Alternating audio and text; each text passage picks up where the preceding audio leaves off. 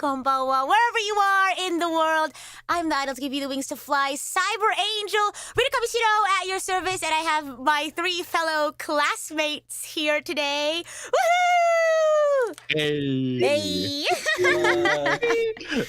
My 3 classmates or my 3 unfortunate victims for today's PowerPoint. I think you all are my victims. Oh, true. What if we're all just each other's victims? Well, you know what MB said? He was like, you know how you said there was a cap for like an hour? He was like, at first I was nervous that I wouldn't hit the hour. And he goes, now I'm nervous I'm going to go over it. Yeah. But, you know, we're all going to have fun regardless. So we got 4 very cool PowerPoints for you all. And if you don't know how PowerPoint Night works, we don't have a theme today. So you're going to be seeing a huge range of, I guess, PowerPoints tonight, from silly to... Do we have any serious ones? I think they're all pretty, like, fun, I think. I would like to... I don't really know that much about Michael. That's probably the most educational we're going today, I think. If you call it educational. Educational and fun, I'm sure. But yeah, we have 4 fun presentations for you all today from 4 different presenters. So I've already presented who I am or introduced myself. So we'll hand this over to... We'll go left to right. So MB, you go first if you'd like to introduce yourself to the class. We're doing introductions. All right. If you'd like to. I'm MB or Michael. Most people just call me MB because it's easier. I've had people call me in real life by MB, and it's really funny. But yeah, so I'm a composer, arranger. I kind of stream on a different channel as well, but not really. It's more for myself. But I've collaborated with Rita a few times for like songs and all that. Pleasure to work with her. It's great to be here. Yay! Woo-hoo! Good introduction. The teacher gives you an A+. A+ in introductions. Yes, A+ in introductions class. All right, Twy, are you gonna get an A+ too? Maybe. Hello, I'm Twy. You guys might have seen me around a couple of times. Resident bread security. Welcome to the modcast. This is actually the modcast, bro.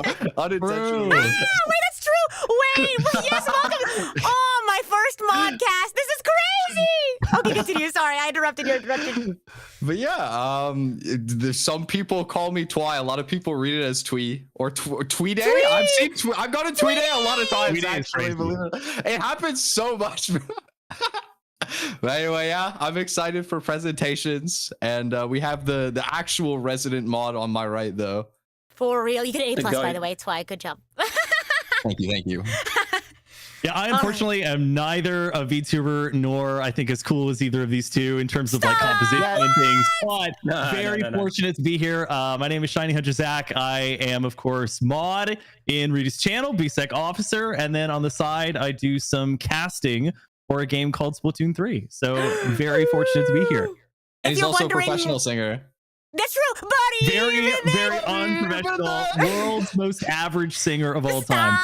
Stop. But yeah, if you're wondering why he's a manta ray, that's why. My alter ego, my persona. Yeah, your persona. Persona? For real? Disturbing the peace. Oh gosh, but we will be disturbing the peace today with our 4 very interesting PowerPoints today. I'll be starting us off because I am the host, and a certain individual did ask to not go first. So I'll do that. I wonder who that could be. It was me, guys. It was me. Oh my gosh, an A+, by the way, Shady, of course. But we knew that on the intro. We take those. Yeah, we take those. My presentation today, I've been thinking of doing this one for a while. There's a story, but it's not much of a story. But it was during a Xenoblade stream. I don't know how this conversation came up, but someone was like, "Would you eat a Napon?" And I wish that I had a camera on me, like The Office. You know how they do the turns and they like look into the camera? Stare into the camera, break the fourth wall. And I was like, no, why would I eat a Napon? And then it stirred into this whole conversation of like, would you eat this? Would you eat that? And so today, I'm going to lay all these questions to rest with my presentation, Xenoblade Creatures, and which I would eat All right. Wow. Let's get this party started. Let's go. I feel this is incredibly relevant now that you've started X and they're like constantly joking about eating Nopon. Oh, I know! Just you wait and see this presentation. So, as with any of these presentations, I never prepare them. Well, I make the slides beforehand, but I don't remember what order I did these in. So I do know that I split it up into 2 sections. And the first section we have here today is which Xenoblade creatures I would eat. So let's dig in. Let's eat, shall we? The first one, I think, is probably the most obvious sort of like section of which Xenoblade creatures I would eat. And these are the creatures that are in named meals in the game. Okay. So, you know, Armu steak, Rogel a la Ardennaise. We got the, I don't know how to say this word, Ferris quoteletas. Ruby stew, bullafoo, and bunnet stuffed peppers. So these animals are, you can kind of guess what animals these are based off of in the real world. So not only are they like actual in-game, in-world meals, but like also the animals that are in these meals are like, you could reason it, like there's buffalo, it's bunny, there's a bird. So I feel like it's not super like crazy to think. I don't know if I missed any other like major animals, creatures that are in other meals, but these are the ones that I found in my research. So. Yeah, I was gonna say I was fully expecting Armu. I forgot about most of the other meals here. But like, I think Armu steak sounds really juicy. For real. It does. And they talk about it like it's crazy. It's apparently that's based off of a buffalo. That's a shredded buffalo, bro. I'm not gonna lie. Yeah, you're right. That might be canonically edible, but how do you beat him in order to have the privilege to cook it? Like that's right. You have to earn it. You earn that meal. You gotta go onegai muscle yourself. For real, onegai muscle is crazy. Oh my gosh. But yeah, starting off simple, these are like, even in the game, like these are like things that people would eat, no question. So that's, I figured we'd start there. Nice and easy. The next thing that I have is maybe they're not in any sort of like meal, but they're not like in their own meal where it has like the name of the animal in the meal. Does that make sense? But there are some meals where an animal or a creature, I say creature because these are like bunny or like lion. You know what I mean? These are creatures. Yeah. There's meats that are like cookable into another recipe. So it's not like the main dish.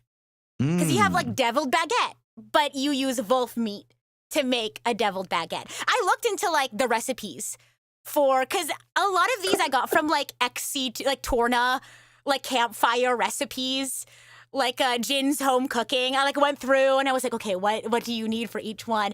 And so the 3 that I saw that were also cookable meats were a grady, which is technically a fish or fish-like creature, a marin, which is also another fish creature, and then a wolf, which is like a hyena, ? So you could make deviled baguettes, gourmandi sashimi plates, and it says plain boiled crab, but I didn't see crab in the ingredients. So I guess it's I don't see crab in the creature, honestly. Yeah, I know. Plain boiled leviathan. I just Look at his face, bro. He's doing the fish pug. I know. But I guess it's like whatchamacallit, imitation crab. They just like make it out of marin fish meat. Wait, that makes so much sense. In this economy, yeah, no, you have to use marin fish meat for your crab meals. So Also, why does the wolf look like it has like a thing of salmon on the top of it? Is that like its mane? What's that above its head? the mohawk. I thought it was like a mohawk. Yeah, he's It looks like it's got a strip of salmon or something on it. It looks delicious. Oh my god. you want to eat the hair? Yeah, I want to eat the hair. I don't care about the rest of it with those gangly legs. Not the gangly legs. I think the grady looks really pretty. I would feel bad about eating him. I want to put him in like a koi pond or something. How big do you think this animal is? I want you to tell me. I want you to tell me how big you think this animal is. I'm thinking it has to be one of 2 things, okay? It's either like 5 centimeters fit in the palm of my hand, oh god, or it's like 20 feet and would eat me alive. It's like dolphin, like killer whale sized. Oh, okay. If I remember correctly. Yeah, I should have done this like to scale, but I couldn't fit he's them still all. really pretty. Like, I'll you appreciate it from a distance instead, you know. Maybe like a koi ocean instead of a koi pond. Oh my gosh. You were saying, MB? I was gonna say this. You're saying this isn't to scale? No. Oh my god, if I did this to scale, that'd be crazy. Some of the later ones would be actually insane if I did this to scale. Oh god. Because I basically like searched up Xenoblade Chronicles like enemies. And aside from like, because I went through the list, I had to take some off because it'd be like Grady, and then the next bullet point is God, and I was like, oh, I don't think I can put God in this list. So But would you eat God? No, I mean, no. Like, Is God tasty? Like, we gotta ask the right questions here. all right, so I guess I gotta He update made this everything. slideshow. Surely he's made of flavor, right? Like, There are some very questionable things on here. I did take off Mekon because that was also on the list as well. And I was like, I don't need any vitamins and minerals like that. I'll just take some like You vitamin don't want mineral to eat pills. oil? No, I don't want to eat oil. Fish oil's That's particularly good for you, though, I've crazy. heard. I'll get my fish oil from the Grady. Oh my goodness. Yeah, there's Okay. a reason gasoline smells so good.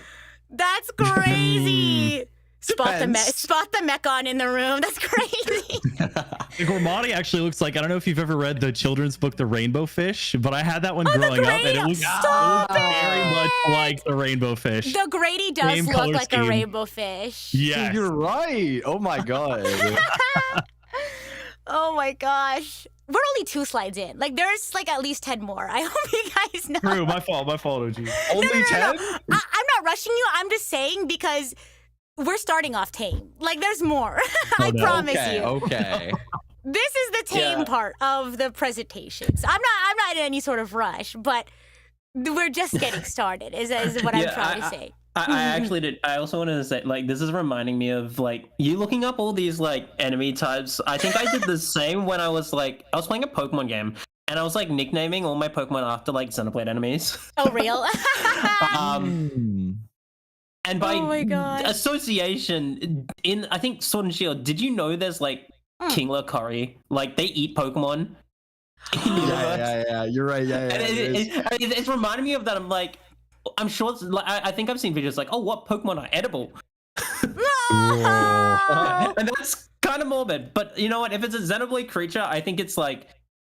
It's like a little. It's fair like game. Yeah, it feels a little less, a little more Yeah. like you feel less guilty, I guess is what I'm trying to say. I know You they know? canonically eat Slowpoke tail in the Pokemon universe. True. Yeah. Somebody Very adjusted expensive to from what I've heard. a delicacy. I think of people like talking about eating Pokemon, I always get like war flashbacks to that one Chikorita animation where they're like preparing it. Like, I know I gotta find this. Like, I'm gonna put I don't know what you're talking about. I saw it for the first time and like they were like, oh, here's a cute little animation of someone like cooking, making a Pokemon dish. And I was like, this is terrifying. This hurts me. Oh my gosh. Isn't Chikorita like a dinosaur too? That's like. Yeah. Yeah. But plant though. Plant. Plant. Yeah. Would that make you a Okay. vegetarian or would that make you a meat eater? That's is a real good question. Wait, that's a deep question. We'll have to solve Yeah. it next time. What Are there- Pokemon yeah. would we eat? next one. Actually, are there any vegetarian dishes on today's menu, Rita? I feel like no, because this is where the meals end. Oh, I guess that's a fun thing to say. Yeah, this is where all of the meals end. Everything else is just purely like I think I would eat this if I had to really like if I needed food, if that makes sense. Okay. Well, okay, no. I guess I'm gonna be if I was in Xenoblade and I became like a culinary sort of adventurer. These ones I would eat. So next slide. Here we go. Seafood. Now, I love seafood. So I saw these 2 types of creatures, and I was like, oh, easy. We got crabs and fish. So I don't know how easy these would be to capture and prepare. I didn't think too much about that going through this, but the question is which I would eat, right? Not which I would be willing to like prepare myself. True. But I thought this was an easy one, even though they're technically not in any sort of like dish. Although I think sardi is in dishes. Although these aren't in any dishes, I still think reasonably, like, in the world of Xenoblade, I could potentially be like, hey, would you consider eating a Crabble? And someone would be like, you know what? Let me try it.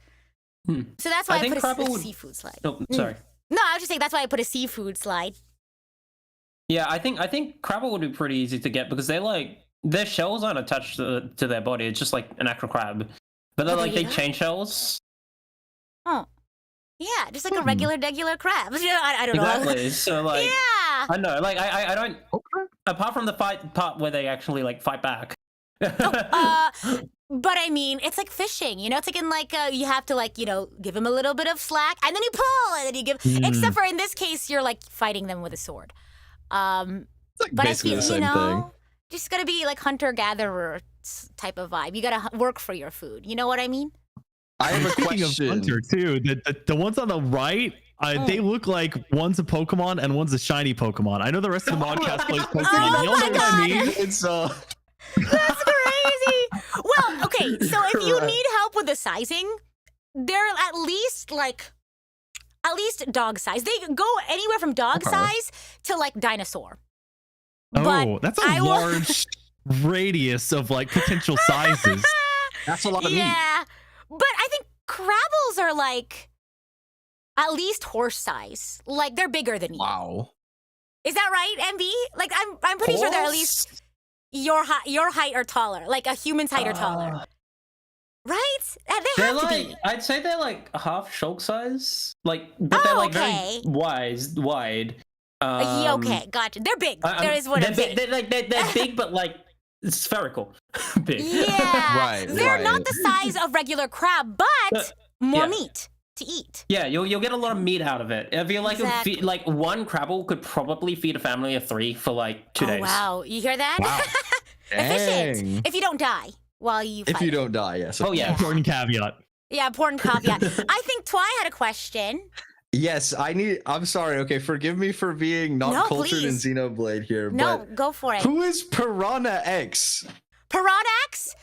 I can't recall if it's the shiny one or the regular one.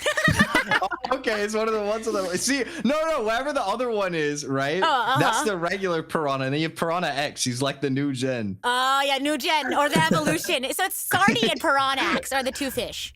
Okay, those Loki actually sound like they could be Pokemon names. I'm not gonna lie. And then I also think these are also larger than regular fish. So I feel like you could reasonably feed a small family of 3 for 2 days. Yeah. Well, so it sounds like one of them is normal, and one of them drank Chemical X from the Powerpuff Girls, and got like a toxic color to Not it. the Chemical X. That's crazy. Oh my gosh. But yes, seafood I thought was another very like easy category of food. Another easy category of food I thought was poultry.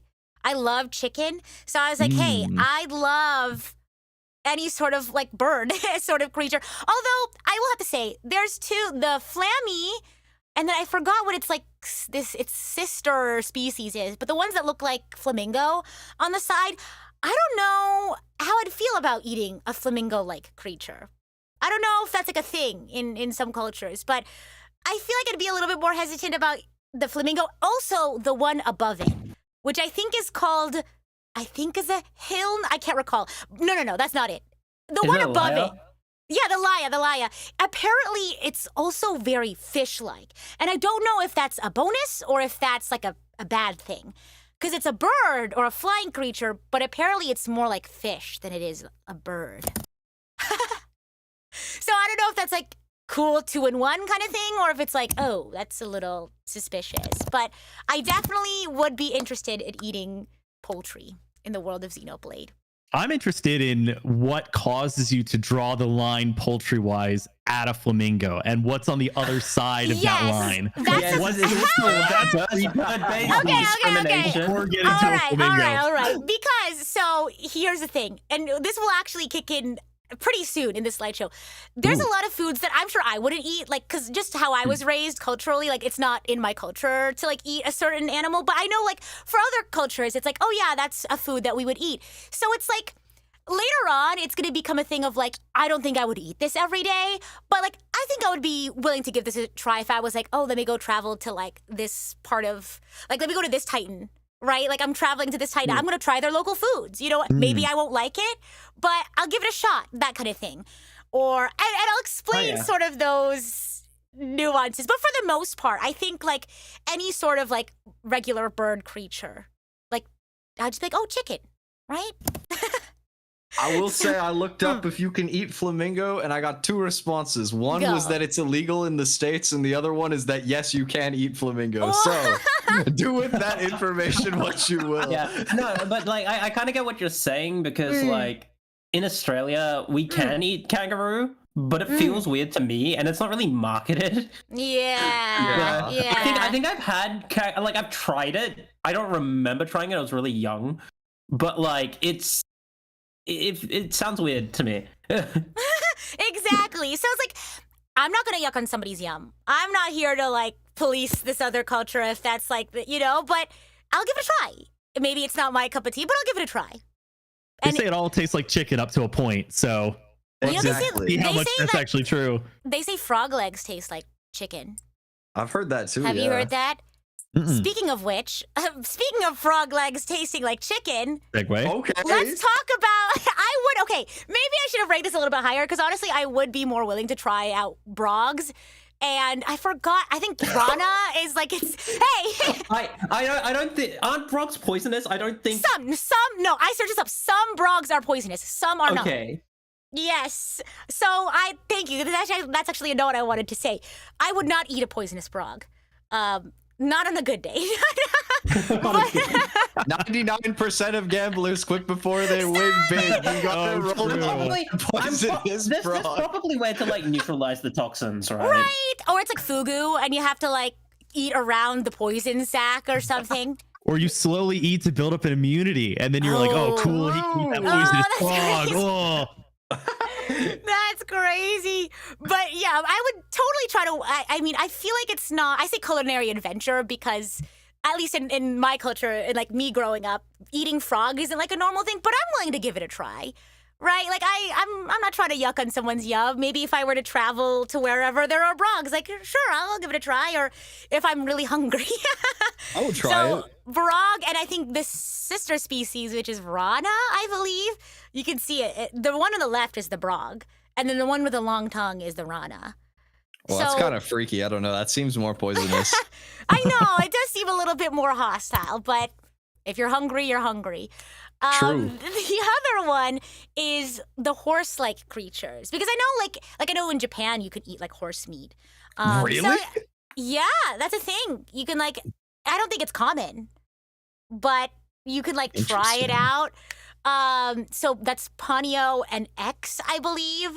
X is like a fancy look. It looks like a unicorn almost. So I don't know how like rare that is. Oh, is that like the monochromatic looking one? Yeah, underneath? the chrome.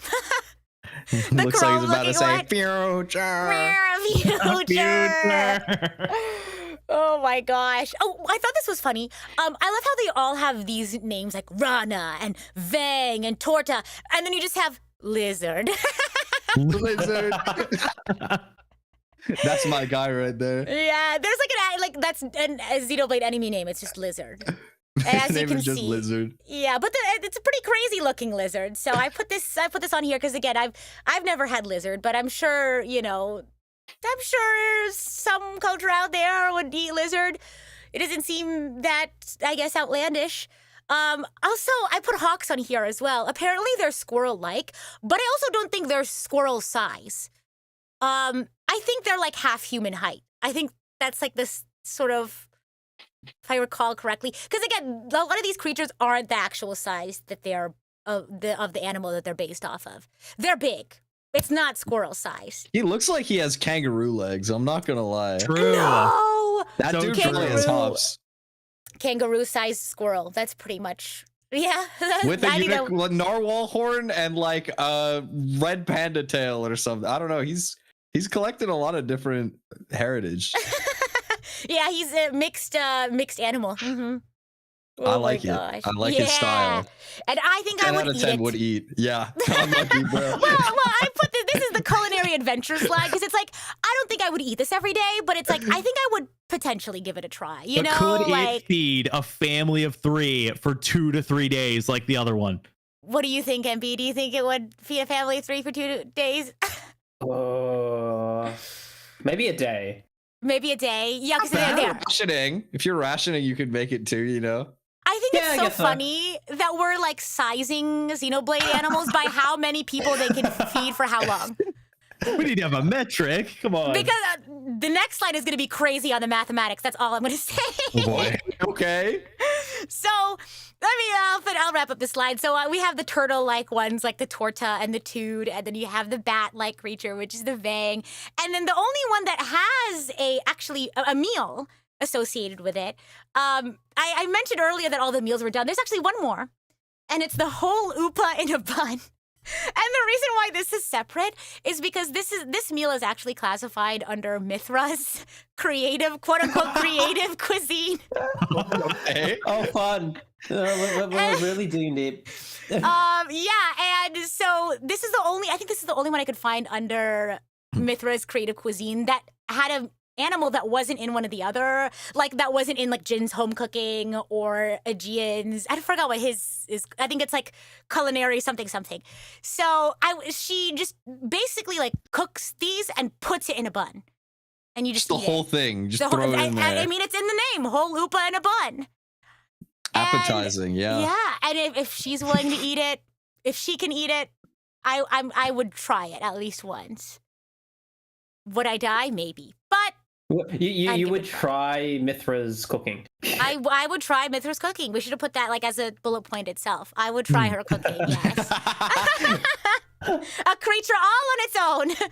Oh my gosh! But like what I mentioned earlier about what do I call it? The creature sizing is going to be coming up next because this is my last slide of this segment, I believe, and that is the rare bites. Because I was talking to my roommate about this, and I was like, I don't think I would eat this. And they were like, no, wait, what? That'd be so cool. Like, in some like fantasy novels, like things like dragon meat, or like in some novels, it's like that's a huge prize thing, and like what? And I was like thinking about it, like, okay, like maybe it's like a once in a lifetime thing, or like if you get the chance, like only kings and queens get to eat it. You know what I mean? So I made a little like last section where it's like, I don't think I would reasonably have the means to be able, if I was in the world of Xenoblade, to defeat a creature like this and eat it. But if I like amassed a bunch of like gold or something like that, and like somehow I was able to try like a dish of like, you get to try dragon meat or you get to try dinosaur meat, I made a section for that specifically. And that's just like any sort of rare bite. So the top left, I believe that's a no, I think that's a bark. It's like a unicorn is how they mentioned it. So that's like horse size. And I think that's the smallest out of all of these because you have like the more, I don't even know how to describe the behemoth. The one like to the right of the word behemoth. Do you see that? I don't even know what that's based off of. But I think maybe like a mammoth, because the behemoth and the mammoth are the ones that are like the gray ones. Though that's what those tusks, are. Yeah, with the tusks. So I guess mammoth is, I guess, how you would describe it. And then you have like the dinosaur ones, like Danos and Saros. And then you have a literal dragon. And then Obart on the right with the purple wings. And then Alexos, which is just, again, another giant flying lizard dragon type thing. So would I be able to reasonably get one? No.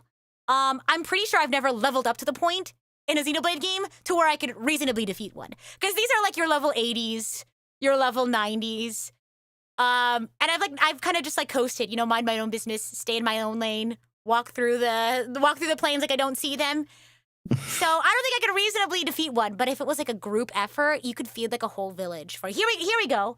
How many people do you think you could reasonably feed like with a whole dinosaur?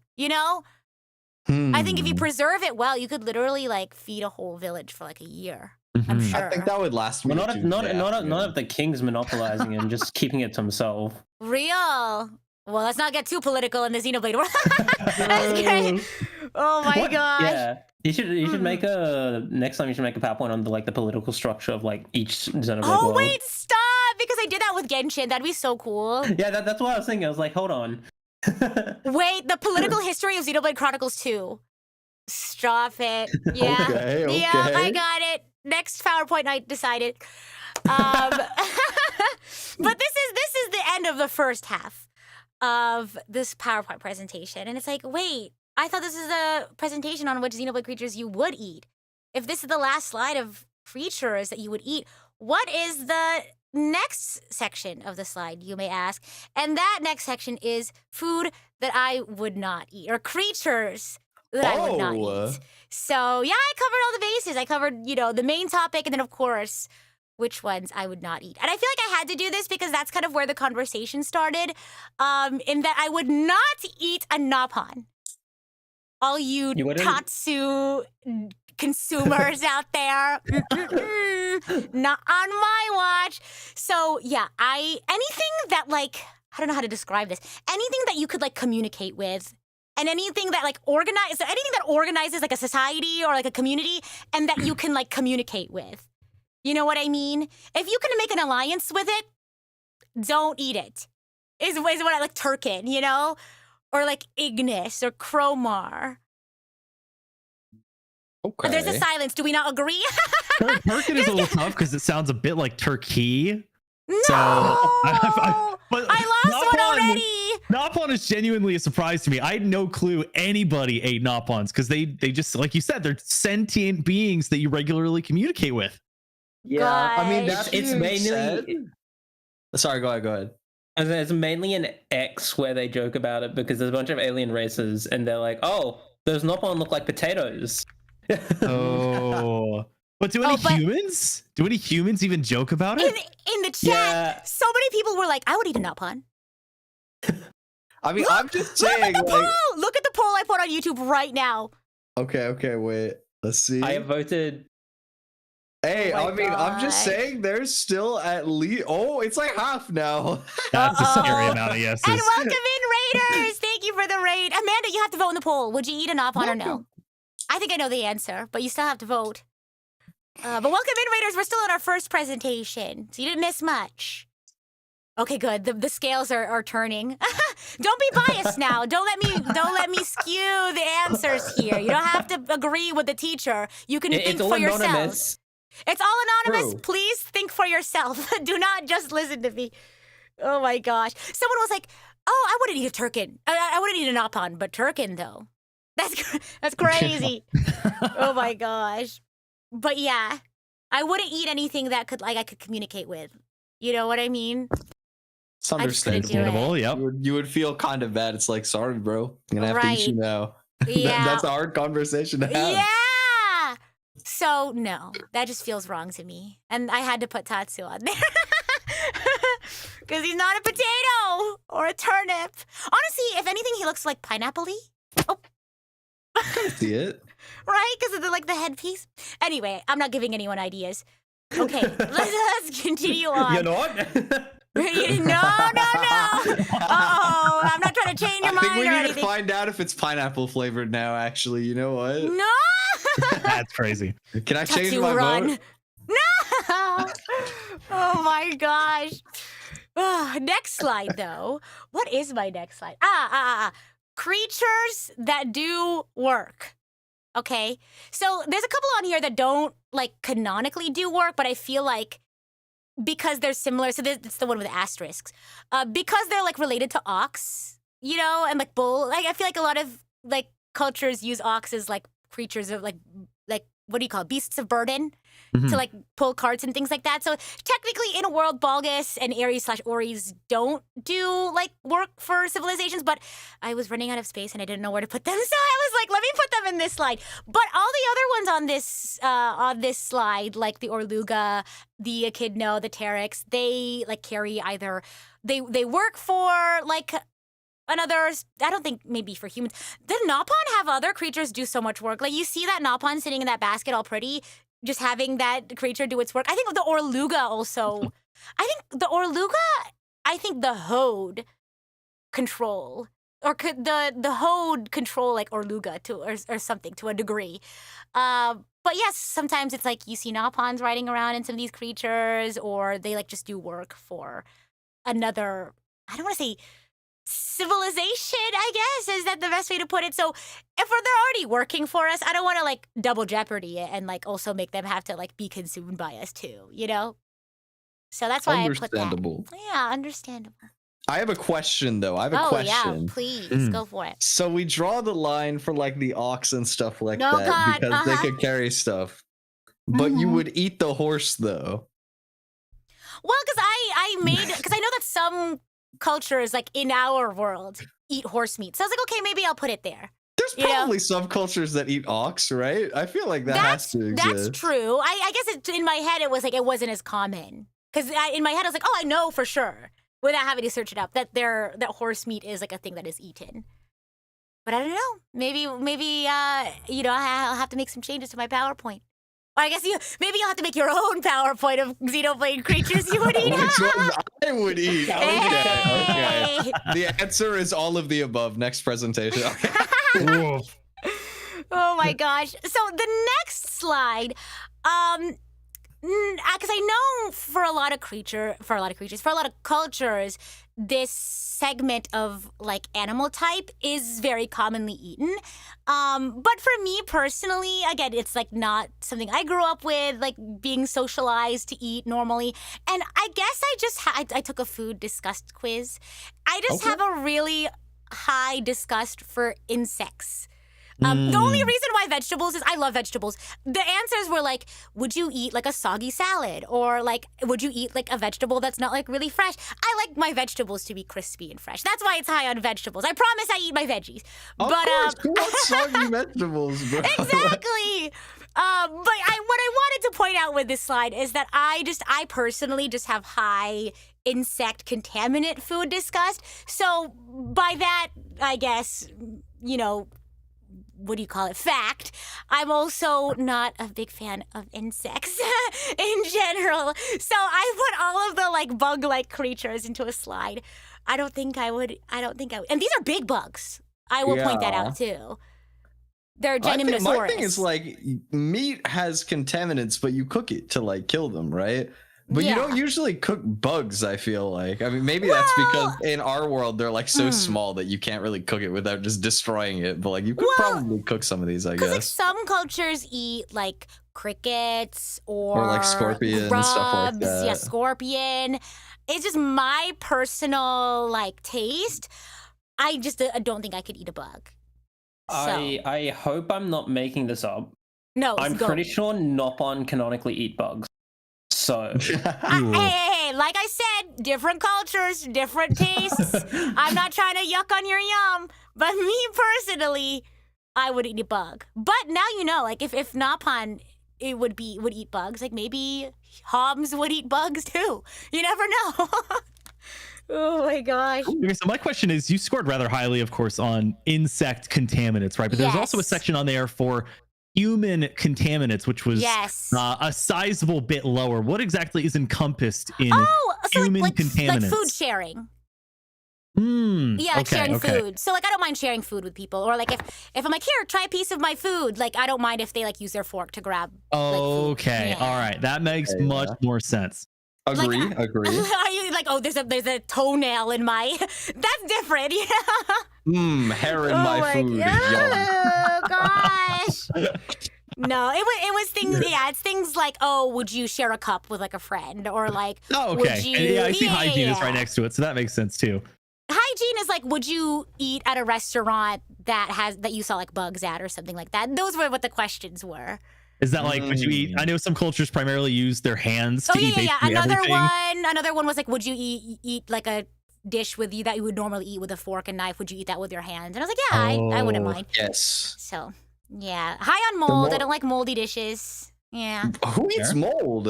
Like cheese or something? Like how do you eat mold? Like cheese. Because the questions were like, would you cut out a piece of mold from a piece of bread and eat the bread? Oh, and then you're not supposed to do that. You're not supposed to do that. You are not supposed to do that. Do not do that, chat. Because you can't. You can't see. Yeah, you can't see how far the little leggies go of the mold. I don't know what it's called. They get in there. No, dude. Some of the like food contaminants like that are scary, bro. Like there's some where you can put the food in the freezer or like, like at hot temperatures, and they'll actually just like kind of go in sleep mode, and then you bring it back to room temperature, and they don't die. They just like reactivate at room temperature. It's insane. Yeah, I've seen The Last of Us. I'm not trying to recreate The Last of Us. Oh, no. Gosh. And then fruit was like, if you saw a worm in your apple, would you eat the rest of the apple? And I was like, ew, I couldn't. No. Oh god. No. Bro, I love fruit. That's his apple now. I'm not playing with that. I scored low on this one because it was the other questions were just like, would you eat an apple that was like a little brown from sitting out for a little bit? I was like, yeah, it's fine. Yeah. I want to be wasteful. Exactly. Exactly. I don't remember what animal flesh was. I think it was like, do you eat like chicken skin on like a piece of chicken, or like, do you like salmon with the skin on, or something like that? So, but I like fish, so can't complain. But yeah, great questions. Now I want to know what you all would score the food discussed chart. Next section is that edible? Question mark. Are these like bacteria?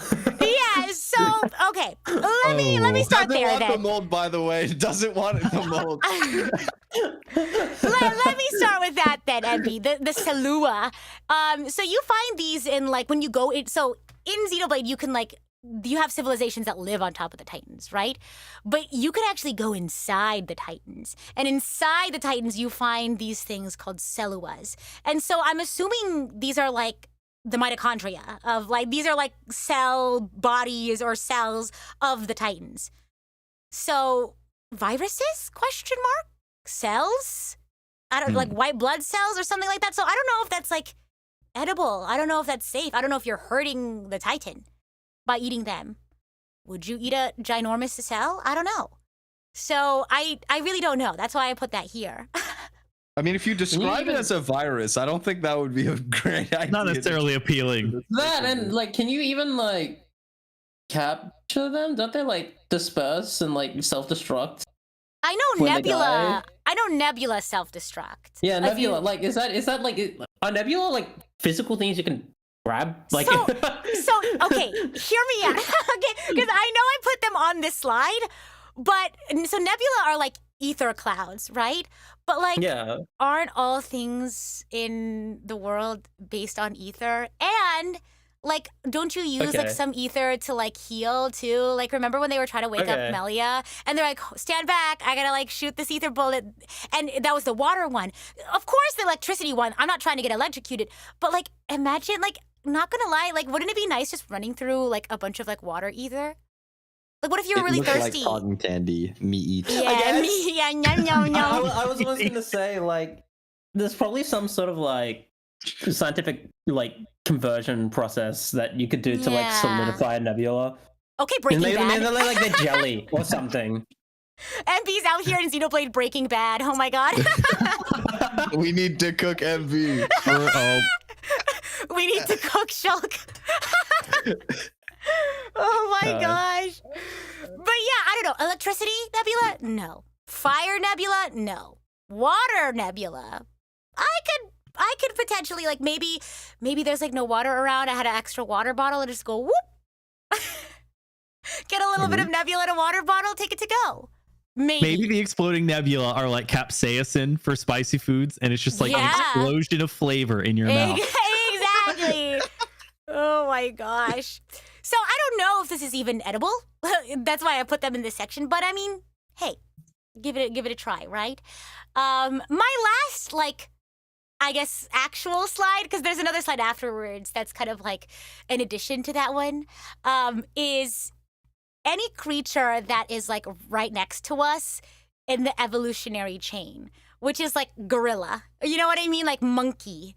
Right. I was like, I feel like that's just too close to us, to humans in the evolutionary chain. But I say that, I put a bookmark there because there's actually this picture in Xenoblade where they show like all these creatures, and it's very tiny. You can see them at the top, but like you see like humanoids, you see like Homs at the ends of all of these like branches, of all the different branches, and now it like just recontextualizes everything I've just said, right? But this is specifically Xenoblade 2, right? Yes, this is specifically Xenoblade 2. That there's like different like races, like humanoid races in Xenoblade 2. You've got like the fish people, Viraya. You've got the so like the cat people. Thank you for taking this seriously. Sorry. No, please, I'm glad you did. No, please do. Continue. Mm-hmm. Continue. So that's probably what that is. But does that mean like, would you feel bad for eating an ancestor of a Gormoti? See that? Like, how far back? You know what I mean? like that's like as a Gormati, yes, I would feel bad. That would feel like weird. Like that would be me as a human, like eating gorilla. You know what I mean? But as a Homs, would you? This is a philosophical question I'm posing to you all as my students. I don't remember what about blades is, but I don't think I'm well versed enough. Sorry, Homs is like the human, I guess, equivalent. Okay. Like, I don't know if I'd eat them anymore.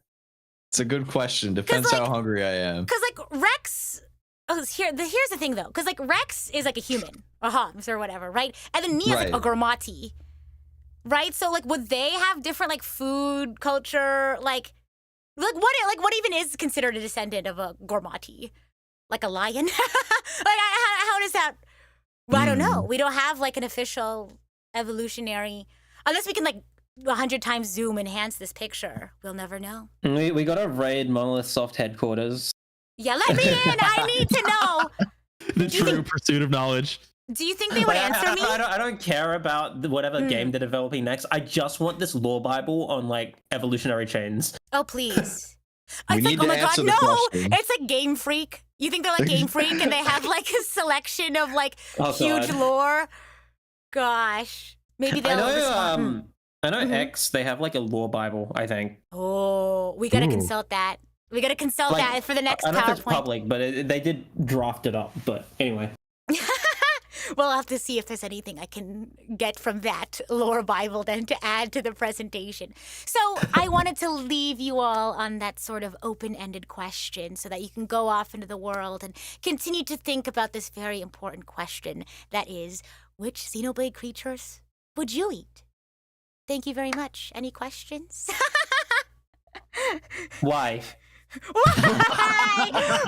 Even though I was clapping, the Discord noise suppression didn't pick it up. Why? Because going back full circle, for all the people who are like, because the conversation started, why would you eat an Alpon? Why not? Would you eat a Turkin? Would you eat this? Would you eat that? Now you know. I covered, I think, a good chunk of the Xenoblade enemies. And so, like, not including Mechon or God, of course, which the answer to those is both no. But I mean, is it though? Yes, it's not. It may be different for you, but I'm not here to hate. We listen and we don't judge, okay? It's why it might be a different answer for you, but not for me. It's a no for me.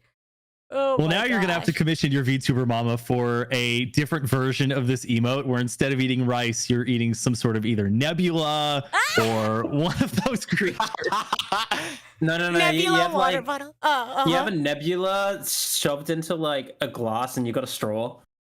Oh my gosh, yes. Okay. Nebula juice. Instead of water check, it's like nebula check. Nebula check. Crazy. Oh my gosh. Any other questions, my students? Who's going next? I forgot. Me, Twy, I think. Okay. Twy, do you want to screen share? I'll get that set up while we do questions, Q&A. We'll take questions from the chat, too, if you have any questions. Ask the people. Ask, and I shall answer to the best of my ability. Oh my gosh. Okay, I'm gonna go to studio mode too while we have any questions. Wow, no questions really. You're just like, what? Really made me feel like a student in this moment. I feel like this feels like day one of a year-long class for me to fully understand the depth that there is to eating food in Xenoblade. Today's syllabus day. Yes. Yeah. Syllabus day. Syllabus day. You're gonna get whiplash going to your next subject if No, you for have sure. Of like raiding Monolith Soft headquarters and stealing their important documentation. Oh, It feels yes. like national treasure. Your first task is to email Monolith Soft for their lore. Your first task, your second steal Monolith Soft's Declaration of Independence. No, your second task is to cook an upa, and whole upa in a bun. Oh my gosh. No, first unit in the class is we're cooking. We're gonna cook Xenoblade meals. Okay. Oh my gosh. I think a Xenoblade cookbook would be so cool though. Like you can make like your own meals that are like based. I don't think, you can find like a real Wolf or Ferris. Well, you're gonna go to your grocery store and you don't think they have dragon there? No, not where I'm from. That's tough, bro. That's tough. Oh My question is, how gosh. big does the bun have to be to fit a whole Oopa in a bun? I was Let me thinking know, that you know too. what? I actually don't know the size of an Oopa. So maybe like Mithra's crazy. Hold on. Oopa, Xenoblade. They have to be like small lizard size then. Like an actual lizard? Oh, they're ginormous. How large? How large? They're Ginorminosaurus, you guys. Okay, hold on. I don't Okay, know you if said that's you just- need it though. No take backs. No take backs. Okay, hold on. Yes. Yeah, maybe I guess I'll just eat a whole Oopa with a bun with an entire village, I guess. They're actually ginormous. They can stand on 2 feet. Wait, this is crazy. I'm gonna send this in the Discord. They Okay, can stand okay. on 2 feet. This is actually frightening. Shiny, what is this picture? Well, Amanda sent the thing from Dungeon Meshi. And I was like, this is you after saying all the things from Xenoblade you would eat. No! I'm Lyos coded! I'm Lyos coded! That's This guy doesn't look that crazy. big. This image is like not even 500 pixels, bro. This is small. No. Oh my god! The fact that it can stand up on its own 2 feet is crazy. Anyway, thank you all for being such good students. I'm gonna go ahead and pass it off to Twy. Do you want me to pull up your presentation, or do you want to do like a little intro? I also need to move us all around. You could pull it up for the intro. I'm gonna take a quick drink of water. All right, you take your time because I'm gonna have to move everyone around. I get to sit with you guys now. Oh my gosh. Let me get on the Yay. podium. Yeah, I get to Sorry, sit in the Michael. cool kids No more hugs for table. you. Oh, Settle for yeah. Rita. I was telling everyone earlier. I was like, the way that we have the reactive set up right now, it looks like Twy has his hand around MV's shoulder. Oh no! I was like, So oh, cute. everyone's getting along. Okay, hold on. I have to put you behind the table now. Oh my gosh. Wait, this is so fun. I'm so excited to Yeah. see your presentation. I'll let you know when you're ready to go. Sorry, I'm still moving and grooving. Still moving Sounds good. everyone I out. want to know. I want the people to guess. What do you think my presentation's gonna be about? Just I cold, know just what cold it guess. is. I wonder if anybody will be able to get the rough idea. It's not Xenoblade related. I will It say is that. not. I'm not in I've- played Xenoblade. yeah. It would be crazy if I picked that. Sadly, it's Well, also that not sounds like a Pokemon great- related. Not It this sounds like a great time. idea to make like a PowerPoint presentation on like games or media you haven't like played or consumed, and it's like you gotta like make shit up the entire way. Yeah. Somebody said JRPG battle themes. I'm gonna be so for real. The only JRPG I know well is Pokemon, and Loki that doesn't count. Somebody asked to say the game. It Do you is want to not a introduce game. your Nope, presentation? nope. I'm ready to transition to yours if you'd like. You can, in fact, transition if you would like. Sure. Dun. There you go. You're live. Oh, I'm on the podium now as well. Wow. Yeah. Oh, welcome to my presentation. How to make rom-com anime good again. Well, that's I'm crazy. so fucking here for this. Now look, I am an experienced rom-com watcher. You could say that I went through some tough times in my teenage years. No. Dude, this reminds me No, of that that's- day that's we went so over your real. stats on my anime list. Oh my god. Not So, the Dango Daikazoku. That's crazy. Oh my gosh. you know, school and romance, for better or for worse, are in fact my two top genres. With comedy, you know, close third. Teacher, So- professor, Yes. I apologize if this is too personal of a question. Is there a reason why? Like, is there a reason why you feel like you gravitate more towards rom-coms? I will say that as much as I do still like them, I don't watch them as much as I did when I was younger. I think what it is that I watched anime a lot as like I don't know, maybe I was kind of like stressed or just like emotionally. I didn't real. want to go into like some epic story like Full Metal Alchemist because because I don't know, it's a lot of episodes, you know, there's going to be moments where I'm stressed for the characters, you know, I'm sad about something that's happening in the story. If you go to your average like rom-com anime, nothing can go wrong. It is like guaranteed just like dopamine hit. Like I remember one of my friends described it to me. It was like, oh yeah, you used to watch anime like you were doing crack, That's crazy. Oh my God. which is a very crude way to put it, but like low key, it's The not the most wrong serotonin. thing I've Yeah, ever there's heard. like, gosh, that's crazy. But yes, I used to like them a lot just because, you know, it's very, very like inoffensive, nice way to just kind of chill down, you know, like, you know, if I want to settle in for the night, you know, I could enjoy my night with Full Metal Alchemist, but I'm going to be on the edge of my seat like, oh my God, what is going on? Versus with a rom-com, it's like, oh, that was cute. Like, you know, just different experiences, right? Yeah. It is kind of like junk food anime. I agree with the person in chat who said that. It is honestly the anime equivalent of going and buying a bag of chips instead of like. I like that though, because people will else. like look at shows and be like, oh, that's not like super deep and super like socio-political, economical, like dramatical. You know what I mean? But it's like not all anime has to be that deep. Sometimes you know? it's not that deep. Sometimes it's just cathartic. Exactly. Sometimes they just need to put the fries in the bag. It's not. Put the fries in the bag is crazy. Oh my But gosh. okay. But aside from the fact that I've watched a little bit too much rom-com anime, why else should you trust me? Okay, what are my credentials here as a person, right? Okay. So I wanted to share an anecdote from my life before we go into this. Okay, I wanted to share a story. Oh geez. So this is from back before I was actually a VTuber. Okay, this was when I was working at an anime store. Not this one. This is an image I found on Google. Whoa, but, it's Toy IRL. Oh my God, that's crazy. It's me. That's crazy. It's me. Yeah, so I used to work at an anime store when I was saving up money to become a VTuber.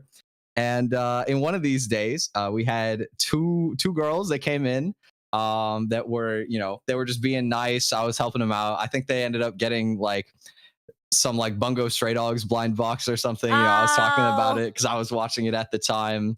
But you know, they were just nice. They left.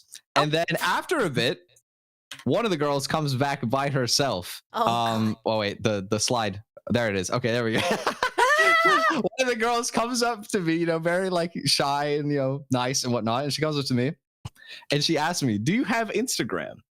Right. A pretty straightforward question. Right? You know, it's pretty straightforward. So me, you know, Wizard of Oz moment in a flash of genius, professional dense MC. You know, in a flash of genius, I smile back, full customer service voice. Oh, you mean like the store? I ask her if she's looking for the store's Instagram. No. And so she gets embarrassed. She leaves, and my coworkers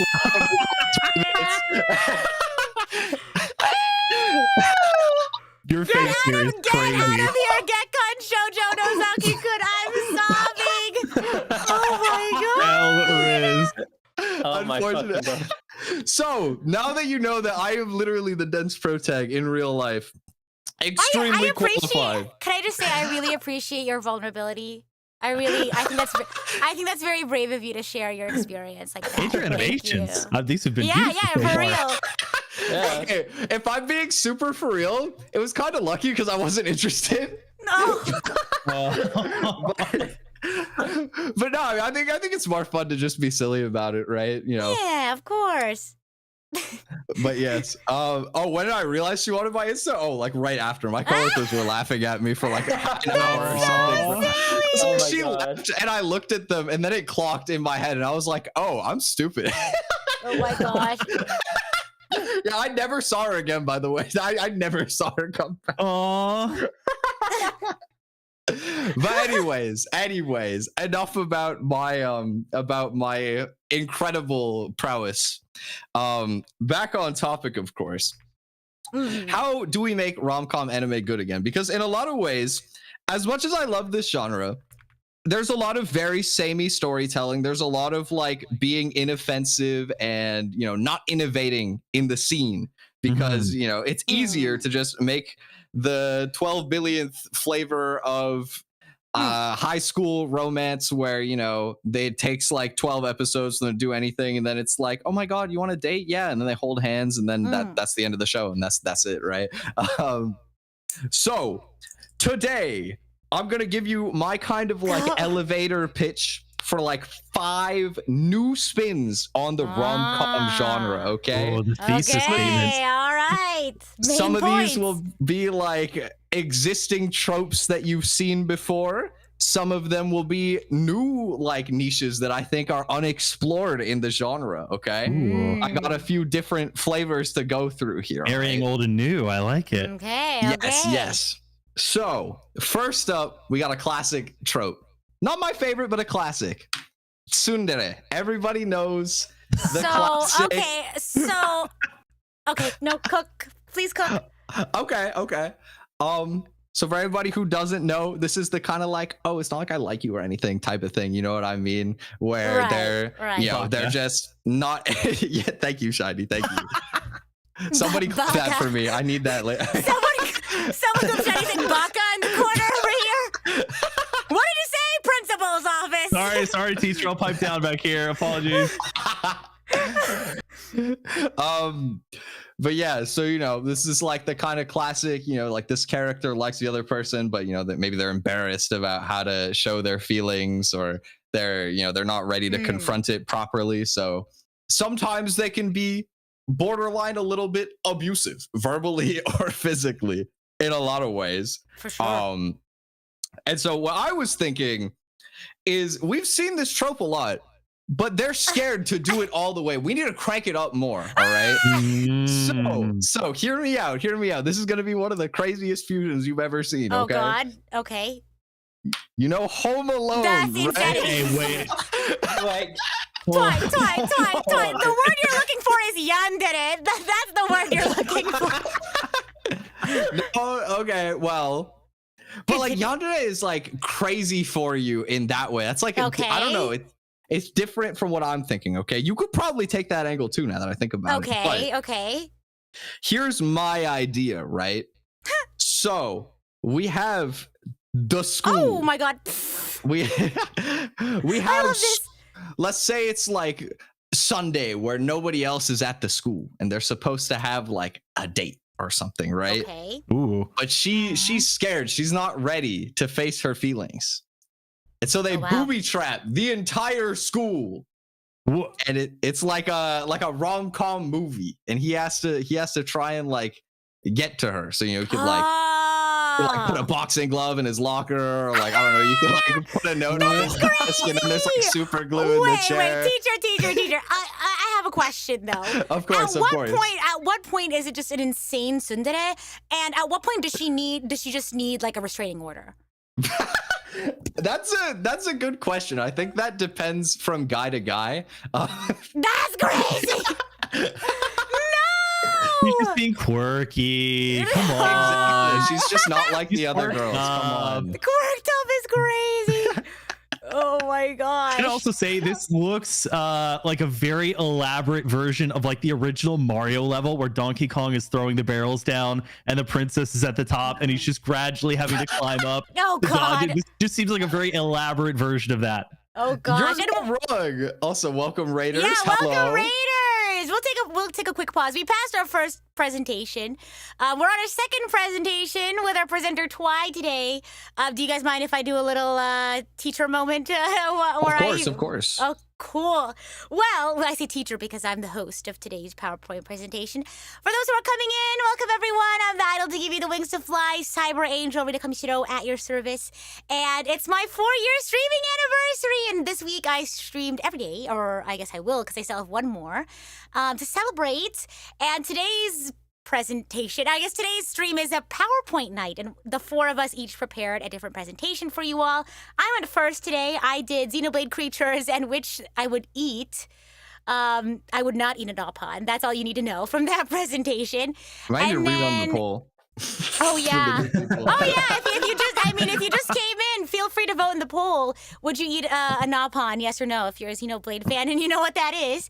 And then right now we're doing Twy's presentation. Twy, do you want to take over a little recap on what we're talking about here? Yeah, sure. So I'm gonna have to like okay, there we go. I did it super fast so people didn't know. My presentation is how to make rom-com anime good again. I'm sure many people here have seen rom-com anime. You know, if I go far enough back, we'll skip over me being a dunce in real life. It was such a funny story. You guys missed it. You have to go back and watch the VOD. It was great presentation. But yeah, we're going over basically an elevator pitch from me of 5 rom-com animes that could be made, new adaptations on old formulas, and like new stuff. Just me showing my prowess as an anime director, professional, stupid protagonist over here. Here was me. Really. Here was me telling a girl who asked for my Instagram that if she wanted the store's Instagram. Anyway, yeah, you can get the full story later. But our current idea, for the people who joined midway, was for a tsundere one, right? We were debating, this could be like yandere as well. It could be both, you know, like combo deal, 2 for 1. Combo deal is great. We were saying it's like Home Alone. You know, she's like, you know, they're meeting up at the school, but she's scared. So the entire school is like booby trapped. We got like, I don't know, he put like a boxing glove in his locker. You got super glue on his chair when he goes to check the note, maybe like looking for a hint. Paint can in the stairwell because I ran out of ideas that weren't already in Home Alone. Okay, Home Alone, yes. and then I asked this question to our presenter. I was like, Twi, at what point is she just a crazy tsundere? And at what point does she just need a restraining order? Like, how do you know that she's the cuckoo crazy tsundere? And how do you know it's not just the guy who like is cuckoo crazy?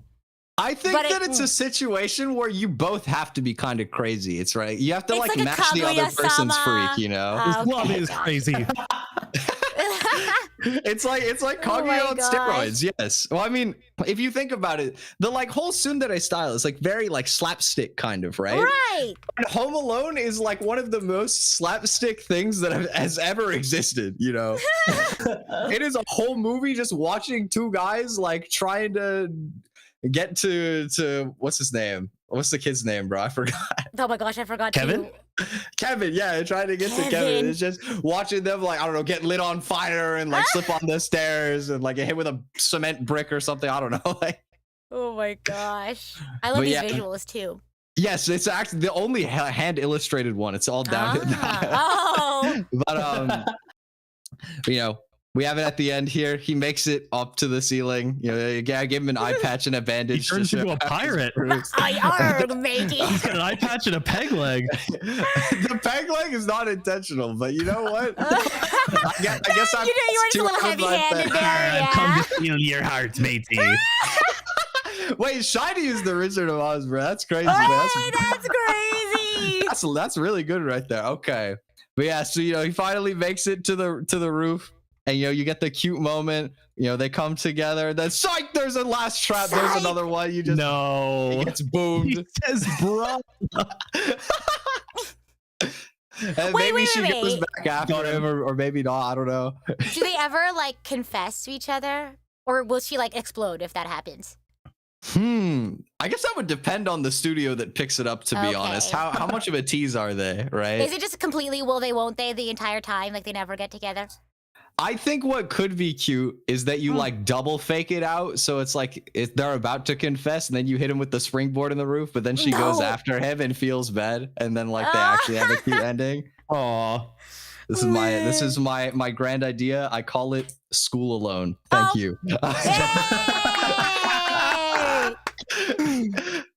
Okay, that's my first idea. That's one for 5. What do we think so far? We need either a Twi or Rita emote of the Kevin McAllister face that he's making on that portrait. I love that expression.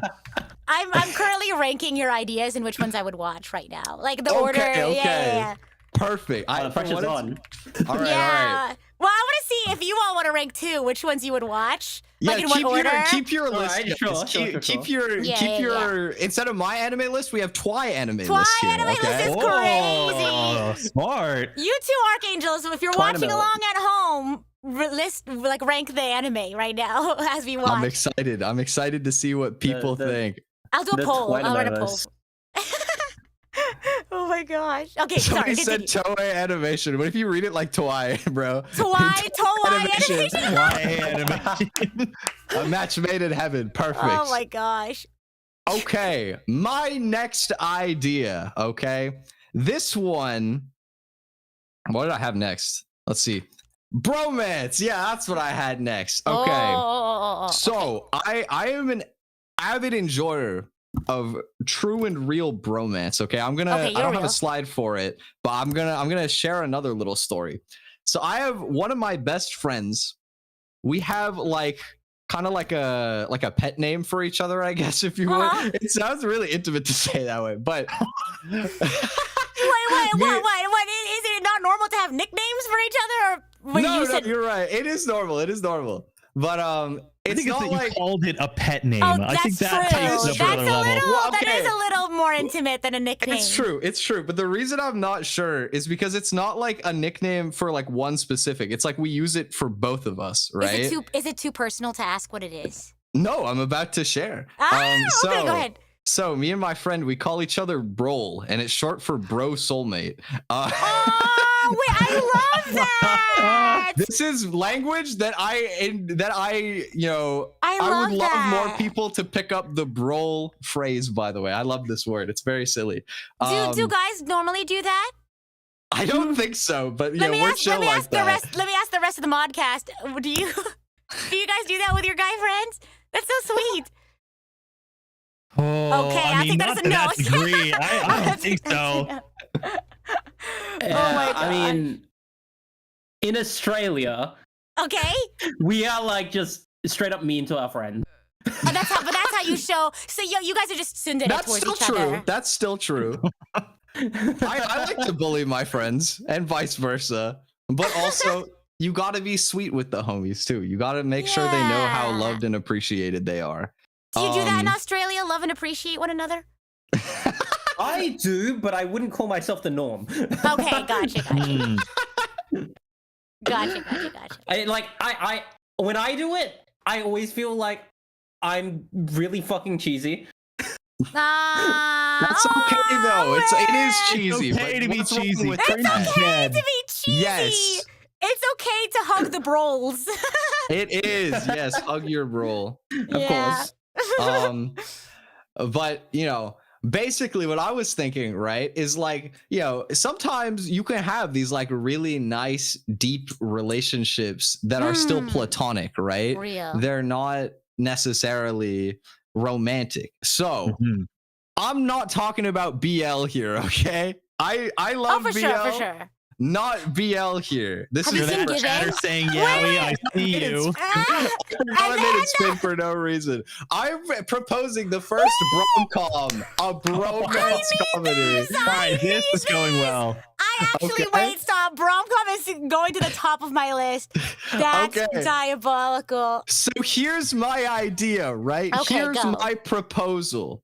Have you ever seen the trope where you have two childhood friends and they're like, if we're both single when we grow up, let's get married? Yeah. Uh-huh. Yes.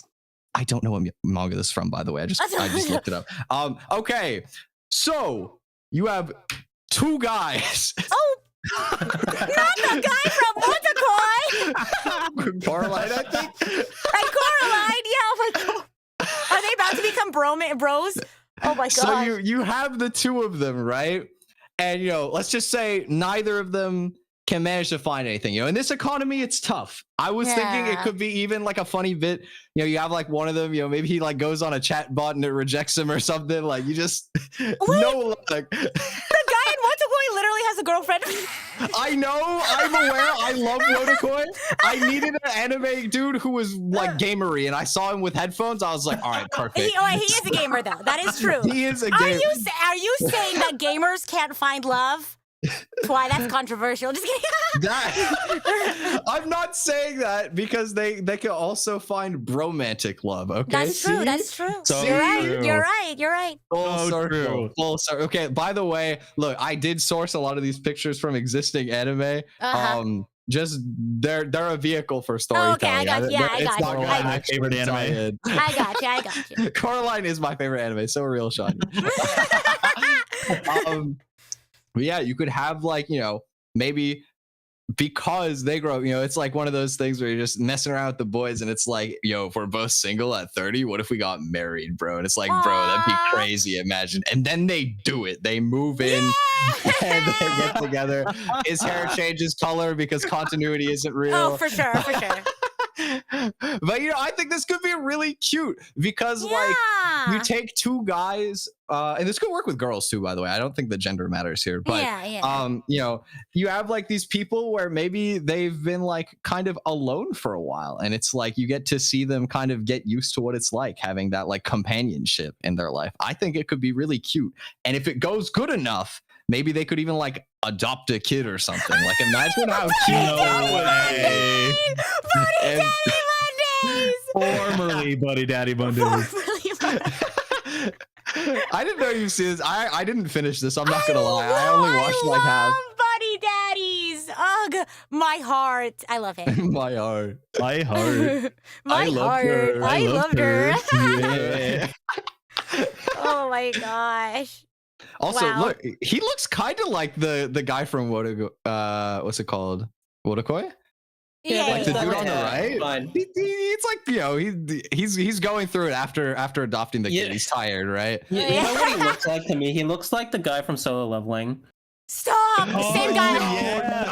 Yeah, Just a different font. Yeah. Low key, not wrong. Okay. Wait. Can I interject though? Of course. As a woman, like I feel like I crave for more media where guys are more like like it doesn't even have to be romance, but like just seeing guys like as friends, like being like more emotionally like open and vulnerable with one another. Like I feel like we need more of that. I think like the women want that. I think men would also like appreciate seeing that wants too. this. Everybody Everybody wins. wins. Everybody Yes. wins. God. Love your homies. Love your homies. For real. I don't have a name for this one. I don't know. I would imagine it would just be like I couldn't find anyone, so I married my homie or something. I don't know. Like the light novel title route. Yeah. You go for something like that. Oh my But God. I think that the RomCom could be like a roaring success. I think that I it have a could hard be. time seeing how this is going to be topped. That's why. Yeah, that was really good. Well, I have another pretty wholesome idea for the next one. I'm Okay, excited. I have another wholesome one coming up, and this one is not on an existing trope either. I have a trope that maybe it's just because it's more recent times, but it's been around long enough that I'm actually surprised there is, as far as I'm aware, not been an anime about this topic yet. Oh. Dating apps.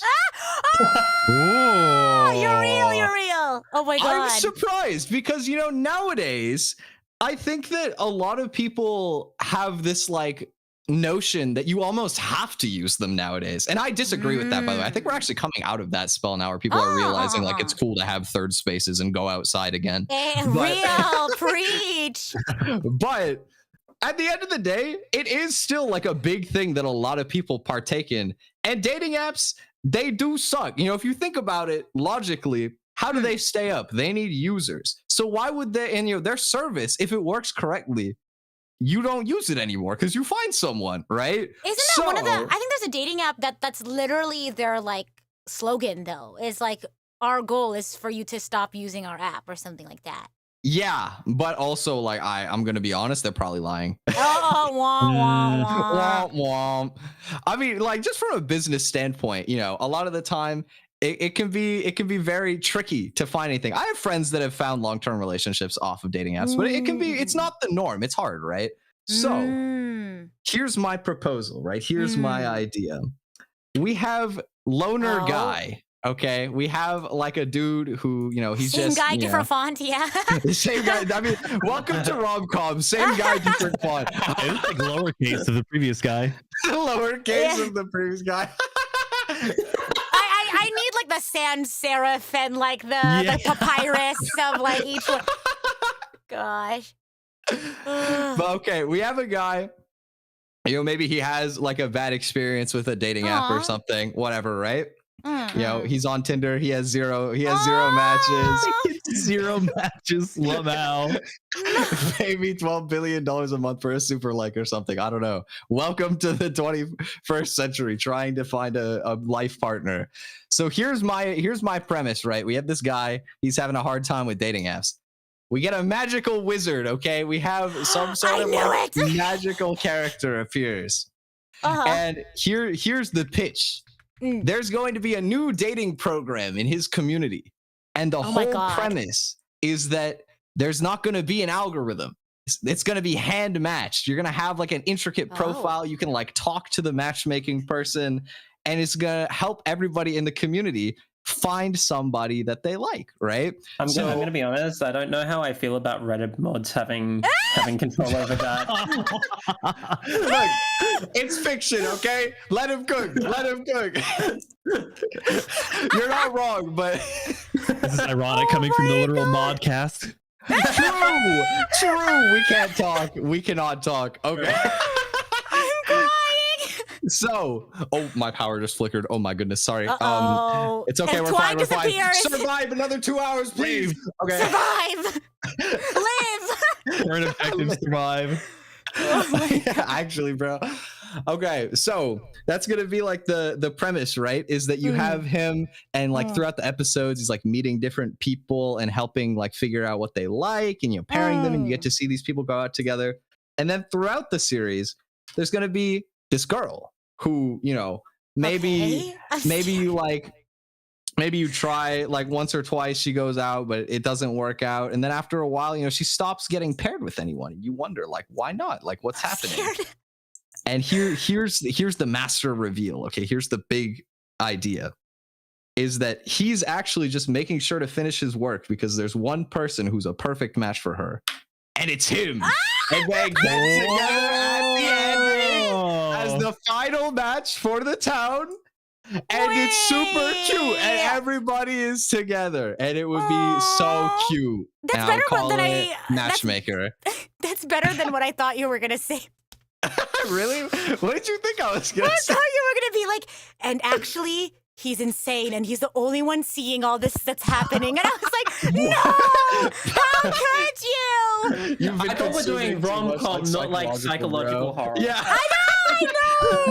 No, because like I also thought there was gonna be like I at so many different times I was like, is this gonna be like in another world with my dating app, or is this gonna be like I think. Yeah, I think Twice set the stage for different expectations when you started with Home Alone. Yeah, I was like, no, exactly. Because like when you were like, oh yeah, this little floating creature comes up, and I was like, okay, Cube, back off. What do we have to like sacrifice? Like I don't. But can I just say this was 10 times happier than I expected, and I'm very happy. Yeah, I told you it was going to be a wholesome one. This is like a cute one where everybody gets together and they win. Not horror. Yeah, gotcha. Yes. You get like the very, you know, the first one, it was very like slapstick. It's very like aggressive in some ways, but this is more like cute, wholesome, like everyday, like rom-com, right? Yeah, so I think it'd be cute. I think this one is also a fun idea that has like a good ending to it. Nice.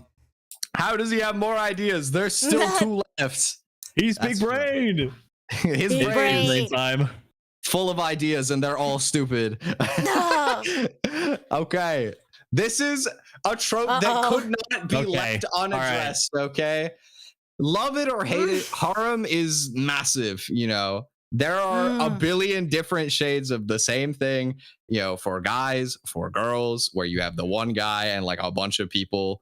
And I'm going to be honest, this is the most mid-genre of romance anime. I'm going to be so for real. It's very hard to do it like really well because, you know, you got to develop a lot of characters at once. And then you have this dilemma at the ending of like, if the main character picks one person, then, you know, all of these other characters you might have liked get a bad ending. But if he picks nobody or picks all of them, that's like really cheesy and unrealistic. They're just not as immersive, right? They don't feel like real stories. It's very fantastical, I suppose. Very saturated market as well. Yeah. Yes, it is. And so that's why I'm proposing an idea for a harem anime that would ring throughout the community. Okay, I'm talking about an idea for a setup that would transcend just the genre. Okay, this would be making waves. Some people are gonna hate this. Some people will hate me for this. This is a controversial one. Controversy, okay. But I think that this could be really funny. All right. Okay. Go. So hear me out. All right. We're gonna have. Okay, sorry. Also, this one I forgot to click to this slide. This is just me saying I think that harem is mid. But anyway, also I will say, I think reverse harem is funnier, where you have like the girl and a bunch of guys. Like shout out Romantic Killer, I love that one. But that being said, this needs to lull people into a false sense of security. So we're gonna do a generic guy with a bunch of girls. Okay, this is the idea. All right, we're gonna set the stage. We're gonna start this out. It's literally just like a regular harem anime. You got a guy, you got some girls, I'm scared. right? Okay. And part of the premise is, you know, it's just gonna be like a regular, like day-to-day slice of life kind of one. You're gonna have like a bunch of getting to know all the different characters, and you're gonna build out all the characters. And part of my idea is that on the last episode, you're gonna have this like big meeting. And, you know, it seems like it's kind of like, all right, who is the main protagonist gonna pick, right? You know, what's the ending gonna be like? You know, who's gonna get together in the end? So, you know, we'll have like a flashback scene, and you'll have like all of the different moments throughout the season, seeing the main character interacting with all of the girls, right? You'll go back through, retrace your steps, all the good times, and mixed in there, we're gonna throw in a few scenes without the MC, you know, just really showing all the different sides of the you know, episode to episode happenings. And so we're gonna get to this meeting in the end, right? We got all the girls together. And you think like, all right, who's the guy gonna pick? But it's actually not the guy who speaks up. Oh. Here's the plot twist. The girls have been really enjoying everything, and they decide that we're gonna go with the everybody ending, a polyamorous relationship. Not with the guy. They're gonna leave him. They're gonna leave him. We're gonna have an OVA of all of the girls just having a fun time. All the girls are girling, and then this guy is just sitting there. Girling is crazy. Like, what the hell just happened to me, bro? He's just gonna be sitting there like shook. And I call this one also matchmaker. Thank you. That's crazy. We need to put like a little handwritten also at the top of matchmaker for this one. Oh, girls in matchmaker 2 is crazy. I don't know why. Oh, go ahead. I was gonna say, I thought of this one before the dating app one, and I was like, wait, the matchmaker punchline is so good, I have to reorganize my PowerPoint, bro. I don't know why when you were first pitching the harem anime one and you were like, yeah, no one ends up with anyone. I don't know why I thought you were going to pitch, like, you know how on YouTube they do like the choose your own adventure thing where it's like, well, you go left, you click this button. If you want to go right, skip to this button. And I thought it was going to be like, make an anime where it's like that. Ooh, that could be good, because that's a harem where you always win, no matter what. Choose your own adventure anime. So it's like a 13 episode anime, but there's another 13 episodes that you can only see by clicking like the certain girls. So like 2 or 3 of them are for one girl, and then for the other girls. Oh, yeah. So if you don't want to play the visual novel, you can just watch the. Right. True. Wait, that's how you really adapt a visual novel, bro. That's genius. You guys are better at this than me, bro. Somebody take the podium. No shot. Oh my gosh. Okay, that was my 4th idea. I have one last proposal. Okay, let's hear it. One last idea. Yes. Could be based off of a true story? Question mark. All right, hear me out. Okay. Me and Shiny Hunter Oh Zach. my god. Yeah. Please. Thank you. Wait. Hold on. Wait, Shiny. I thought you already did RomCom. Oh, so true. 2 in 1. 2 in 1. There's that emoji combination that was in the chat the other day with Rita Cool, and then it had the hands up. And it's an absolute cinema face. Somebody said, "Bring that back." Fine, you can see the message. Here you go. It was 2 days ago at midnight. I texted Shiny, "Hey Shiny," and he said, "Yo." I said I was bored and didn't have any plan behind this message. I love you though. And I responded, "Let's go, dude." That's not true. I'm You there said for my boy. You're real for that. I did. You didn't say I love you back. No, I'm kidding. But below the crop, it just says, "Shiny, do you want to get married at 30?" A little too late for me, dude. I'm a little past that point, unfortunately. I feel like we would be out of sync on that one. Oh my gosh. Wait, I have my my ranking. I have my ranking for the shows. I want to say as well, by the way, I did ask Shiny if I could do that bid, and he said That yes. is true. Information, I did consent to that piece. Consent is important, Consent is people. important. Always Yes, consent. yes. Homies. Always. Always, Twy, always. I have my ranking for you. I would love to hear it. Let me Okay. know. What is the tier first list? place is tied. It's Okay. Because I think it's the same. RomCom and Shiny and Twy. That's my first place. Okay, yeah. My second one is Matchmaker in another world with my dating app. And then Yes, the yeah. third one is Matchmaker, all the girls are girling. And then my course. last one is School Alone. But I would still watch School Alone, I think. I agree. School Alone was the lowest effort and the first one that came to my mind. Do we have any other opinions on the Shiny, order? What's the Twy anime list? Yeah, what's your Twy anime list? Oh man, okay. I think you're cooking with having the RomCom and the me and Twy one be first. I like that Oh, yeah. quite a bit. I think my order might be the same, honestly, because also Matchmaker, it makes me wonder if they're like connected in any way because they have the same logo. I'm not sure if it's like parallel universe or if it's like somewhere in a different part of Japan. Universe. Real. Twy's building his own Avengers cinematic universe of rom-coms here, and I love it. Do you want the actual lore for why they had the same logo? Of course. Wait, why? Because I finished my PowerPoint 30 minutes before Let's starting. go! Let's go! Wait, I think Matchmaker, all the girls are girling comes first, and then the guy who got left out from the polycule ends up being the guy who's alone at the beginning of Matchmaker in another world with a dating app. That's cinema. I'm Dude, cooking. that's cinema. Yep. You're welcome. Dude, that is so cinema. God, I was gonna say my list is mostly the same, except 3 and 4 are both Matchmaker, and I'm not telling you which one comes first. That's crazy. Okay. Oh my Keep your God. secrets. Keep your secret.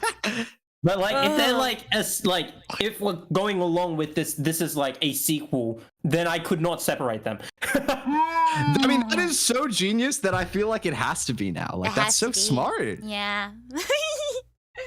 Oh my gosh. What do the people in the chat think? Which one of these would be the most likely to find its way Wait, onto let your me list? run a poll. Let me run a poll for you. Your favorite anime. Well, if anyone has any other questions, People I'll run said the poll. yes and no. Oh, the new people would, in fact, gladly eat an apple. Look at that, 53 yes. Toei animation, not Toei animation. It's Toei animation. Toei animation. RomCom, Shiny and Twy, and then dating. Wait, and so dating Shiny, app. Shiny, you said that you put the me and you in number 1, right? Is that a yes? To what? Hello? Never mind. I tell you what, it's not a yes to. It's not a yes to Amanda's ship name, the proposed apropos ship name. What's the ship name? Spoiler marks, if that gives you an idea. Oh God, it's in spoiler marks in the Discord. Yeah, it's been hidden by the This author. one is just me, bro. Wait, this is no. People give me this one as like an independent name on my own, bro. Right, that's actually kind of amazing. But then you can keep it secret and kind of low down on the low key. Oh yeah. Okay, Gandalf, slow down, Mr. You can keep it safe. All right. Oh my gosh. Wait, I have to mix Shiny and Twy and RomCom because I can only have 4 options. Yes, yeah, of course. I think it's canon now. Yeah.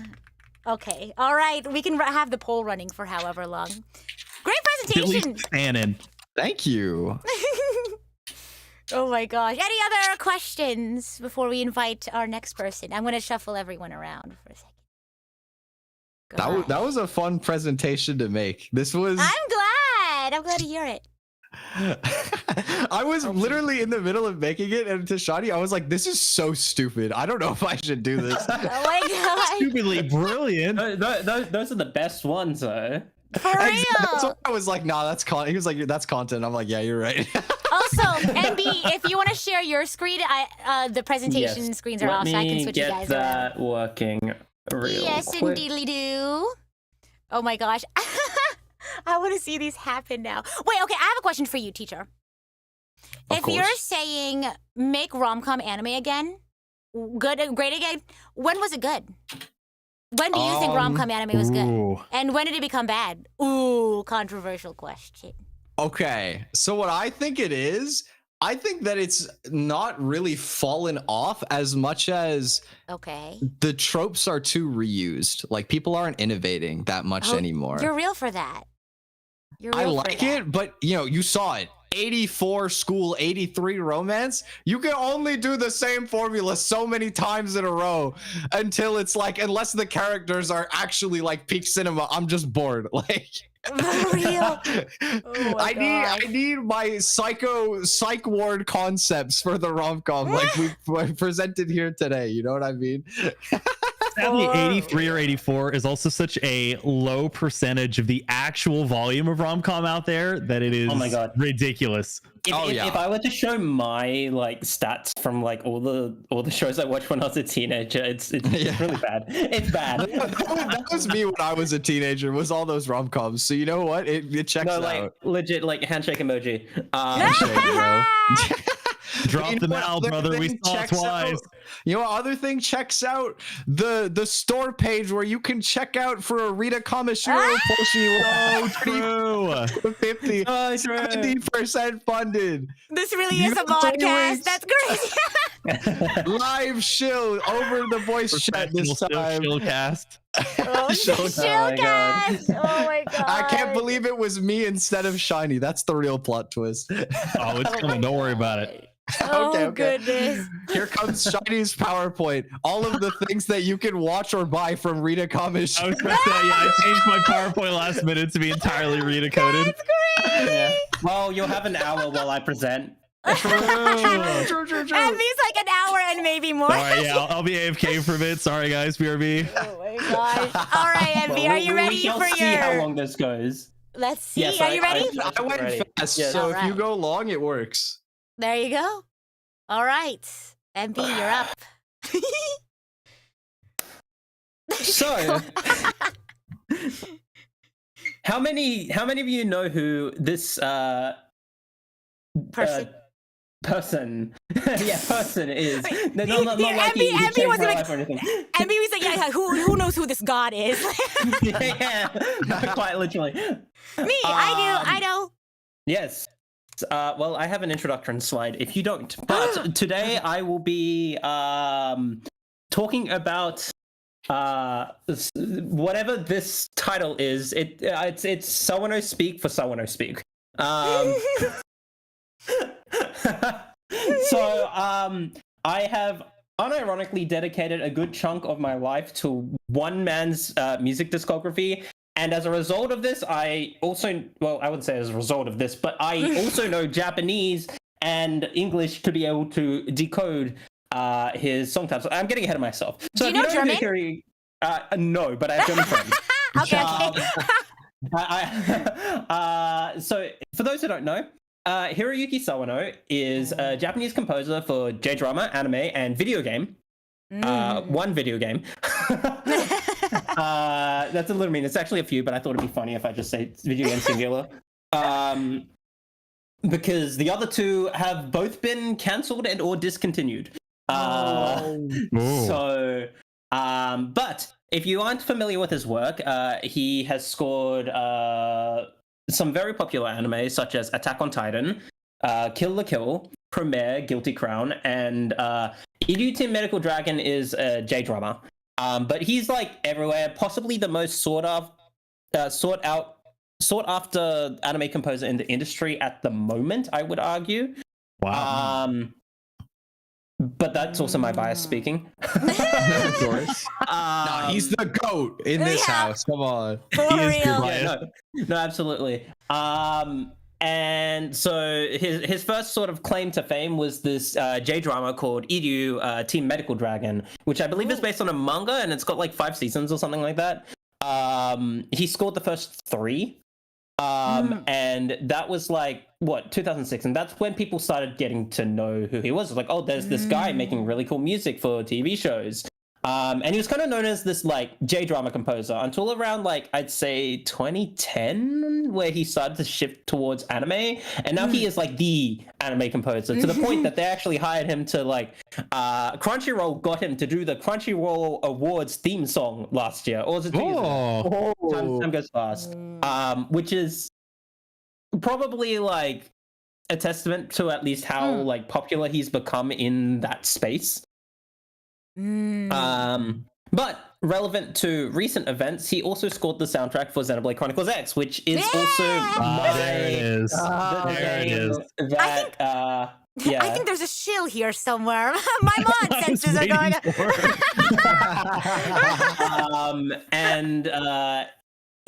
For me, Xenoblade X is such a special game. It kind of introduced me to Sawano and also kind of inspired me to become a composer. So here we are. You know, But if anyone is familiar with Sawano's music, you will also know he is notorious for his seemingly incomprehensible song titles, such as what you see on screen, Mouth X. I'm not even going to try read that. I thought that's how it was pronounced. No, Mouth X. I'm not even going to try to read that. True. I would not be surprised.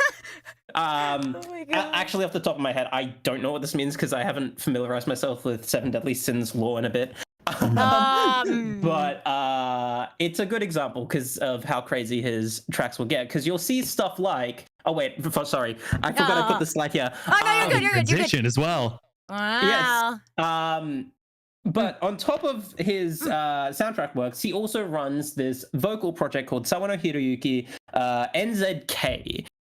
Where he collaborates with a bunch of different artists and singers, such as famous ones like Ama, Lisa, Leona, and then a few of my bias picks. They've got Jean-Ken Johnny from Man with a Mission, Yosh, and then Akihito Kana from Porno Graffiti. There's a lot of like big names. It started as like here's like my friend's vocalist that I'm working with, and then it turned into this huge artist project where it's like Sawano composing for this artist.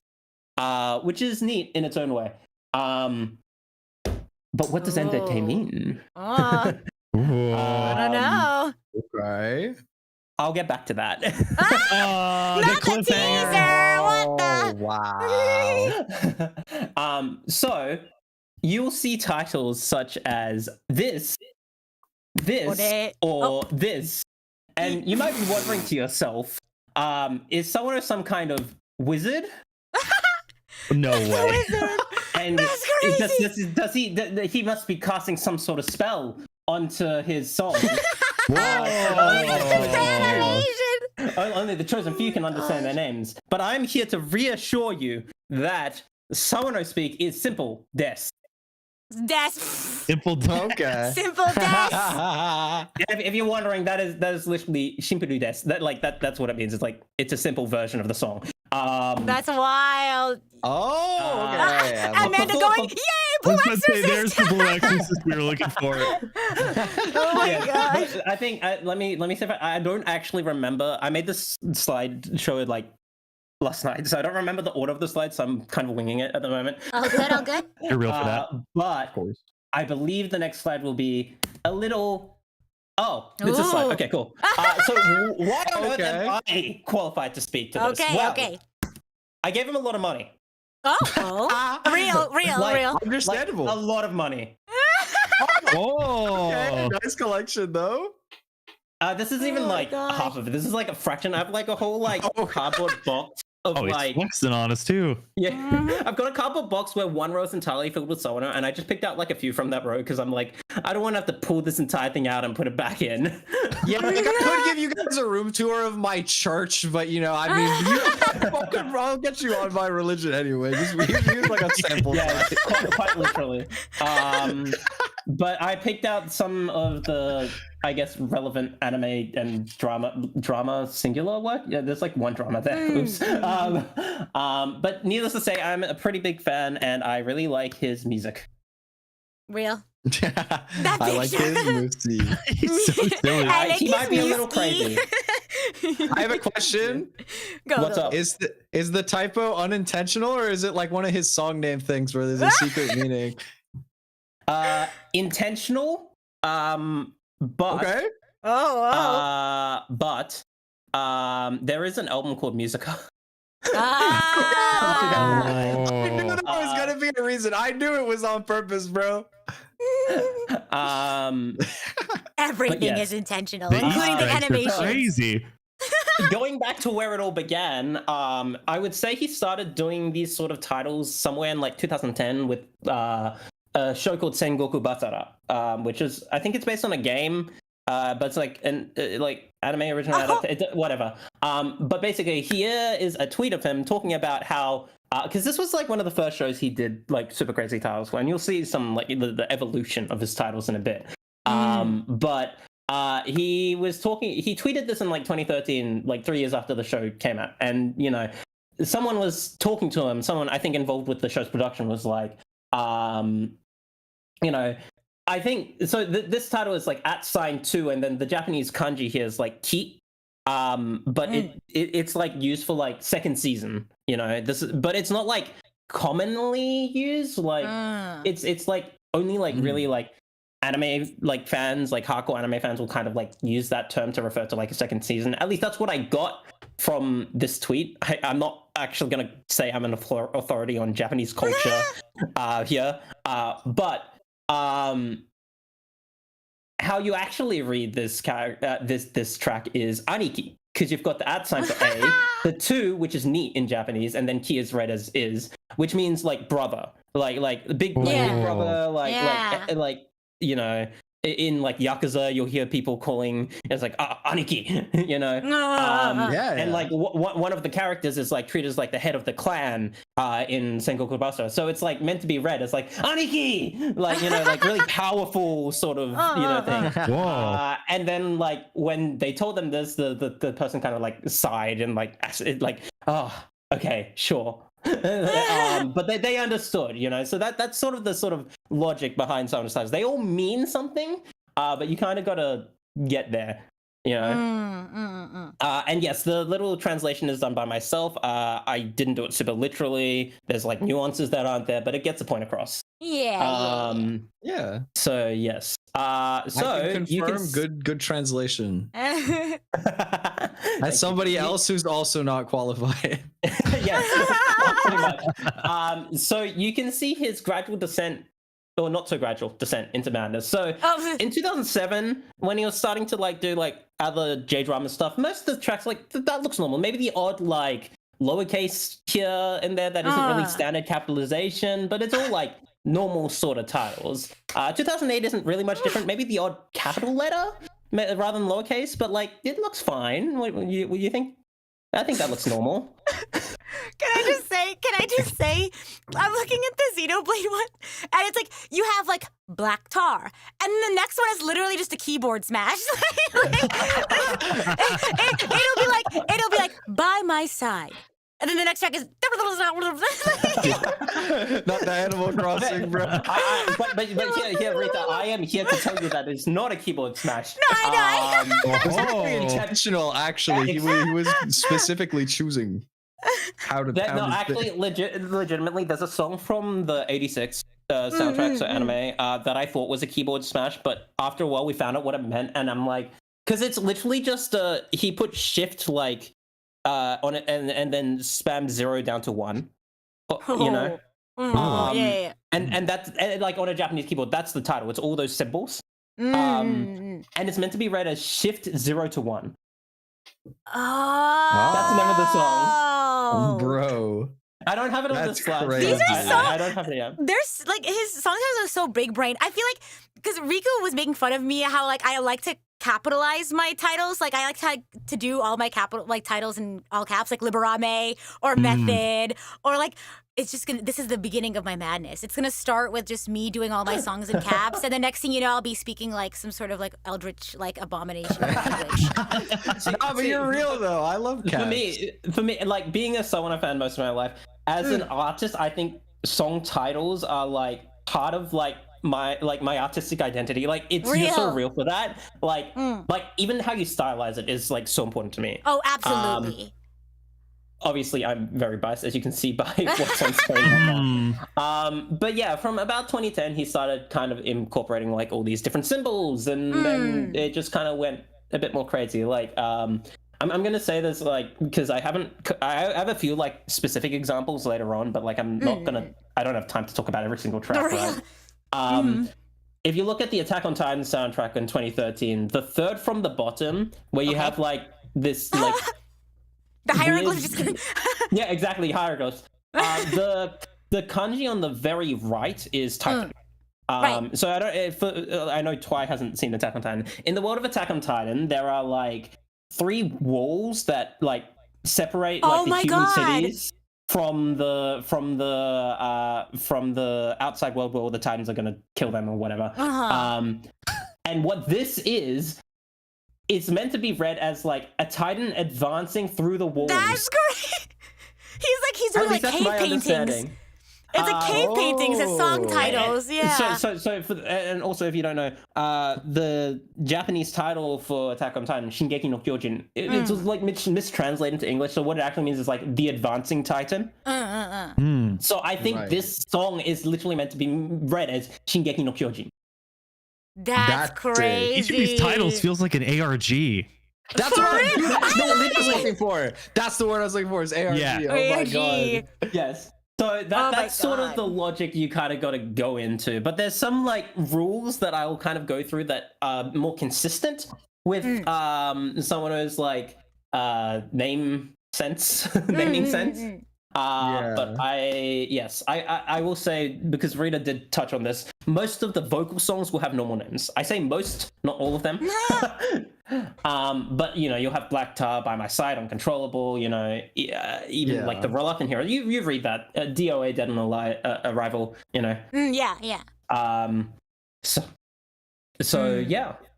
This is sort of a scope, and you know, he's still at it today. He's still at it. The soundtrack on the left is for a horse riding anime called Fanfare of Adolescence. Nope, different one. No. Fanfare of Adolescence. It's I think that was 2021 or 2022, I want to say. So it's fairly recent. The one on the right is Mekaude, which is I think last year it aired, or like earlier this year. No, last year. Would be last year. And in the middle are songs that released literally last week. Whoa. Okay.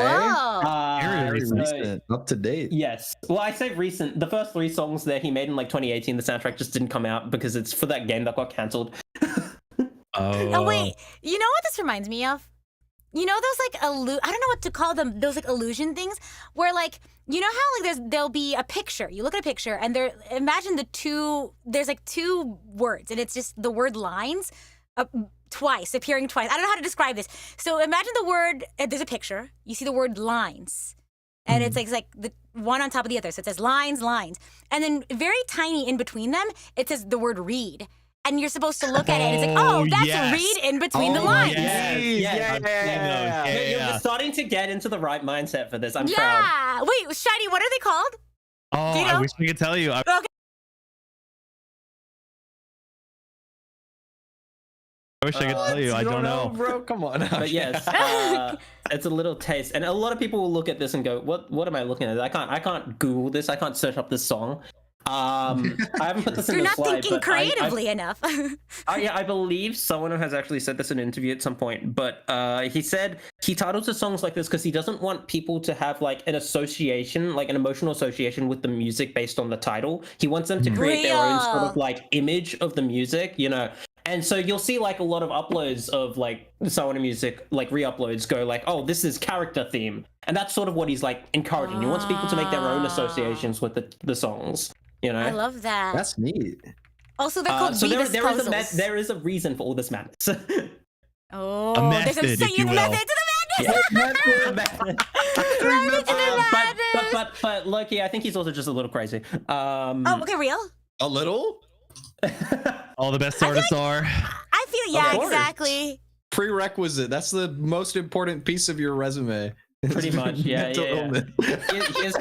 Here's my bachelor in mental illness. I didn't study mental health. I studied how to be as mentally ill as possible. Oh my god. Based.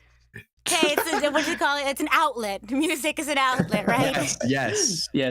But Oh God, I thought that was a talking about Rebus rules. puzzle for a second. Here's the slide we've been waiting for. Here's the slide. All right. So, before we start on some of the, I guess, more standard rules and like methods that Sawano uses to code up his titles, Code up. we need to have a small Japanese lesson. Yes, Sensei. Yeah, Sensei. Please don't call me Sensei. MB Sensei. Yes, Aniki. So, Yes, Aniki. So, I don't know how many of you know how to read Japanese, but first step is how we need to have some sort of base understanding of kanji. So, how do we read kanji? Okay. You cry. Yeah. Yep. So true. Can confirm. It's tough. I'm doing sucks. it. Started learning the language. I can't. Pretty much. I quite enjoy it, but lately it's basically been like vocabulary. Like I look up a word and then I remember the word, not the kanji. Yeah. But it helps to know how kanji functions in Japanese language because they're basically, when you see kanji, you can read it in multiple different ways, and these are called onyomi and kunyomi. Onyomi is based on the historical like Chinese pronunciation because obviously these characters came over when Japan was occupied by China at some point in history. I'm not a historian. Do not talk to me about this, please. Wait. Before you get really into it, we did also just get another raid. So if we want to take a second to do a little introduction to your presentation, if that's okay. Sure. All right. Welcome, Raiden. Yes, welcome in, everyone. Oh, sorry. Go ahead. Do you What want were to you do gonna an say? introduction to the whole stream or just my? Yeah, I'll do that real quickly, and then you can introduce your presentation. Welcome in, everyone! I'm idle to give you the wings to fly, Cyber Angel, Rita Kamishiro at your service, and welcome to one of my 4-year anniversary stream. 4-year anniversary week streams. We're doing a PowerPoint night with the modcast. And we already did two. We did two presentations. I did mine, and then Twy did his. And now we're on MB. So MB, do you want to introduce what your presentation is about before we jump back? Do what Twy didn't rewind. So my presentation is about this. I was gonna say young man. He's like 40 or 50 now. So I think that's young. I think that's young. Yeah. But yes, he is Hiroyuki Sawano, a composer for anime. You might know him for shows such as Attack on Titan, Guilty Crown, Kill la Kill Premiere, 86 recently, other stuff. He composed for Xenoblade Chronicles X, etc., etc. But he's well known for his incomprehensible song titles that I am going to make sense of in this presentation.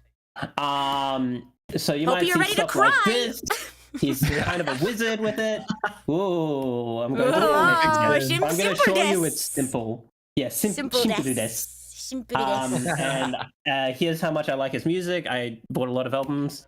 And we kind of went through the history of his song titles, and we were just about to get into how things work with a Japanese lesson first. You guys thought this was a regular teaching Japanese. Yeah, you thought this was a regular. No. Nice No. Welcome to Japanese class, everyone.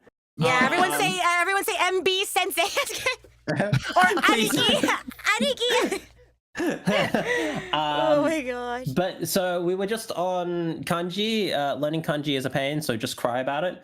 But basically, kanji have two types of readings, onyomi and kunyomi. And basically, the key distinction you'll need to know, I guess, it's actually really not that relevant for what we're talking about, but onyomi is usually how you read the kanji when it's next to another kanji, whereas kunyomi is like the native Japanese reading of the kanji that often is on its own or next to like other Japanese, like hiragana or katakana, other native Japanese scripts.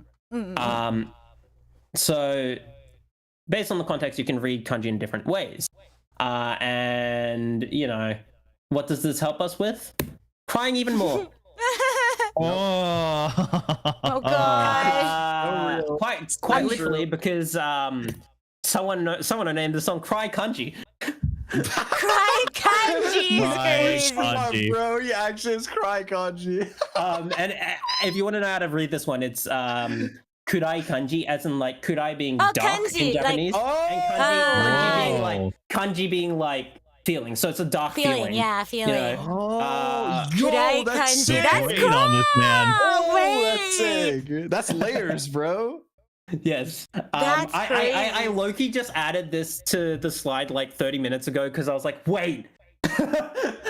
He did it. He titled the song this. Brain blast. That's wild. Kurai kanji is wild. But Oh, what these different readings like allow us to do, as you can see, is a certain type of like wordplay that doesn't really exist in other languages, to my knowledge. And this is called goro awase, right? Which is literally like making like basically connecting phonetic like pronunciations of the kanji to make different things. And it's quite common with number wordplay, as you can see on the graph that I stole from Wikipedia on the right. And for those who don't know Japanese, counting in Japanese is hard. There's like a bunch of different counters, and basically depending on like the sort of suffix you add to like the counter, depending on whether you're counting birds, you're counting, you know, trees, the pronunciation of the number itself can be different. Yup, it's stupid. Yes. I don't know why this reminds me of like in shonen anime where they have like a really big like move name and it's like all in like this in a bunch of like a bunch of like really difficult kanji, but then like the furigana above it says like United States of Smash, but it's like that's not. You know, there's actually an album by Sound Horizon where the entire the album is called like Izure, like something very long sentence, and there's furigana above it, and you're just meant to read it as Vanishing Starlight. No, literally, because I think they do that in like 7 Deadly Sins too, where it's like 5 very difficult kanji, but then it's just a furu counter. It's like, wait, that's not how you read that. I should have included more like 7 Deadly Sins song titles. I think there was one I was considering, which doesn't really require too much, but it's basically the title is big and then 7 kanji, like 7 kanji of 7 characters for the kanji of sin, sumi. Wait, that's cool. So you literally read it as 7 big sins, the 7 deadly sins, because big anyway.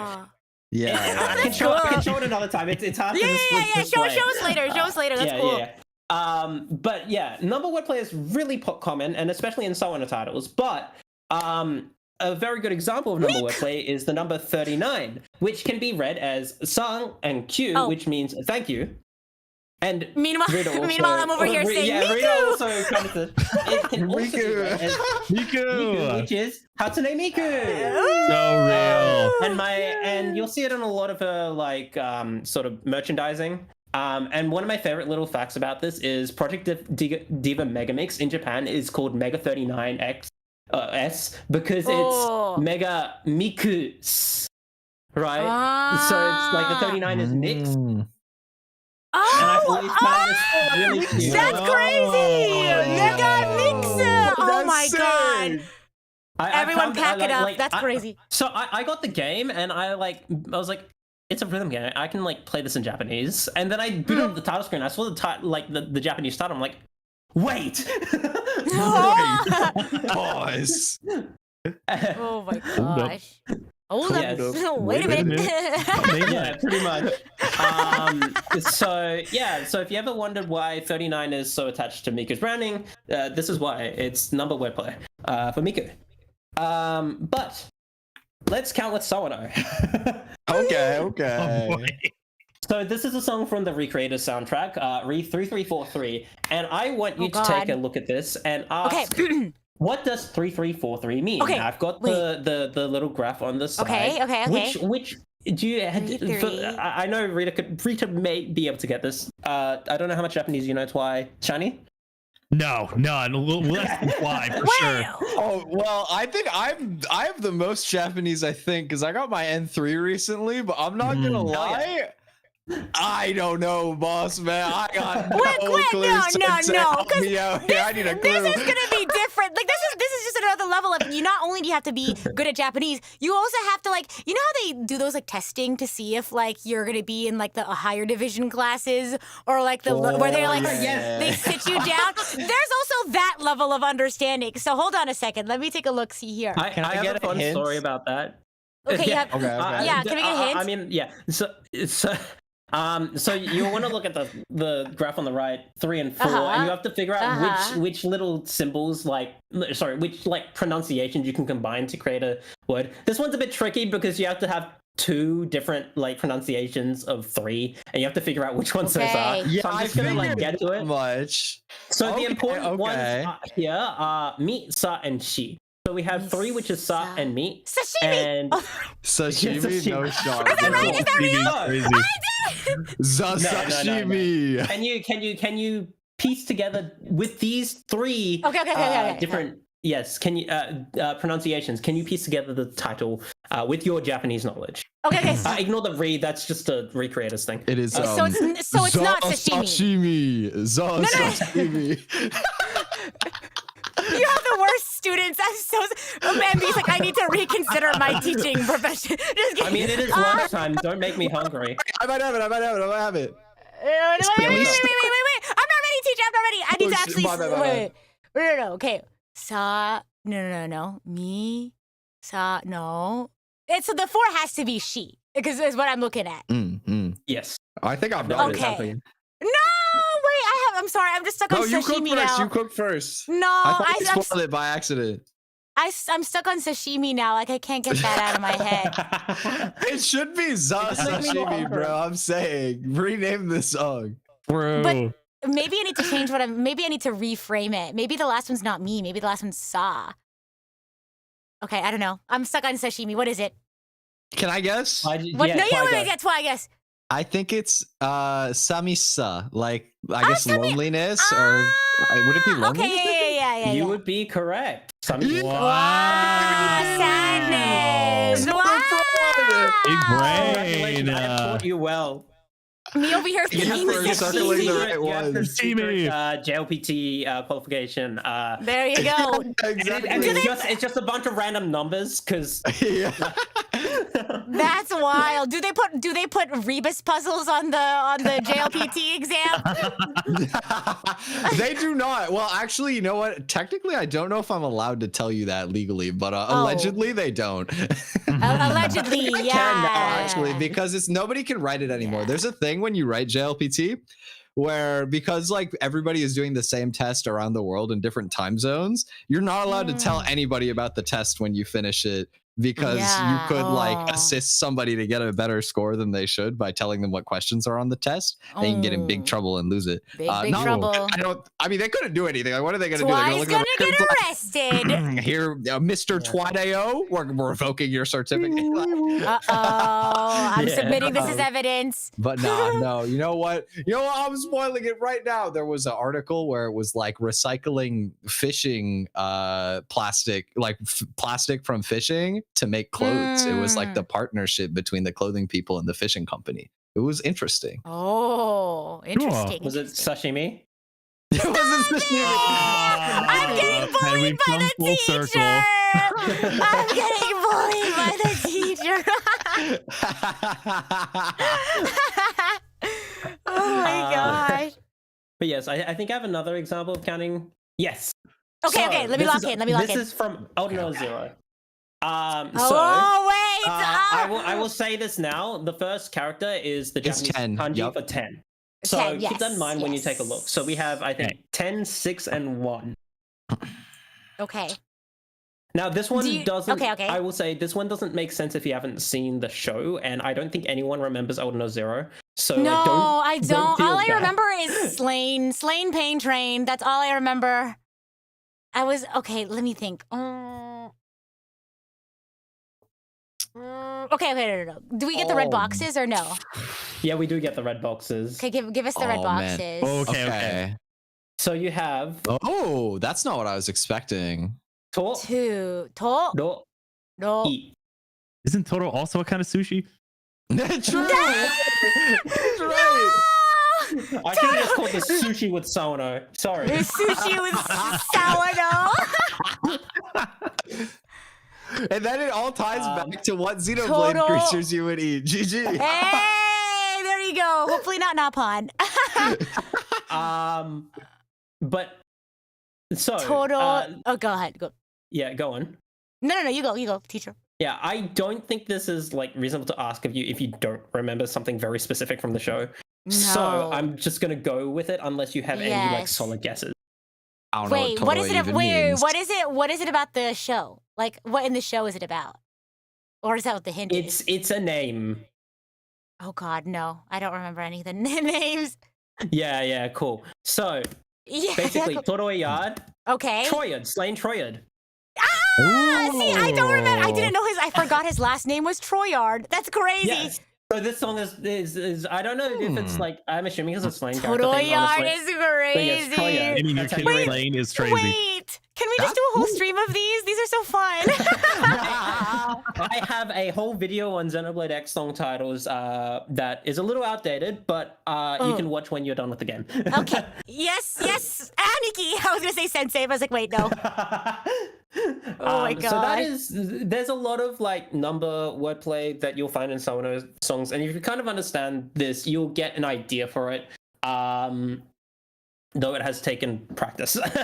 There's still some I don't think I quite get. Even in Xenoblade X, there's one I'm like, I don't understand what these numbers are meant to spell right now. Oh, even to this day, that's crazy. I think I have figured it out, but I'm like iffy about it because Japanese is not my native language, and it's not like a common word. So. Oh, okay. So yes. Oh God. We're not done counting. Okay. Lock in. Is that kanji like a day or something? Yes. Not. So, it is? Oh, yo, I'm cracked. Yeah. Let's go. Yes. So I will say here, not all numbers are words today, so we can ignore. Okay. Yeah, I think Is you it? can see it. I know.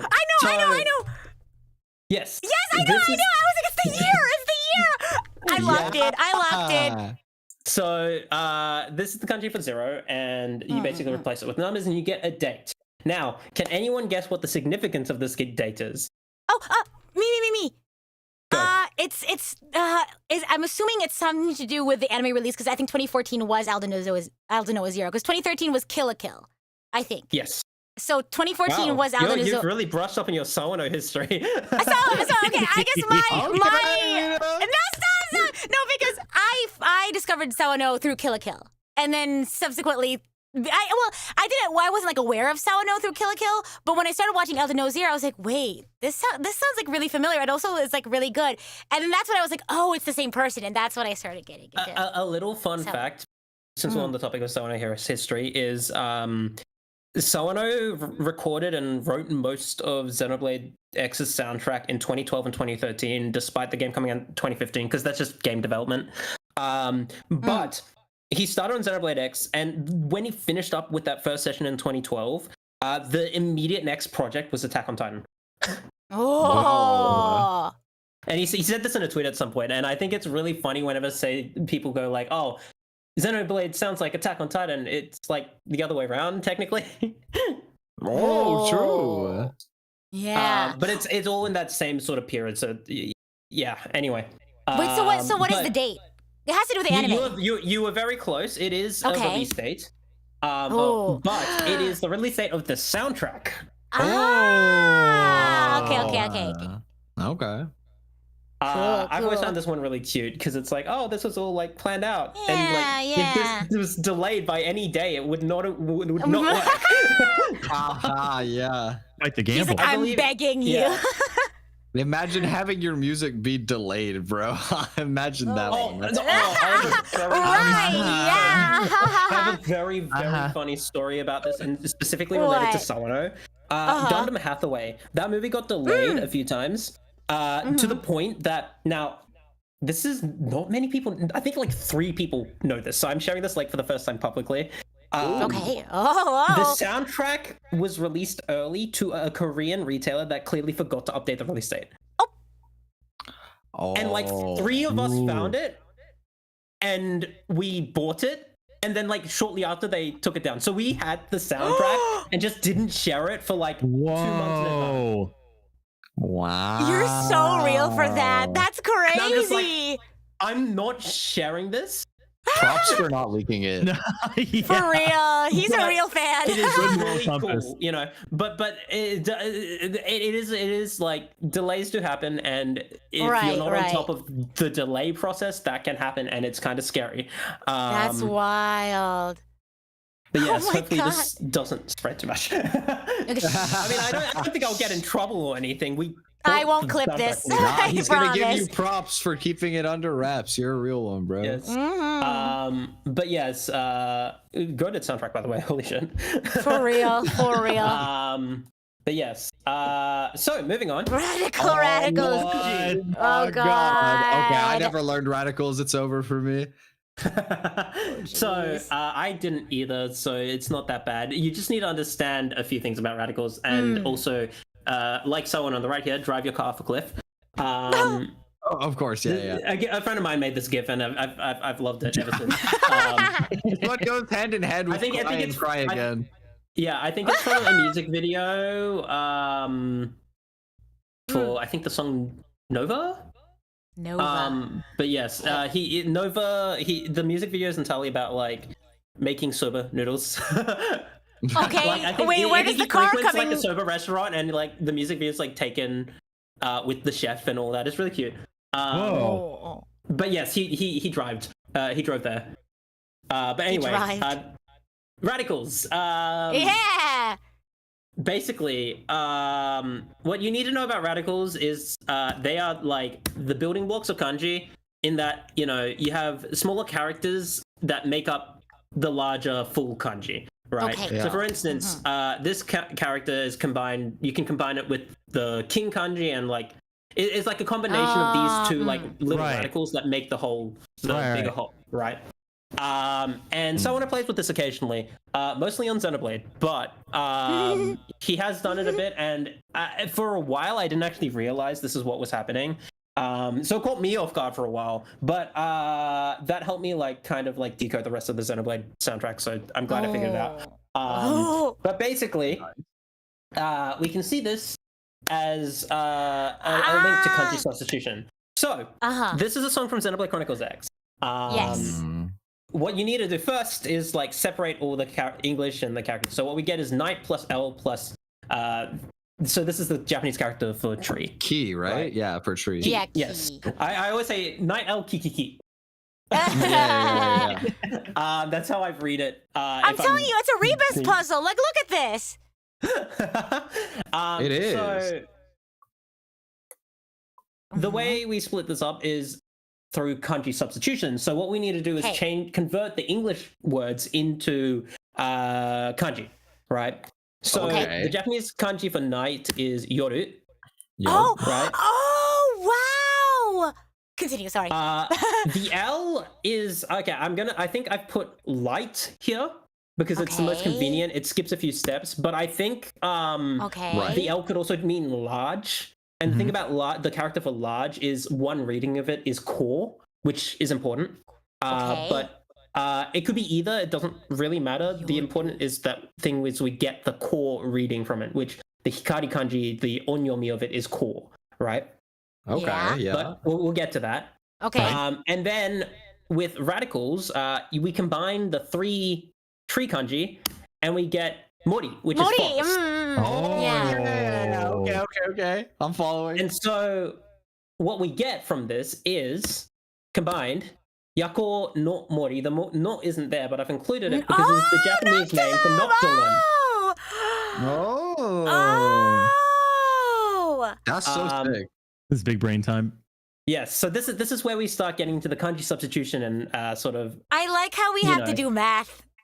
Yeah, it's fun. I love this stuff. Funnily enough, this actually does have an official English title that was included on the USB for the American Special Edition of Xenoblade X. That included really bad DRM that could break your drive. God. I think it's like Noctilum in caps. No, Noctilum in lowercase, and then area in caps in between, like space in between different letters.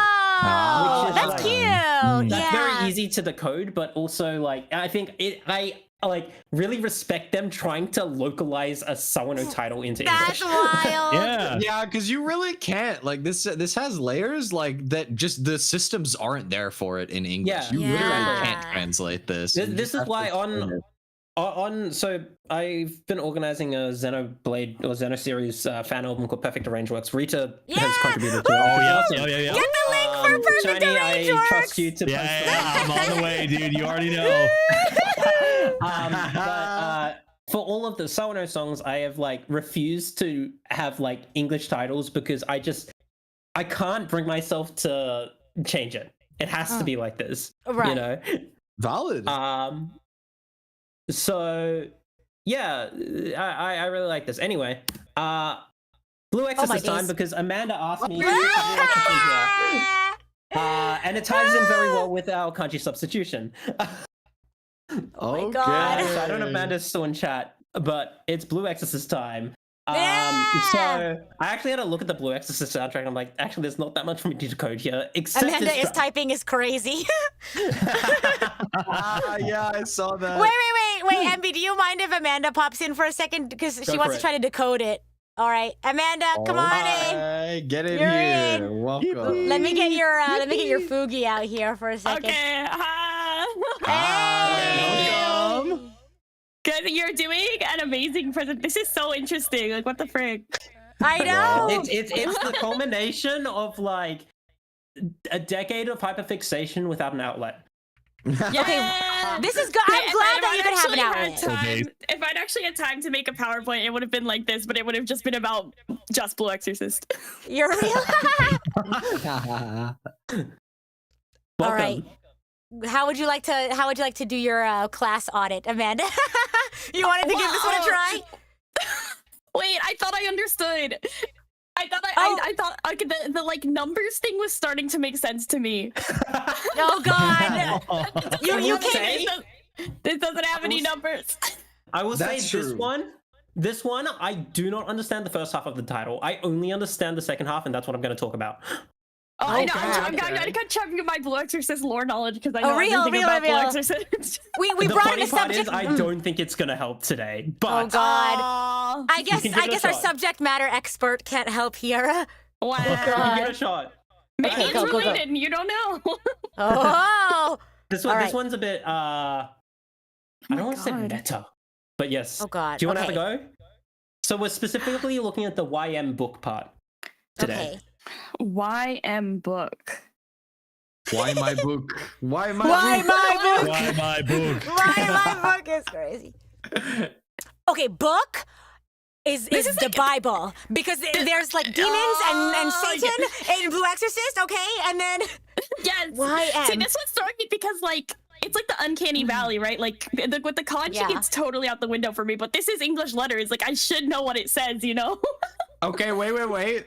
My Yeah. book, but my is backwards. There's something Backwards. backwards about it. My okay, book. okay, you're cooking. But what? Okay, why is my Wait, my- backwards? Why? Maybe it's like your book, Oh my God! And what is your book?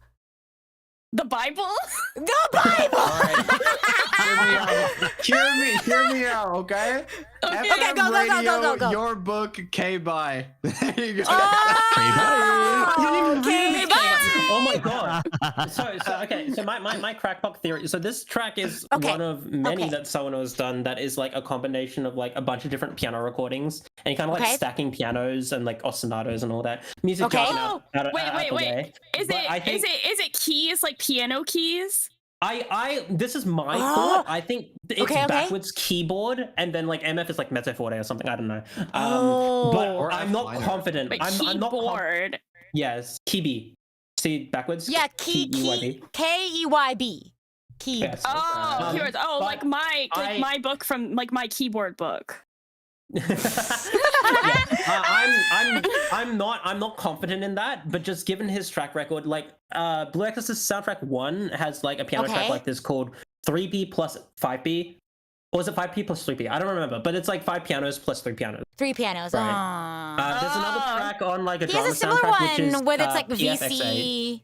Oh. Yeah, I don't think Yeah. that involves Blue Exorcist lore, unfortunately. Yeah. But yeah, so I'm not confident on the FMBX part. Like that I'm like, there aren't many tracks that require us to read track titles backwards, and if it is, it's very obvious, like a track called Mad Nug, which is just Gundam backwards. Wait. That's crazy. Okay. Yeah, Full cool. Metal BX. Full Metal BX. I'm totally That's open okay. to Okay. suggestions because I have no clue. Okay. Like what's throwing me off is that it's not really B. Like for keyboard, it's not really B. It's like by. Like maybe it's different. Oh yeah. I don't know. I don't know though. Bye Yeah, keys. anyway. By keys. Yeah. It could be Bike. Maybe it's just bike. Wait, it could be like Blue Exorcist. Bikes. Blue Exorcist. What like, season is this from? This is the you're so second, right. This is Kyoto Saga. Oh, season yeah. Kyoto Saga. Kyoto Saga. Is that gonna help us? I don't know. Okay. Okay, so like season. This is like getting further, but like season 3 onwards has like an eye thing going on. Eyeballs. Okay. Okay. But I don't think that's relevant yet. That's a red herring. Eyeball Oh my god. Because you'll see, Okay, you'll see Blue Exorcist written out like different ways. Like sometimes it's just like BLX or something like that. Okay. Yeah, And it's like Blue Blue X. Exorcist. It's like Blex. Basically, it's like Blex. you can write it out. But I don't think it's. Yeah. But this is bikes. Wait, so what? But Well, what is yes? Like if it was like Exu, like in Japanese, Yeah, like that's how you would what's the word? Like transliterate or whatever. Yeah. How you would like verbalize that in Japanese. Wait. and- Pause. Yeah, all they do say in Japanese is be like. No. You've let me cook. Oh my god. Okay. Wait. He's calling it live. Okay, Chat wait. pause. He just cooked. He literally just cooked. Like, Go. Like people. Okay. Yeah, Okay, I'm still not confident in this, but if you like rearrange just like an anagram or whatever, like That's crazy. Anagram, you okay. get BE Blue Exorcist. Okay. Like Kyoto, and then the S is Saga. Oh, Blue Exorcist Kyoto Saga. Given the capitalization, I don't think that's right. But like, Yeah, I don't know. it just came to mind. No. Anyway. That's cooking. Yeah. Wait. So what does Imagine. YM book mean? What is my book? My book. Okay, I can talk about this now. You're fine for me to just go ahead with it? Yes, please. Yeah. Please. So, as you can see in the let's see first. Yes, so as you can see in the album title, there are 2 composers for Kyoto Saga, Hiroki Sawano and Kota Yamamoto. And the YM book is you get Yama, which is like mountain, convert that to kanji, and book is the kanji for book is that one, and that is how you spell Yamamoto. Oh his yeah, name. That's right. actually insane. That's actually diabolical. So it's literally a tongue-in-cheek reference to the other composer on the soundtrack, which on top of that we believe is the vocals. So this song also has a bunch of vocal samples, which we believe is him, Yamamoto himself, like screaming and whatnot. It's really cool. Yay! I recommend crazy. giving a listen to this track when you can because it's funny. I like Or it. you could just watch Blue Exorcist. Yes, that too. The greatest anime ever. My favorite anime. And on top of this, he's got some crazy vocal range. He actually uses this as his Twitter handle, Yamabook. Oh, Yama book. The ARG continues. I didn't even think about Yama because then I would have also had like a Blue Exorcist lore because that whole season it's like 12 episodes and like 11 of them are them fighting a mountain. Oh. Oh, I remember that. Yeah. Yeah, the mountain gets possessed by a demon, and they gotta fight the mountain. Oh. But yeah, Just another Tuesday, you know. Yeah, pretty much. But yeah, this is actually I think Yamamoto's debut work as well. So like, it's Wow. Yama book. Yama because he went on to do the final season for Yamabook. Attack on Titan after this one. He worked with Sawano a lot. So it's pretty cool. FM. Yeah, okay. I have no clue. I want to know what Full Metal BX. Full Metal Do not BX. ask me. Yama I'm moving book. on. I'm moving on. I'm not. I've spent too long thinking about this track before this stream, and I don't need it right now. He's putting his foot Right, down. I'm gonna hit you up. We're gonna do more Blue Exorcist ones. We're gonna sign up for his Yeah, that sounds good. his like upper division class of No, I'm not ready for Sawano. that. AP Sawano. AP Sawano. So yeah, I don't remember what the next slide is. So we'll see. All right. Oh yes, we're finally getting back to okay. the NZK stuff.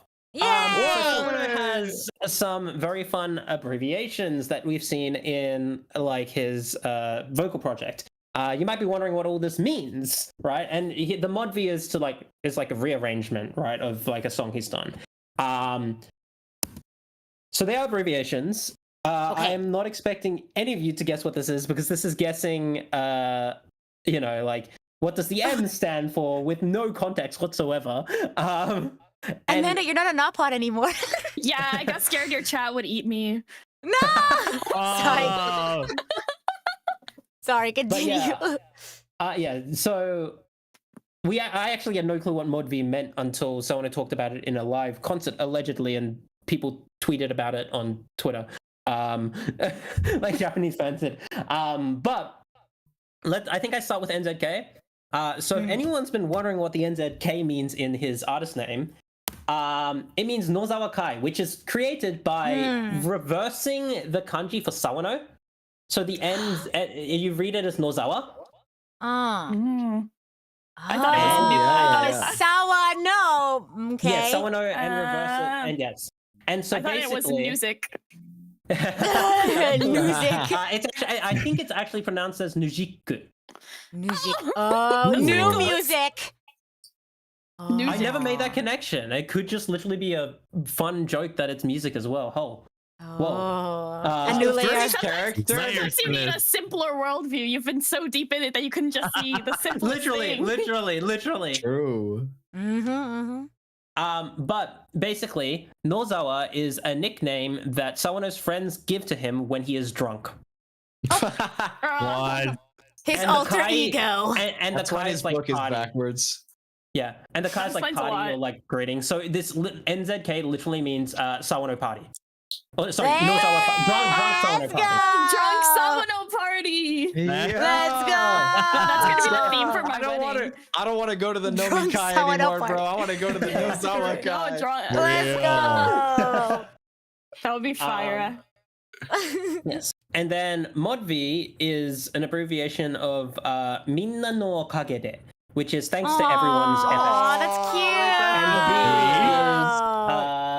V is version. So a lot of the Mod V versions are like band arrangements of his songs, and you know, there you go. It's I found this one really cute when I found out Oh, about that's it. nice. That is so cute.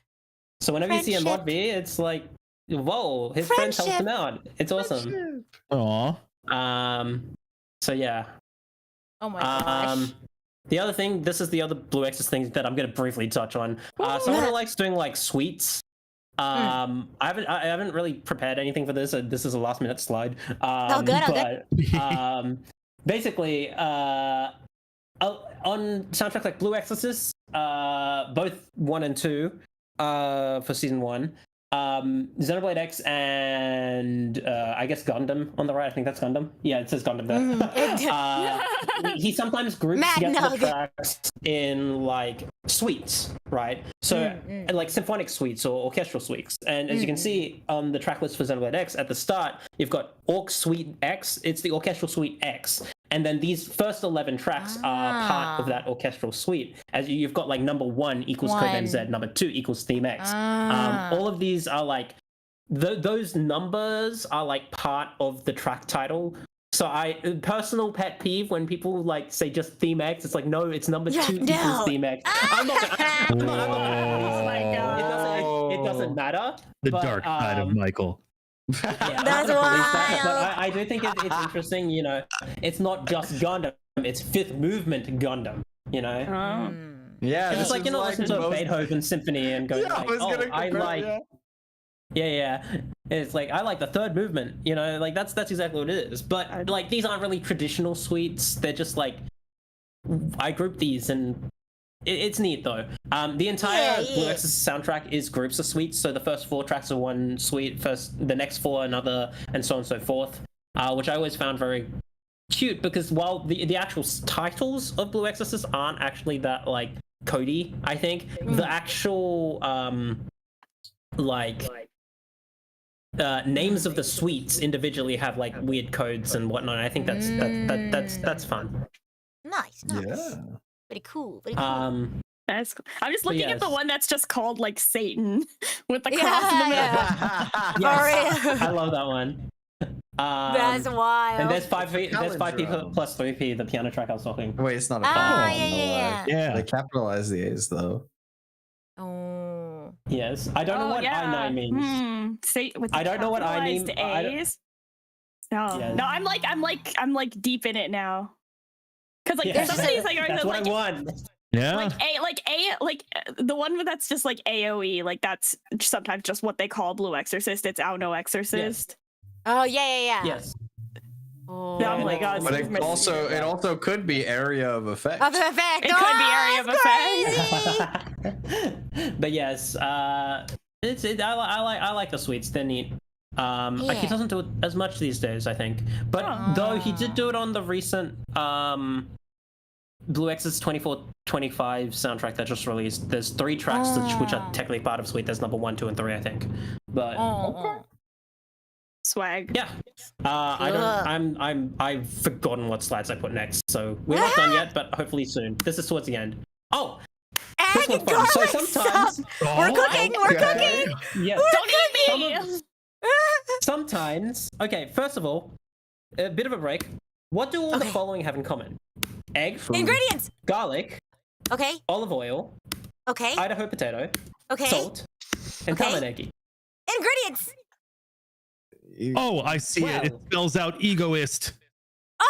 Don't spoil it! Oh my god. Okay, number 1 student. Number 1 He's gonna student. survive Blue Lock, bro. He's living. For The real. one thing I've gotten right all day. Oh my Okay. god. That Let's go, is Shiny. insane. So garlic. You're questioning garlic over Idaho potato? It's like Exercise in people remembering that they have free will. It's like you can't just name a song A song garlic. Like no garlic. one's gonna stop you, I guess.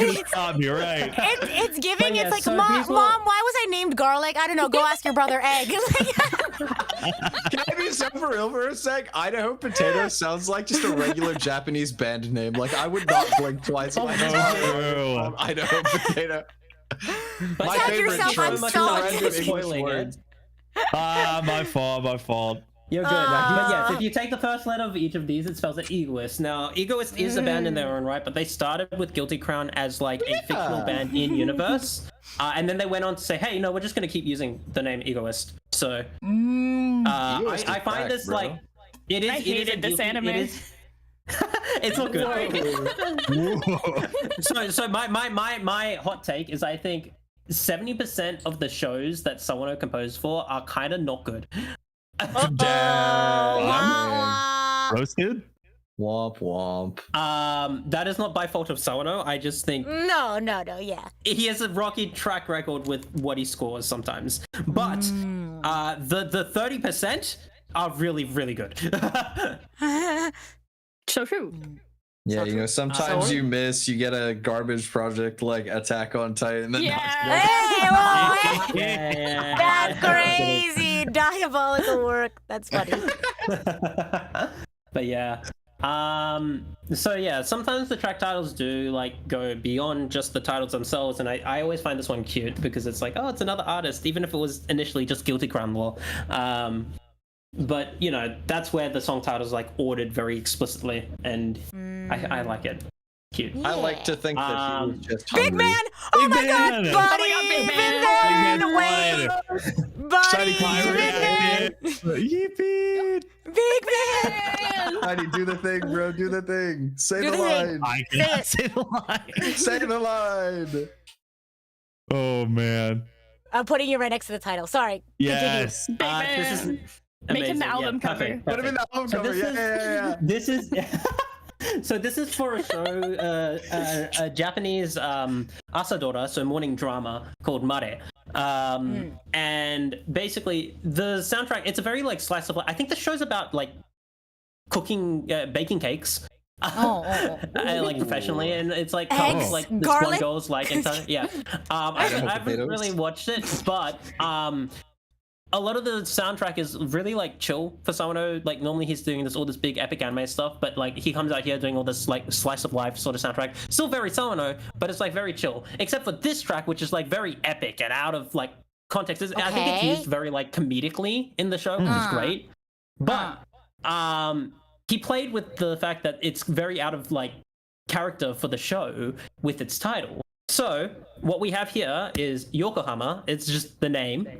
I'm a big man. The dash is not, and the way I didn't know this until recently, but basically, not like the dashes of Sawano uses dashes as not quite commonly, because that's how you read like phone numbers. You read the numbers and then you have a dash and you go not in between.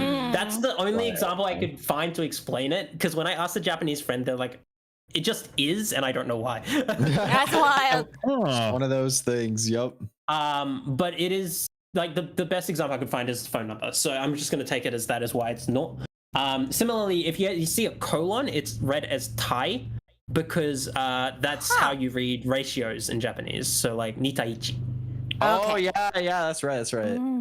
Yeah. But I didn't have a Thai example for this, but anyway, big man is a fun one. So can anyone guess actually if you know kanji? Big man. Can you give us a hint? Oh, the hint is just the answer, I think. Oh, it's just the answer. Okay, wait. So So- we're saying like we're converting big men into kanji? Yes. Okay. Well, it could be like. Wait, I have an idea. Well, Let me. big Can I would wait? be Wait. Can like I, guy, wait. right? Okay. Yeah. Wait. yeah, Can yeah. I like check myself? Yeah, go for it. Could I want to check myself before I wreck myself. Is it? Nah. Is it like otona? Like big No. person. That's no, what okay. I would have thought too, Rita. Actually, that's Okay, exactly okay, what I that would was have my only thought. idea. That's a very, very normal. You got the person right. Man is Okay. person. Okay. Oh, wait. So big is not like using the kanji. It's not for oki. guy here. Then It's yeah. not okay. Wow, Is it that- dai? Like That's the daiji? same Like kanji. That's the same kanji as Oh, oki. okay. It's just different readings. I'm pretty sure. Yes. The okay. kunyo Oh yoni. yeah. You're right. Oh gosh. Big, and it's not Big, like and then the kanji for person. What if it's like what's the word in Attack on Titan, like Kyojin? What if it's like Yokohama Kyojin or something? That's bro? crazy. Oh no. Attack on Titan. Attack Wow. on Yokohama. Attack on Yokohama is wild. That is an A+ for Twi. Wow. No he way! did. No way! No way.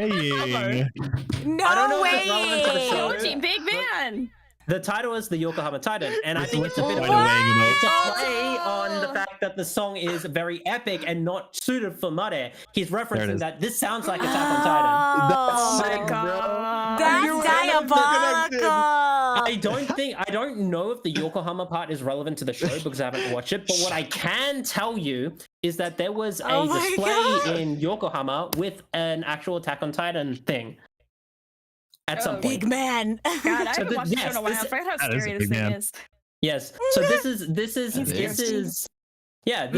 is the Yokohama Titan. This is actually in Yokohama. And in Or at least Wow. was, or for an event or something like that. So This is shiny. you know. Yeah, bro. Did you see him in the cover, bro? That's him. Yeah, big man. that's Yokohama him, the big man. He's the big man, bro. Man, youth Kyojin. So I always find this one really fun because he's referencing his other works, right? Right, Similarly, now to Attack on Len. Titan. All right. Oh, Goodbye, no Shiny. way. Yes. So this is from Attack on Titan season 3. He's So traveling. the Get out of there. title could be spoiled. Oh. I like seeing you just do the Control Z to like Yep, just jumping mhm. around. Yep. Let him teleport. I'm flying. So this one's gonna take a bit of Japanese explanation, so I might skim Yeah. through it. Then, But basically, okay, go ahead. If you go ahead. separate this into then zoku, so you Oh, read this as it's Renzoku. Renzoku. Okay, yeah, Okay, yeah. The 7N10 and then the fire kanji, the kanji that comes after it is nantoka. Oh my Oh, gosh. Nantoka. Yeah. Okay. Because That's how that comes in. Yeah. The kyosetsu is like a play that it's like shosetsu, but like so shosetsu being like short story or whatever. Uh-huh. Okay, so But, like, Kyosetsu he large, changed like the- long story. Yeah, he replaced the small kanji with large, but it's not like an actual word, but it's like the kanji that's used in Big kyojin. story. Okay, So, like, big yeah, story, yeah, Like yeah. a Titan, large story. You know, Yeah, And then Titan story, the Titanic. A Titanic Yeah. story. Oh. And then the Mali is a location name in Attack on Titan. I'm not going to go into spoilers. So basically, this is like the Mali theme, but the track is also very uncharacteristic of Attack on Titan because it's very like slice of life, chill sort of vibes, right?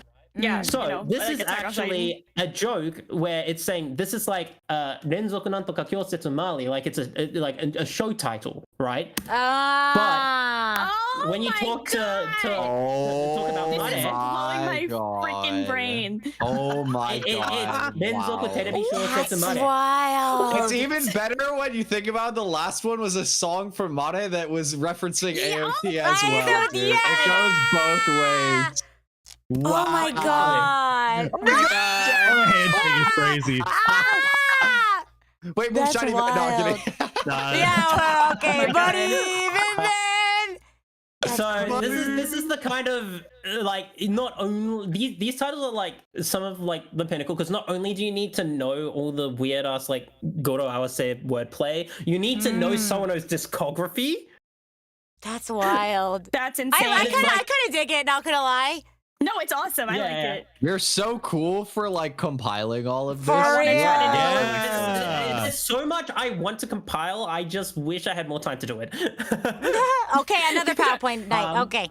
Get you in DC with me to do all the Blue Exorcist ones, BRB. There is, I think, a Japanese fan site that someone runs who has like compiled most of the decodings, but it's all in Japanese. But it is a very good resource. If I've checked it a few times. A lot of the stuff I'm stumped on, they're also stumped on, so I feel a bit better about myself. You're like caught up. Yep. Okay. But yeah, like this stuff, I eat this stuff up. But I think the last slide is next. No, I wanted to touch on his lyrics. Okay. I'm not going to talk about these because I'm not going to talk about these. They speak for themselves. Sawano doesn't write all his lyrics, but when he does, like at least in this period from 2014 to like 2016, he did this sort of stuff. It's all like wordplay and it's more like pronunciation. So like when you sing it, it sounds differently to like what you're doing. How do you sing an arrow? On the left, bro? That's A-Lies on the end, right? Bro, that's the lyrics? What? Yep. Oh, nah. What the hell? You kind of just have to like mumble it a little bit when you sing. How do you sing an arrow? Hang on, where's the H's? You figure in the middle one. In the middle one. A to Z Connor. Connor? +1, so what the Altis command, shine and ring and live, S to ring and line to 1 to 1, AZ Connor. I think that's how it's sung. AZ Connor. AZ Connor? AZ Connor. Who's Connor? Who's Connor? C-Dog VA. C-Dog VA. OI. Yeah, this song is OI from the album 01. Amazing song, definitely check it out. It's not for an anime or anything. But yeah, a lot of these I look at this, I'm like, these don't mean anything. They're just like play on words to like get certain pronunciations out, I think. Right. I could be proven wrong, but I haven't really looked into it too much. I just wanted to touch on it that yeah, this is fun. For real. Not for the singer, but it's fun. Imagine you walk into the session like, all right, what are we doing? And they throw this in front of you, bro. Oh my god, you start doing riddles. He is, sadly, he doesn't do this that much anymore. But man, in his like early NZK works, you'll find it a lot. Wow. Well. Crazy. Yes, in conclusion, they're not gibberish. These pictures. That diabolical picture is Gremlin Core. It looks like a chill thumbnails. Number 15. Number 15. Burger Sawano titles. The first title that will make you go crazy. Burger King foot lettuce. The last thing you want. Sawano put his feet in my Burger King burger. No. I would eat it. Oh my god. I know you would. No comment. But yeah, these are thumbnails that my friend Gio-san, son being written in number 3, made for my video on the Xenoblade Chronicles X soundtrack. So this Drop is the link, Shiny. Drop the link. Yeah. I don't even think you have the link for this, but I can pop it to you. I think. Yeah, well, Shiny can find it. Don't underestimate Shiny's power. Shiny, bro. He'll find the most obscure. For real. You know what? Shiny is like to me, like MB is to Sawano. Like I'll say some random stuff on stream, and Shiny's like, "Wait, oh my gosh, I know exactly what she's talking about." I will take that as a compliment. 100%. That's beautiful. But yes, this is they're for my video on Xenoblade X's soundtrack. I will get Rita to watch it when she's done with the game because there are spoilers in it. You're like Matt Pat. That's crazy. A Sawano theory. But yes, in conclusion, they're not gibberish. You just need to know English and Japanese, and maybe a bit of Greek and German if you want to go click around. And math. You just have to speak every language. Go play Xenoblade Chronicles X Definitive Edition. Go play. And watch Blue I like Exorcist. it. Oh, and well, you should add that. And watch Blue Exorcist. True. Caveat is crazy. Perfect time. We are 1 week out from season 6 ending, so you know Oh my gosh. we're in a slow period. It's a great time to get caught up. Yeah, you got a whole week to get caught up. Come on, guys. Chop. Chop. Anyway, thank you so much. Yeah. I think Thank you so much. That was so interesting. What the No, this was like such a good presentation. No, this was so good. Blew my Like brain. an actual class. This is like actual For learning. real. When can I sign up for your upper division? No, that's Sawano why I class? wasn't doing actual learning. I was about to say, like, bro, I rolled in like... with the goofiest presentation ever. This was so sick. Yeah. Why you did, but no, you did so The duality of you the did man. so well with like figuring out the titles. I'm like really For impressed. real. Yeah. Thank you. Oh I my mean, well, gosh. you know, I do have the Japanese background a little bit, so you know, it helps. Yes. I wasn't sure going into this. I'm like, I know Rita can speak a bit of Japanese, but like, I got I can't do rebus puzzles though. Anyway, Oh my That's not gosh. true. You found sashimi. Thank you. Stop. Not sashimi. I will never be able to live down sashimi. That's crazy. You found the Xenoblade sashimi. Oh my god! I also like locked in for like the release years for Kill la Kill, and Aldo was here. I don't know how I knew that. True. I was did get very that. impressed. Oh my gosh! All right, let me go ahead and get everything set up for Shiny to go Okay, next. but Do you have any Shiny got the egoist though. Oh, true. And I garlic. didn't get it. I spoiled it. I spoiled my- ruined Oh, you my slide. spoiled The one it. thing You that I got spoiled ruined his it. presentation. Oh No, my it was so good. gosh. You know what's funny Oh my God, actually I'm with the like- egoist thing? I was trying to figure out another idea for one of like the stupid rom-com ideas for like Pink Lock, like dating Blue Lock. or Pink something. Lock is crazy. Pink Lock. That sounds pink lock. Never mind. Oh my gosh. Let me go ahead and move everyone God, around. okay, What does she mean by this? You did this one, Shiny! There's no I spoiler. saw the baby. spoiler. Hold on. Oh my god. I saw what it was. Shiny, I'm That's so glad crazy. you did this one. Hell yeah, bro. Wait, I'm excited, but I need to move Emmy back. I'm breaking in. I broke into the classroom. I'm not enrolled. Oh, you're auditing the class You are now, yep. Absolutely I'm like welcome. doing the you remember when, like the principal or whoever would come sit in your elementary school class Oh, and God, it was like that's weirdly you. stressful. Yeah, I'm the You're the principal. principal. I'm the principal of whatever this school is. All right, ready? Lock in. Superintendent watching over us. Yeah. All right, so Here this you is go. going to be it's some tough acts to follow. So gotta throw some caveats out there. Definitely not, I think, as knowledge imparting as MB's is going to be, nor as funny as Twi's, nor as I think soul searching as Rita's was. It really asked a lot of Soul philosophical searching is questions. crazy. Way better than mine.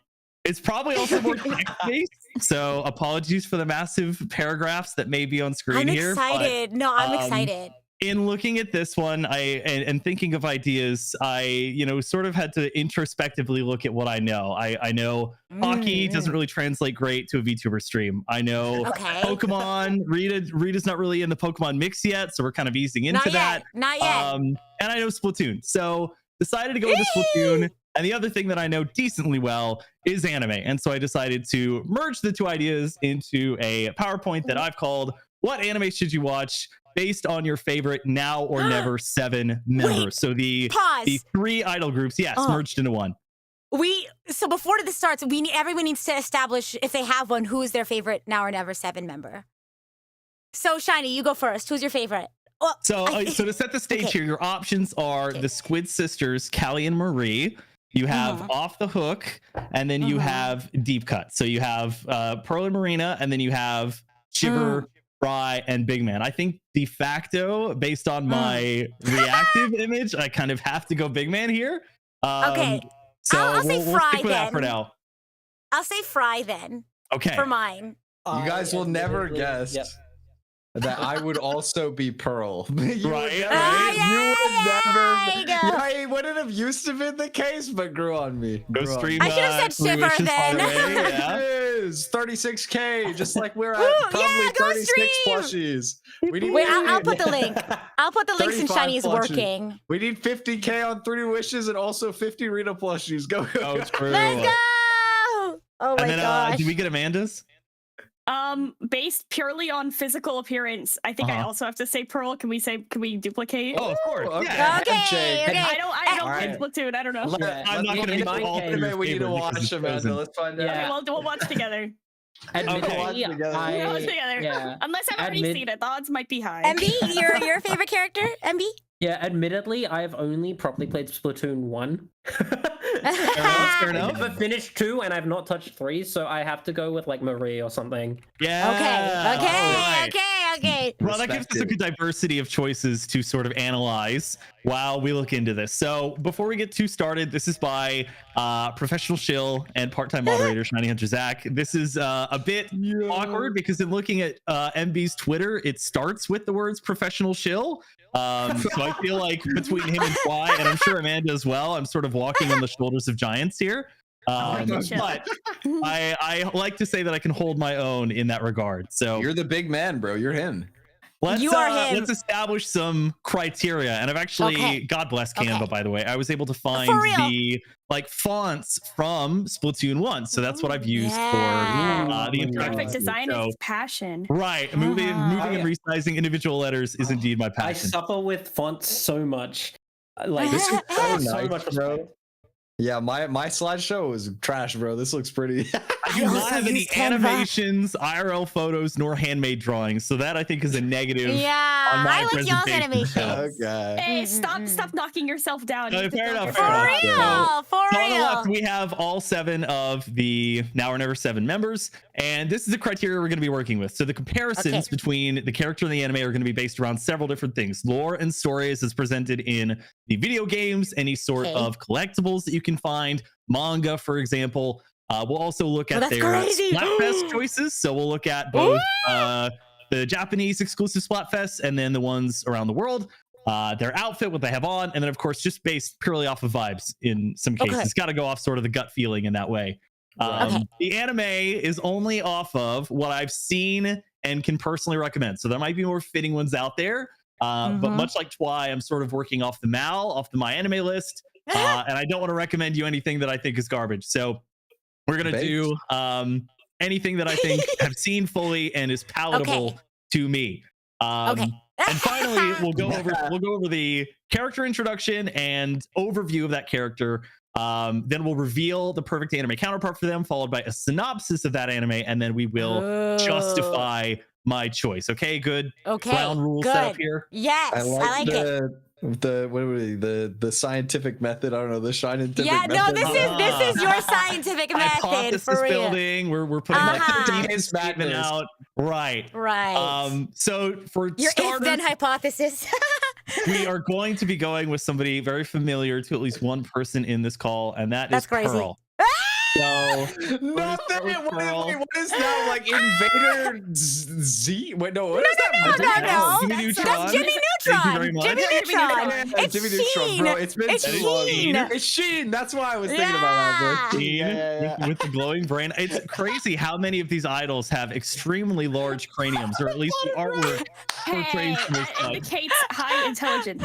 Very true. No knock on my part for that. So Pearl, she is somebody that's born from an extraordinarily affluent family, which she references in her stories due to the extravagant purchases that her parents make for her. This starts from, for example, a full suite of musical equipment to her own ship for her 6th birthday. If you know the map Manta Maria that's in Splatoon 2 and 3, it is an identical replication of the full Manta Maria ship that she is gifted by her extraordinarily wealthy parents.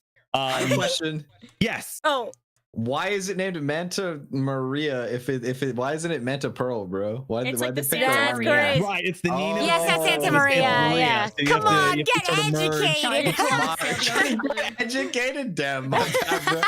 Sorry, I am in the category Joke. that says I did a push-up today. Well, actually, I No, hit 12. he's too busy taking Sawano classes. That's why. Pearl is definitely in the chaotic tier of Splatoon idols, so you'll see a lot of those memes floating around. Why'd you put yes, I love Lord? the big brain, bro. Yeah, Pinky and the Brain reference. Love that. Oh my god. But she's got an outgoing personality, right, with a balance between craziness and kindness. So she is there for her homies, but she's kind of off the wall. She's got, you can see down there, big gremlin energy, and she's often depicted as such. And so notable Splatfest choices that she's made are so with lemon versus without lemon. So she doesn't mind some sourness, aka adversity in her life. Action over comedy. So she loves to see everything sort of popping off rather than just having a good laugh, even though she's more than okay for that. Money over love, despite spurning initially her parents' affluent lifestyle, she still likes to chase that bag with her music, if you will.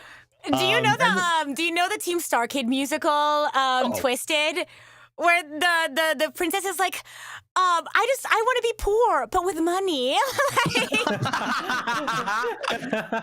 I do know for a fact that I've grabbed for you Team Star Kid YouTube video links because I know you've referenced them before, so I'm sure I've come across it. And then salsa over guacamole, right? So she enjoys the veritable spices of life. Within the manga, actually, she is depicted alongside Marina as being a commentator, which is, very near and dear to my heart. Yes, And Lord. Volume 4, chapter 15 of the manga, she along with Marina act as hosts and commentators, announcing the semifinals of a tournament called the Square King Cup. So I actually didn't know that going into my research for this and was very pleasantly surprised to see that. So Wow. I don't know if we want to have y'all guess what the comparable anime might be for somebody like Pearl. Oh my god, maybe something I like have some guesses. I have a Me guess. too, me I have too, a me too. guess. Yeah, fire away. My Haven't guess? you heard I'm Sakamoto? Oh, that's a good one. Wait, that's actually good. All Okay, right, what are else? your guesses? I was gonna guess like Toradora or Oron. Ooh, yeah, Okay, Tora's a good one. I okay. have seen that one, and I did see the shout out in Twi's PowerPoint for that character as well. Yeah, I love Okay. Toradora, although admittedly she did choose money over love, so I don't know if he's gonna go with the rom-com. Not the one to I'm one. not gonna lie. I threw Oron in the mix. It's technically also a rom-com, but money is important. I get you with that. I think off of the vibe, and for some reason, this picture of Pearl, like right in front of the orange ink splash, it's giving Chainsaw Man. Oh, interesting. Interesting. I have no Mm. like proper thoughts or reasoning behind this. Just Right. vibe. Haikyuu. Oh, yeah. You're so real for including that. That's so real. So For I real. know that- It just feels right. yeah. I love Haikyuu, and I said Pearl, so you know what? It will work. Handshake. You are Pearl, basically, so you have some say in this. Okay, true. Let me see what I think. Yeah, what is the answer? Okay. All right, What's the so rec? our first reveal of my comparison for Pearl, starting from Splatoon 2, is Carol and Tuesday. Oh, Wait. I've only seen one episode for this. So Carol Oh and my Tuesday is gosh. a fantastic anime. Several of these will have, great musical soundtracks that I listen to quite a bit. This is one of those. Love the Carol and Tuesday music. Wish Rita would cover some of the songs because I think her voice is very well suited to it. Thank you. I'll do Loneliest Girl. I love music anime. Yes. Oh my I think god. Give You know. the Has to World go is a on the perfect list. song for Rita. There's like a Carol and Tuesday version, and then there's another female artist that I don't remember the name of that also has a version of that song, but it is beautiful. And then there's going to be my version of the song. Yes, please. Yeah. Oh my gosh. Well, so for anybody who doesn't know, let's get into the synopsis of what Carol and Tuesday is. So Carol and Tuesday is an anime about Carol Stanley, a girl who lives in the heart of Alba City on Mars. She lives in relative squalor and busks on the side of the road to earn extra funds. By chance, her performance is seen one day by Tuesday Simmons, a girl born to a rich family that has never given her the chance to spread her wings, especially from a musical standpoint. Enchanted by Carol singing and feeling an instant musical connection, Tuesday runs away from home to live with Carol and make music together. Taking a grassroots approach, the pair fight to earn their way up the charts with their music and more traditional approach to promoting their songs. My personal rating for this one is an 8 out of 10. Very, very fun anime that I hope you'll give a shot. This is so Perlina core. Yeah, I mean, look at them. I can see you're really making that pose. Yeah, you're right. That's works. crazy. Dude, oh my this definitely feels up my alley. And last time Shiny gave me a music anime, it was It's so your boy good. Kongming, and that was obviously a super banger. Please your boy watch Kongming. Carol and Banger Tuesday. show. Yes. And I know Have Rita's you guys mentioned it. seen? Oh, sorry. No, you're good. Have you guys seen the trailer for Rock is a Lady's Modesty? No. No, I haven't. Oh, you guys should watch it later. Send it in the Discord. I will. I mean, Okay. anything with Rock, I'm pretty much down with. So I will definitely give it a watch. Mhm. So Oh, let's, is this out? Yeah, it looks cool. I guess let's look at the justification of why I made this particular choice. So the first thing is that Pearl follows a similar path to both Carol and Tuesday, albeit at times a bit more crass. So demeanor-wise, Pearl embodies Tuesday much more. However, the similarities between Carol much more, but the similarities between Pearl and Tuesday are much more interesting to me, as both leave the home of their affluent family by choice to pursue a life of music despite the probability of an overall harder life. When Carol and Tuesday meet, Tuesday learns over time just how hard Carol's journey just to survive up to that point had been. The two only realized after finding each other that their paths had previously been unguided, a journey without a destination or goals. Similarly, Pearl floundered while figuring out how to pursue music successfully and make the most of life on her own before meeting Marina, who, like Tuesday did for Carol, became the yin to her yang. So they both experienced a similar rise to stardom in that way. Wow. This is Amazing. so well thought out. Actually Thank amazing. you. It's just very word heavy. So there's a lot of just thought and word vomit on the screen here. I love it. It's great. No, this is Words. great. This is Two of more my than I favorite thought ways it of would be. expressing yourself. On it, very true. I guess on a less serious note, both Pearl's discography and that of Carol and Tuesday feature a song laden with expletives. Don't worry, I know we're on stream. We're not going to be actually saying any of those expletives. But they Wait, in both do. Splatoon? Oh yes. No, so in the in- early oh, days what? of her music, Pearl is actually in a death metal act and publishes a song by the name of "Dudes Be Sleepin'." Oh, he was ready for that My one. brain love is the hurting the trying beat, to bro. figure out what words are in the beeps. I We need- love we need, Shiny having we the need- soundboard. We need MB to break down, I think, that song title and see sort of what words might be behind there. For But real. I have an advantage because I'm Australian.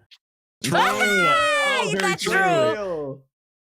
Oh But my in God. Carol and Tuesday, it's not Carol and Tuesday that do it, but there is a band named the Mermaid Sisters, which is a bit of a misnomer because they are more androgynous and very proud of that fact. But Right. they perform a song called Galactic Mermaid, which is an a cappella piece that is filled to the brim with various words. So both Splatoon and Carol and Tuesday were therefore unafraid to tackle expletive-laden musics in their own way.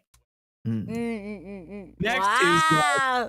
Pearl's outfit in side order that you can see on the right here is inspired by space travel, which is a core component as well of Carol and Tuesday. So in the side order DLC, Pearl's jacket is this sort of white puffer jacket that seems to be inspired by NASA astronaut gear due to the patches that resemble the ones found on their spacesuits.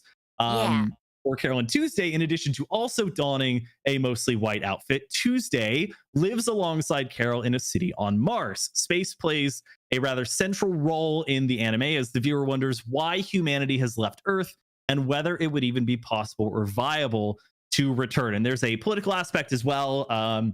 Tuesday's mom is very much so in the political scene, and that's, you know, some of the hot topics that she's kind of running through her various political campaign stops. But just at a base level, their outfits are very similar, and there is an element of space travel in both media. Okay, but the real hot topic, is it from Hot Topic though? Where do you think she got that? That's crazy. She probably shopped at Hot Topic when she was doing her death metal thing. I feel like that's kind of a rite of passage if you're going the emo or metal route, is to get some black garb from Hot Topic, but you never know, dude. No, she went to NASA and got that jacket. Yes, so she made various fanatical stops on her pursuit of fashion is sort of an even unexplored key to this. I mean, look at Tuesday's outfit as well. And then just as an aside, Splatoon 2 does feature the map New Albacore Hotel, which is phonetically similar to Alba City in Carolyn Tuesday. Nothing deeper that I could find to that. It just sounds very similar. Wait, I have one too. Yes. I have another bullet point. Their names are both words. Very true. True. Yep. That's the crux of my presentation. If you don't take anything else away from it, is that these are both pieces of media that exist on this earth right now. Real. Oh my gosh. All right, so that's our first character out of the way Their here. names are both like nouns. Oh, that's true. Yeah, Pearl. I didn't even think about that. Pearl and then Tuesday. Yeah, the way she said it, I was like, oh yes, your names are words. Well, no, because names like Smith. Names are no. Here, like as a Scrabble player, they are not words. They don't. yeah, there count. you go. You like if you were to put Rita into Scrabble, that's not a word. Rita's not a word. Rita's just a name. What about a margarita? That I would Hey, not. It's also a lot of points. Well, it's funny. It's funny you say that because the I think I mentioned this in stream chat one time. There's a game a friend of mine is making called Rita, and it's about like a bird going around to solve like crossword puzzles. And I remember one of the tutorial crossword words is the answer's like Rita. That's not a word. That's not what it's getting.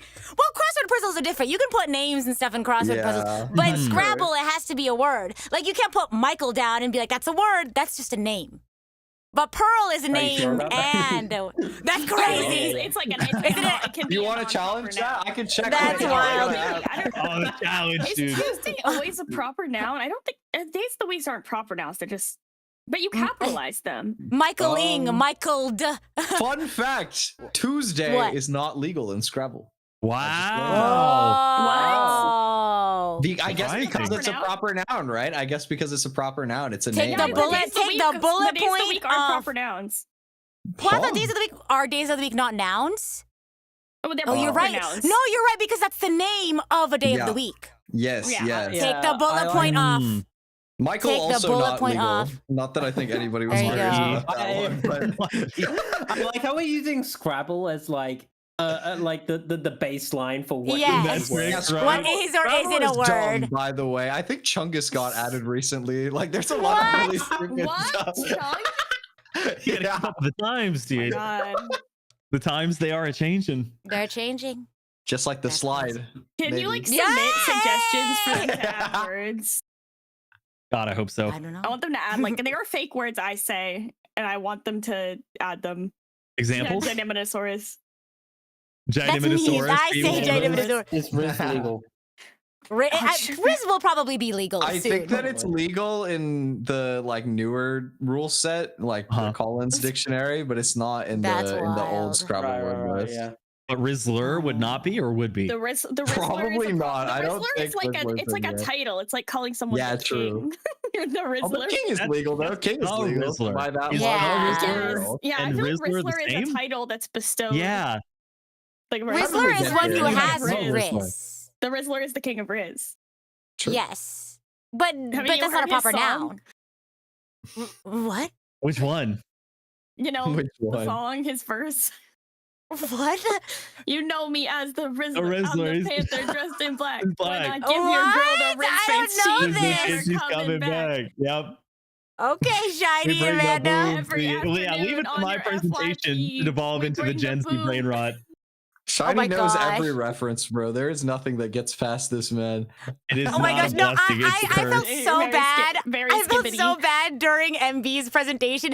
He was giving this very thought out presentation, and we're in the corner like, MBX, like FM books, Bible. Part of No, it. no. But I think Loki. I think I needed that because I was sitting here with this. I was like, this feels really dry if I don't have someone to bounce off. I was like, we're just the annoying students in the back of the class being like, oh my god, BX. Yeah. We're like speaking Oh in my wingdings, trying to For understand it. real, not the wingdings. Oh my and no, god. don't give Sawano any ideas. Wait, that's crazy. Bro. All right, Start let's putting email wingdings. him.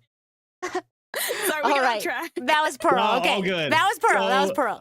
We have gotten through Pearl, One. and now we of course have to go to her counterpart next, which is going to be Marina. Yeah. First of all, gross. What is that? Not the The choose evil the way baby. to born. No. Choose a Oh, way to Lord. born. What the? Smart, kind, cute, Oh kind my baby. God. Rebel, cynical, evil baby. Evil baby. Evil baby. Have you That's seen those? actually- Stop It's like putting those my baby memes with the pictures. kitty that's like, no, I'm evil kitty, said evil Yeah. kitty. I mean, you know, the cat died recently. I'm sorry, that's like really sad. I don't get to say Oh, all of a sudden. no. It is? cat Oh from no, those- I never the cat from knew. those videos passed away. I get so sad when No. internet cats pass away. Whoa. Aww. I'm still probably So not over sad. Sorry, I Grumpy didn't mean to Cat's like bring the funeral. vibe down. I'm sorry. No, you're all good. That's really sad though. I feel like if you look at the bottom right image, there is the potential for that same thing to happen because Marina is threatening to hit you with a metal bar in your rib cage. So, Oh, that wouldn't kill me. My ribs are really strong. ooh, mine or not, I feel like I'm rather brittle. So, but Marina may have some level of stronger strength than humans do, being an Octoling. So Marina, like many Octolings, was born into Octarian society in the Octoling territory. She was enrolled at a young age into an elementary training program. So for like war reasons, at what was called the Slimeskin Garrison at the age of 6. And during her time there, she quickly skipped through the grades while only taking advanced courses, eventually graduating at age 9. She took a brief stint off to do design work, and then at age 13 returned to Slimeskin Garrison officially, with her specializing in improving their weaponry. This is a similar role to what she plays in the Splatoon 3 DLC Side Order, where she basically operates a machine that sort of upgrades your weapons capacities and the buffs and bonuses that you get. She also has, of course, a very bright and bubbly personality, which is balanced out by Pearl, her more energetic and slightly jaded counterpart. So again, that theme of sort of the yin to their yang. Her Splatfest choices include pop, the musical genre, whose songs generally have a more upbeat, bubbly tone to them, without lemon, showing that she is more sweet than sour. Cinema roll, because she's pure and precious like a cinnamon roll. Real comedy, Cinema roll. which means she enjoys having a laugh over the action-packed scenes that Pearl loves, and love because I love her. You're Aw. real. My heart. So, what My are heart. My I heart. loved her. guesses for what anime she might Okay. be aligned with? I have a I guess. feel like it's gonna end up being music like a anime. No, this is not a music anime. This is a tougher one. And probably the God. one that I honestly remember the least about. I had to go back and research Oh, it quite a bit, but I God. have seen it. military My society to theory live is on the ruined. surface. Can I throw out What's a your wild what was your card, theory? maybe? What's your wild absolutely. card? I'm gonna go Evangelion. Oh, God. Whoa, interesting. Now what? Okay, what's your wait? What was Okay, yours? yeah. She's a Oh, child soldier. Okay, that makes sense. Mine was really stupid, bro. I was gonna be like, well, Shiny loves her. Shiny loves Chaos, so my guess is Chaos. Yay! Wait, hold on. Violet Evergarden, maybe? That could be like. Oh, wait, Oh, stop. That's I good. am a big KyoAni fan. Have Definitely you a seen it? possibility. Have you seen Violet I've Evergarden? not wait, seen. I've What not about this seen one? all Wait, of Violet can I look? Evergarden. I'm I have looking- I'm started looking. it. I'm looking. Yeah, Aw. go ahead. Girls on Panzer. Not seen it, unfortunately. Oh, yeah, it has to be something Shiny's seen. I have what I like to call I would- anime commitment issues. So if Oh, there's real? anything that's over 25 or 26 episodes, I probably have Girls not on seen it. Panzer is like Oh 12 my God. episodes. It has See, movies. So it'd be, but I so it haven't would be seen them. perfect. I was gonna say. I was really Gundam, confident with like that the one. original Gundam. But there's no shot you've seen Whoa. Gundam, right? No, I've not, but maybe not too far off. Okay, so it's a mech anime. Okay, everyone lock in. Don't go cuckoo crazy with that. Okay, he said don't go cuckoo crazy with it. So it's not mech anime. Space anime, maybe. But it has to be like a romance something. It has to be like romance some. So it's not romance. I feel like the farther, I guess, the further I'm gonna get from things you've actually seen. Like, have you seen Prima Doll? No. I feel like that's such a specific thing too. Yeah, I think we're thinking a little too. I think we're thinking a little too niche. To think of like cute girls in the military. Macross Frontier, space and cute girls. Is that what we're going for?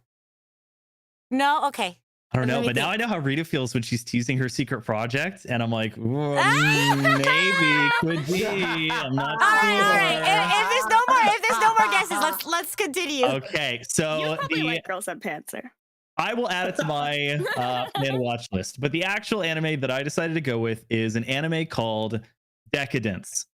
Oh, interesting. I don't know this one. Oh, I've heard of this. I know the name. I don't know anything about it though. I will do my best to explain it again. I'm probably least versed on this one than some of the others that I included, but here is effectively the synopsis of it. Oh, wow. The girl at the bottom of the poster here, Natsume, is a cheerful, bubbly young girl whose father and his colleagues have been all but decimated by an enemy alien race called Gattle, which leave her behind with a lost right arm. You can see she has a prosthetic there.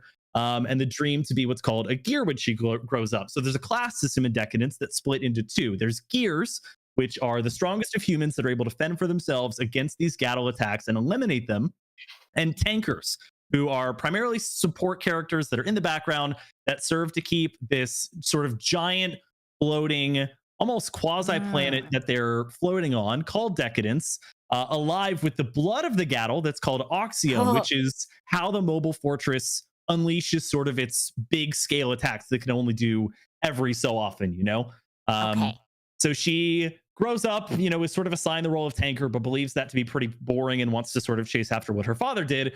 And she's not able to until she meets the guy in the top part of the poster here named Kaburagi.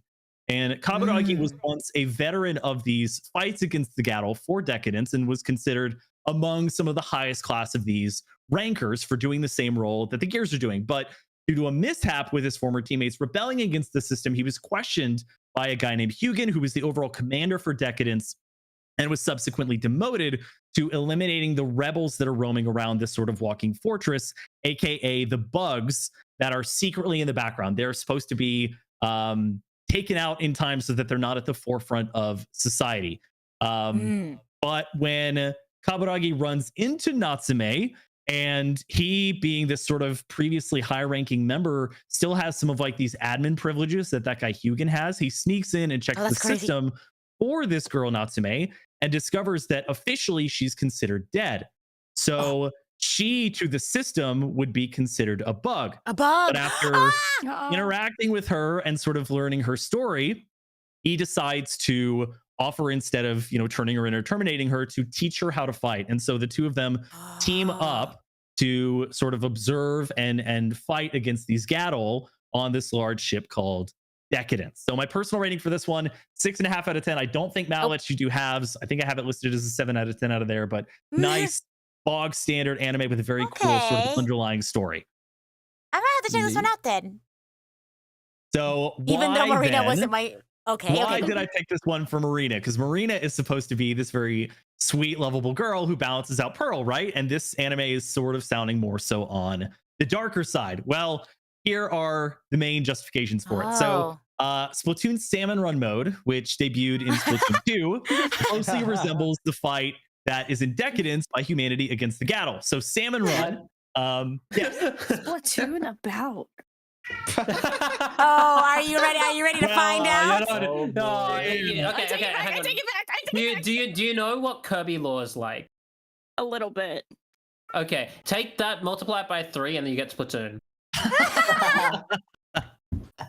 So the main thing you need to know about Splatoon lore in this case is in Splatoon 2, they introduced a PvE horde mode called Salmon Run. And the essence of Salmon Run is that you are fighting as either an Inkling or an Octoling to take down these creatures called Salmonid that are threatening to invade the city. You're employed through a company called Grisco Industries to exterminate these salmonids. Act like a Grisco, dressed like girly. Dressed like girly. Hopefully we can get that into the official Splatoon lore at some point. But your reward for doing so is pay and gear upgrades. And so the salmonids, they obviously vary in nature. They have lesser salmonids like small fry, cohawks, and chum. Boss salmonids like the steelhead, drizzler, and flyfish. And then there are king salmonid, which are the largest like Kohozuna and Megalodontia that present the biggest threat to Inkling and Octoling society. In Decadence, there are similarly unevolved and sometimes even cuter Gadol, like the recurring character Pipe that's seen down near Marina's feet there. And there are larger, much more threatening Gadol, like one called the Megaloin, which is a character that, despite sharing a very similar name to Megalodontia, more closely resembles the king salmonid known as Ouroboros, because both of them have a very sort of snake-like design. Yeah. I forgot for a second that there's one called Ouroboros, and I thought you just said Ouroboros, and I was like, Xenoblade. No, I locked it. I remembered. This is really unrelated, but I'm doing the same. In X, there's an item called the Ouroboros Stone. I'm just like, whoa. I keep getting it. Xenoblade brain rot is too real. For real. But yeah, there's a company too in Decadence that fulfills, a very similar goal called Solid Quake that uses humans to destroy these dangerous Gadol and also, of course, power the Decadent ship. And their reward is sort of a fame, acclaim, and sometimes these weapon upgrades that we were talking about. Natsume and Kaburagi initially undergo a similar misunderstanding of each other to that of Pearl and Marina. So in Decadence, when Kaburagi finds out that Natsume is listed as dead, he unintentionally takes her on to train her how to fight, despite his job being to exterminate bugs in the system like her. Even though he's, risking his job and maybe his life if he's caught, he still decides to take on that path, believing in Natsume. Pearl, who knew very little about Marina's circumstances, her homeland, and being from different species that didn't even speak the same language, Pearl assumes initially that Marina is just this country bumpkin. Doesn't really take her very seriously. Yet the two quickly become friends, eventually do this sort of cultural and musical exchange between Inkling and Octoling society, and the two become seemingly inseparable despite their drastically different upbringing. So sort of maybe not found family, but just being so dependent on each other despite the circumstances of their birth and their growth. Cool comparison. Wow. And finally, I think both pairs do eventually change who they are by fighting against the system for the betterment of their counterparts. So there was this war that took place in Splatoon called the Great Turf War that is said to have taken place around 100 years before the events of Splatoon 1. Yet there remains some discrimination, especially in Splatoon 1, where Octolings were not playable, against Octolings by the Inklings for a war which was fought over remaining land capital. Pearl and Marina, though not biased against each other the same way that Inklings and Octolings sometimes are, became forced to turn their attention away from their differences and towards the Salmonids in order to protect Inkopolis and the world. Both species have jointly built around one another. So humanity at this point in the Splatoon universe is gone, wiped out. Sort of the Inklings and Octolings evolved to sort of take that space and are now fighting to maintain it against these creatures known as the Salmonid. Oops. And in Decadence, they do something very similar. So they are fighting against the Gadol because humanity has lost 90% roughly of the world's population due to these Gadol attacks. And so the remaining 10% are split between these tankers and gears who work with one another to fight them. And even though tankers are considered the lower class or below that of a gear, and especially with bugs being sort of something that the admins of the system don't want people to find out that are part of this decadent system, Kaburagi entrusts in Natsume their potential and also wants to change the perception that someone initially labeled a tanker is worthless by showing that she's capable of holding the role of a gear while keeping her relatively secret from the powers that be to prevent her from being taken away. So that is the comparison between Marina and the anime Decadence. Wow. Nice. have to check that one out. I know lots of information. If you have any questions, definitely. Did you just take a water check? Everyone, water check. I'm in the same boat. Water check. Water I check. definitely do. So that is your first pair of idols, your first idol group. So we started with Splatoon 2. Now we're going to go back to Splatoon 1. Okay. And we are going to start with the originals, the OGs, the Squid Sisters, which we will start with Callie. Okay, not MBs yet. Not yet. So okay. Callie, like her My cousin, dentist said I need a crowd. Yeah, these pictures, dude, it was such a blast finding these meme pictures. Yeah. I could be your angle or your devil was iconic. Yeah. Nice opinion. One small issue, I'm inside your home. Your devil, right? But Callie, in essence, is sort of this multifaceted pop star who fluctuates between this peppy optimist, visibly very emotional person, while also being surprisingly resilient. So another yin and yang situation. She has a quite complicated personality, which grows more complex as the game goes on. She's been in all three of the Splatoon titles thus far. She's shown again to be very energetic and kind, with not a bad thing to say about anyone, and for, of course, a love for music. And this makes her a good counterpart to Marie, who has a more pronounced, sarcastic, and even lazy tendencies about her. However, in later Splatfest in Splatoon 1, she grows somewhat tired of Marie's sassy comments and even insults her at one point, calling her grandma, much to the shock of her cousin. She also is forced to bear immense pain after being brainwashed by DJ Octavio and subsequently rescued. So this gets into Splatoon 2, where alongside their grandpa, Captain Cuttlefish, Callie is brainwashed by DJ Octavio using these hypno shades, these glasses, that change her personality to the exact opposite, being robotic, expressionless, ruthless, and power hungry. And this version of Callie expresses sort of an unhinged smile and a hatred for Marie, who she continues to insult at this point.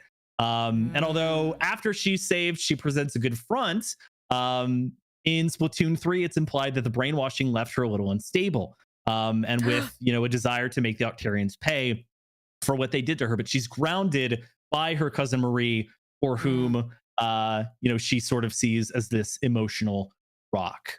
And they're cousins, not sisters, as one might think. I was about to say. Yes, so they're cousins. They are maybe emotionally sisters, but they are actually cousins. So Squid Cousins doesn't have quite the alliteration maybe that will be good for marketing. Squid Cousins is crazy. They made up for change. So the Splatfests that I've chosen to exemplify her are Cats, because she can fluctuate between both being independent and needy, Naughty as opposed to Nice, which show her occasional tendency to be sarcastic and sort of change from her normal demeanor. Art, as she cares more for the sort of freedom expressing liberal arts mantra than maybe the more traditionally cold or hard scientific realm. Marshmallows, because she's soft but can bounce back just like a marshmallow can with its shape.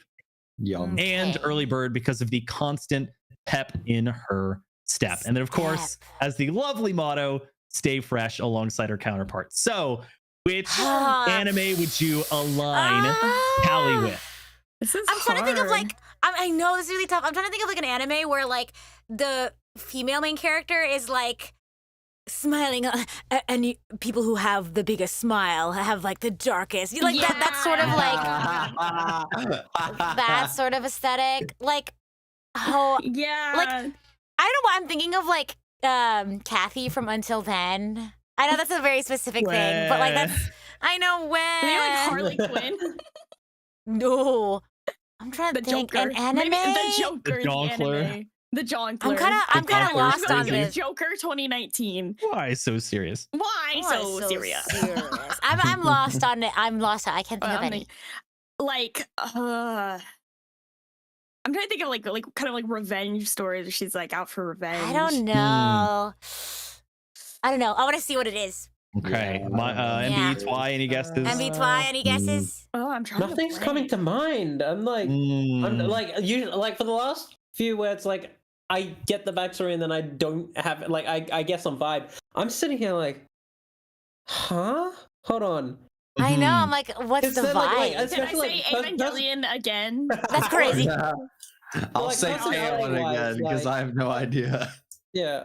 Personality wise, Alright. I can definitely think of like lots of characters that fit that like archetype, but Right, like but not an anime. yeah. I want to at least put down something before we go. Okay. Sure, Well, sure, and sure. naturally, it's not going to be an exact one-to-one. Yeah. No, that's Fine. why I'm just trying to think. Yeah.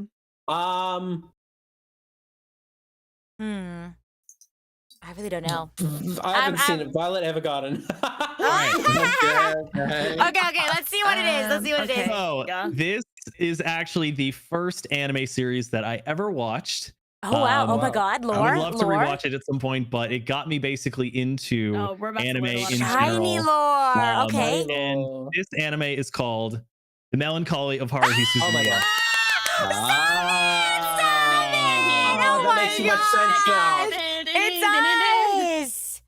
That's crazy. All right. So, The heavy sigh is diabolical. Oh my what God. is Damn, you're The old. Melancholy of Haruhi Suzumiya about? Yes, this was about 15 years ago that I got into anime, probably early 2010s. Yeah, this is if like you an will. elderly anime. Right. That's Not a lot of wild. people like this one.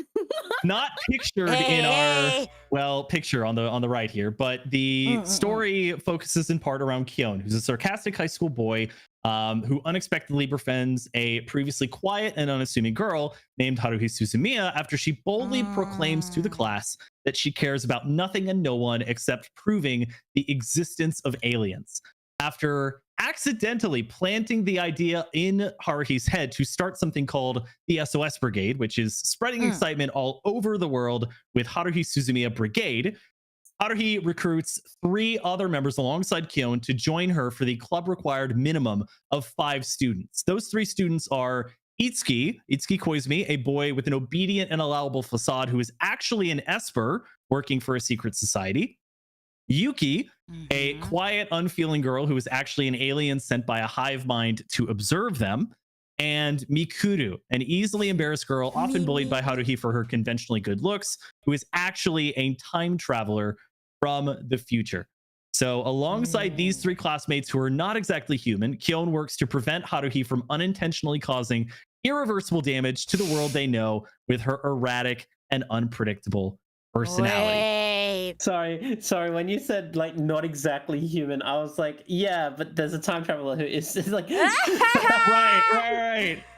I guess technically, yeah. I mean, I don't know the intricacies of time travel well enough to know if it alters your DNA in any capacity or at like what's required of time travel. So That's definitely true. possible, but my personal rating of this one, it gives vibes of like you've got all these cool like superheroes and then just this one guy. That's Just John a guy over there. is average great. Joe. Dude. Yeah. Oh, my dude. God. He's also here too. my My God. personal rating of this one, 8 out of 10. Definitely would recommend it. I mean, obviously, it got me into anime. It's so very, good. very fun. More, I think, even dramatic than what I would usually watch. If you're looking for sort of that good combination of the slice of life fun, but also a bit of action and drama, this is a good place to start if you have not seen it. But why did I pick this one for Callie?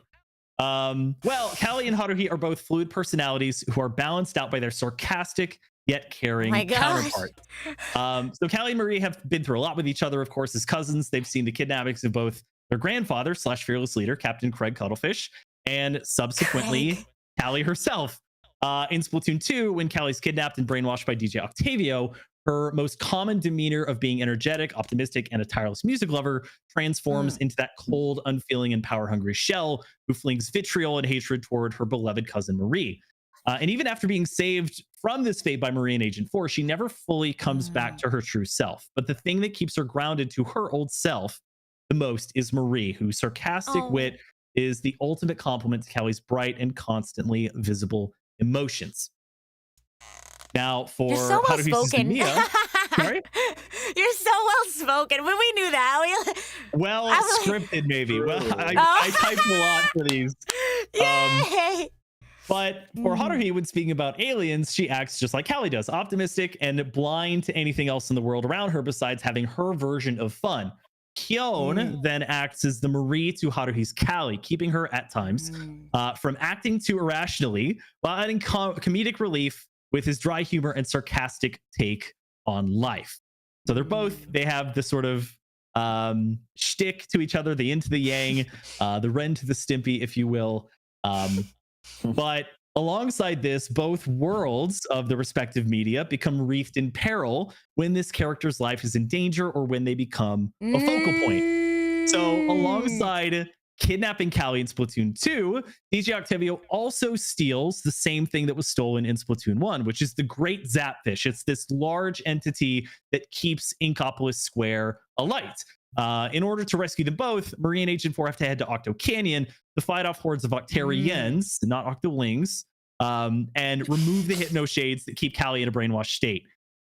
In the melancholy of Haruhi Suzumiya, Haruhi's mysterious connection to these non-human entities, mostly, that are masquerading as her classmates, often put Kyon and the entire SOS Brigade in otherworldly circumstances. The best example of this maybe being the Endless Eight, which is a series of 8 episodes in the anime in which Kyon and the rest of them relive the same 2 weeks of summer vacation more than 15,000 times, fighting desperately to figure out what can be done to break the Groundhog-esque scenario.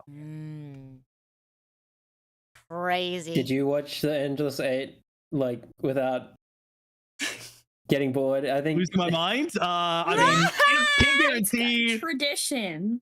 Can't guarantee not getting bored in 24 times 8 minutes of airtime, but on the whole, I finished them and was able to appreciate the slight changes and details of each. I have a stupid story. I was sick like really badly when I watched Haruhi for the first time. So I was watching the Endless Eight while I was sick, and that is like a memory I won't forget. That's how Rita got into Xenoblade, if I remember correctly. You were sick, and you were like, "Oh, what am I gonna do? I'm gonna play some Xenoblade." And you at never least Xenoblade is a lot more interesting.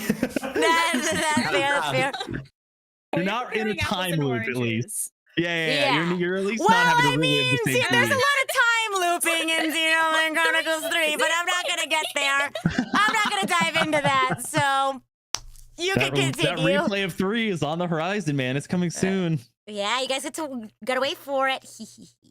And then just based on the 2 images I selected here, their pose is very similar. They got the one leg in the air, they got the knee bent, they got the one hand out, they got the other sort of tucked at the chest and the waist. If you put them back to back, wouldn't even be able to tell the difference besides the art style. True. Interesting. So that is Callie. Me and my girlies. I'm gonna party till it's early. Briscoe girlies. Yep. Party Me till and my it's Briscoe early. girly. I'm gonna party till it's Briscoe till it's early. Mm-hmm. So we of course cannot have Callie without her cousin, not sister, not Marie. Sister. Mm-hmm. Now this is Michael's. This is MV's. Okay. Marie by Firefly Honkai is Star. notoriously sarcastic and sassy. So also, like her cousin, has an extremely complicated personality. She's first introduced as a sort of laid back, reserved, but also kind of somewhat sassy and sarcastic counterpart to Callie.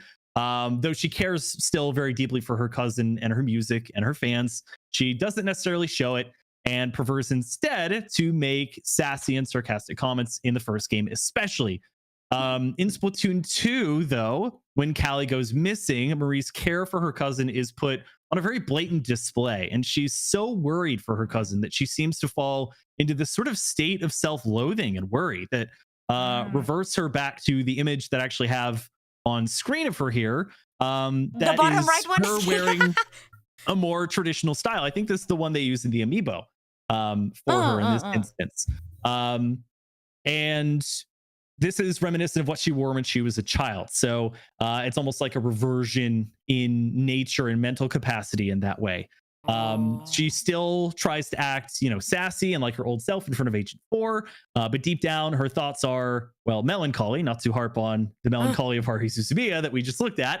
But she's truly unable to focus without Callie, and her move improves greatly when Callie comes back. Though she at the start withholds a lot of those sassy comments as though she's scared that Callie will run away again. Okay. Now, she also balances, of course, on a more superficial level, her TV show duties with being a full-time pop star. So she's an agent. She's Agent 2 as part of, this battalion that Captain Cuttlefish has put together. She does the news for Inkopolis, and then she has her songs, of course. And the Splatfest choices I picked for her were science, of course, because we got art for Callie, a subject that's regarded as typically being more cynical or critical of the world around them. Future, which bodes well generally because she's been in all 3 Splatoon titles that we've had. So Marie is the future, especially if you're starting from Splatoon 1. And Night Owl, which is more so a direct reflection, comparison, or hint to the anime that I have chosen for her. Why is it the hint? Why is it the hint for the thing? And also the thing at the bottom, she's inspired by a Firefly squid, not Firefly Honkai Star Rail. Honkai Star Rail. Understood. Okay. Oh my goat. Come on, man. So Night Owl is the hint for the anime. Wait, Dang I don't know it. the name of it, but there's like this one rom-com go. that came out a while ago Okay, about and? like a guy and a girl with insomnia, and I have a weird hunch that it might be something. Oh, okay. I feel like Shiny would have watched that. Wait, what is it Insomniacs After called? School, I think. Okay, Insomniacs After School. Pretty sure. Yeah, I think that's right. I think that's the one. I Insomniac, watched, like- Trimetalosaurus. Yeah, I definitely watched like a few episodes of it, and I remember watching it. I was like, oh wait, is this soundtrack by Yuki Hayashi? Ah. Oh no, here we go. Are you guys locking in on that one? The Insomniacs After School? Yeah. I'm gonna think about it, but Wait, so Night Owl is like the focus hint. Is that what you're saying? Right. There's one It's a other good night starting point, anime if that you I will. know that is really good. I like Yofukashi no Uta, Call of the Night. It's how I found Creepy Nuts, which Okay. is one of my favorite. Hey. Yeah. Before they did Bang Bang Bang Born and Shout out the Mashley, Dented right? one. Hey. Yeah. Because before you said Night Owl, I was thinking like sarcastic and sassy, and I was like Psyche K. But then you said Night Owl, so I'm taking it back. Yeah, I have Psyche no Band? idea. Yeah, because I was like sarcastic. Yeah. So I was like, Psyche's one of my favorites. So yeah. I know, but the Night Owl thing is kind of like throwing me One I need to off. finish. I'm maybe like 8 or so episodes into Psyche K, so I need to pick that one back up again. So funny. Yes. Please, it's so good. Night Owl. Is it You like, ready to see the Vampire Night? I'm ready. Yeah, that's crazy. No, I'm ready. It's I'm not ready. vampire related. It is not vampire related. Oh. Okay. Vampire Night. So is she like does with a have some. K. If you look at the image on the bottom right, she's got a vampire style chomper at the bottom there. That is perfect. Chomper. Being a vampire. Okay. So I think the I want to see anime- it. I love Vampire Night. I don't care. That Damn I it. have selected for this one is one that I don't hear people talk about very much. I think it's quite good. And it is called Nami yo Kitekure, or Wave No Listen clue. to Me. What? I've never heard of this. I've I've never. I have never to search heard this of up. this. I've Which is never heard of why this. we have included a synopsis. Hey! So Okay. the synopsis is This that is so Minari fun. Koda, who is a floor manager at a small restaurant in Sapporo, tries to deal with a bad breakup with her now ex-boyfriend. In the process, she drunkenly vents her frustrations to an older man that's sitting next to her at the bar. Oh. The following day, she discovers that the man she was talking to works as the director of a nearby radio station, who was recording the conversation and broadcast her drunken ramblings Is over that the allowed? airwaves, thus enrapturing her listeners. No, I don't know if that's legal. Yeah. There's That's that VTuber crazy. anime about this same thing. Oh my Oh, gosh. true. Wait, actually, yeah, I started that one. I haven't finished it. VTuber. I need can't to add watch that one to my anime list. about VTubers. Yeah.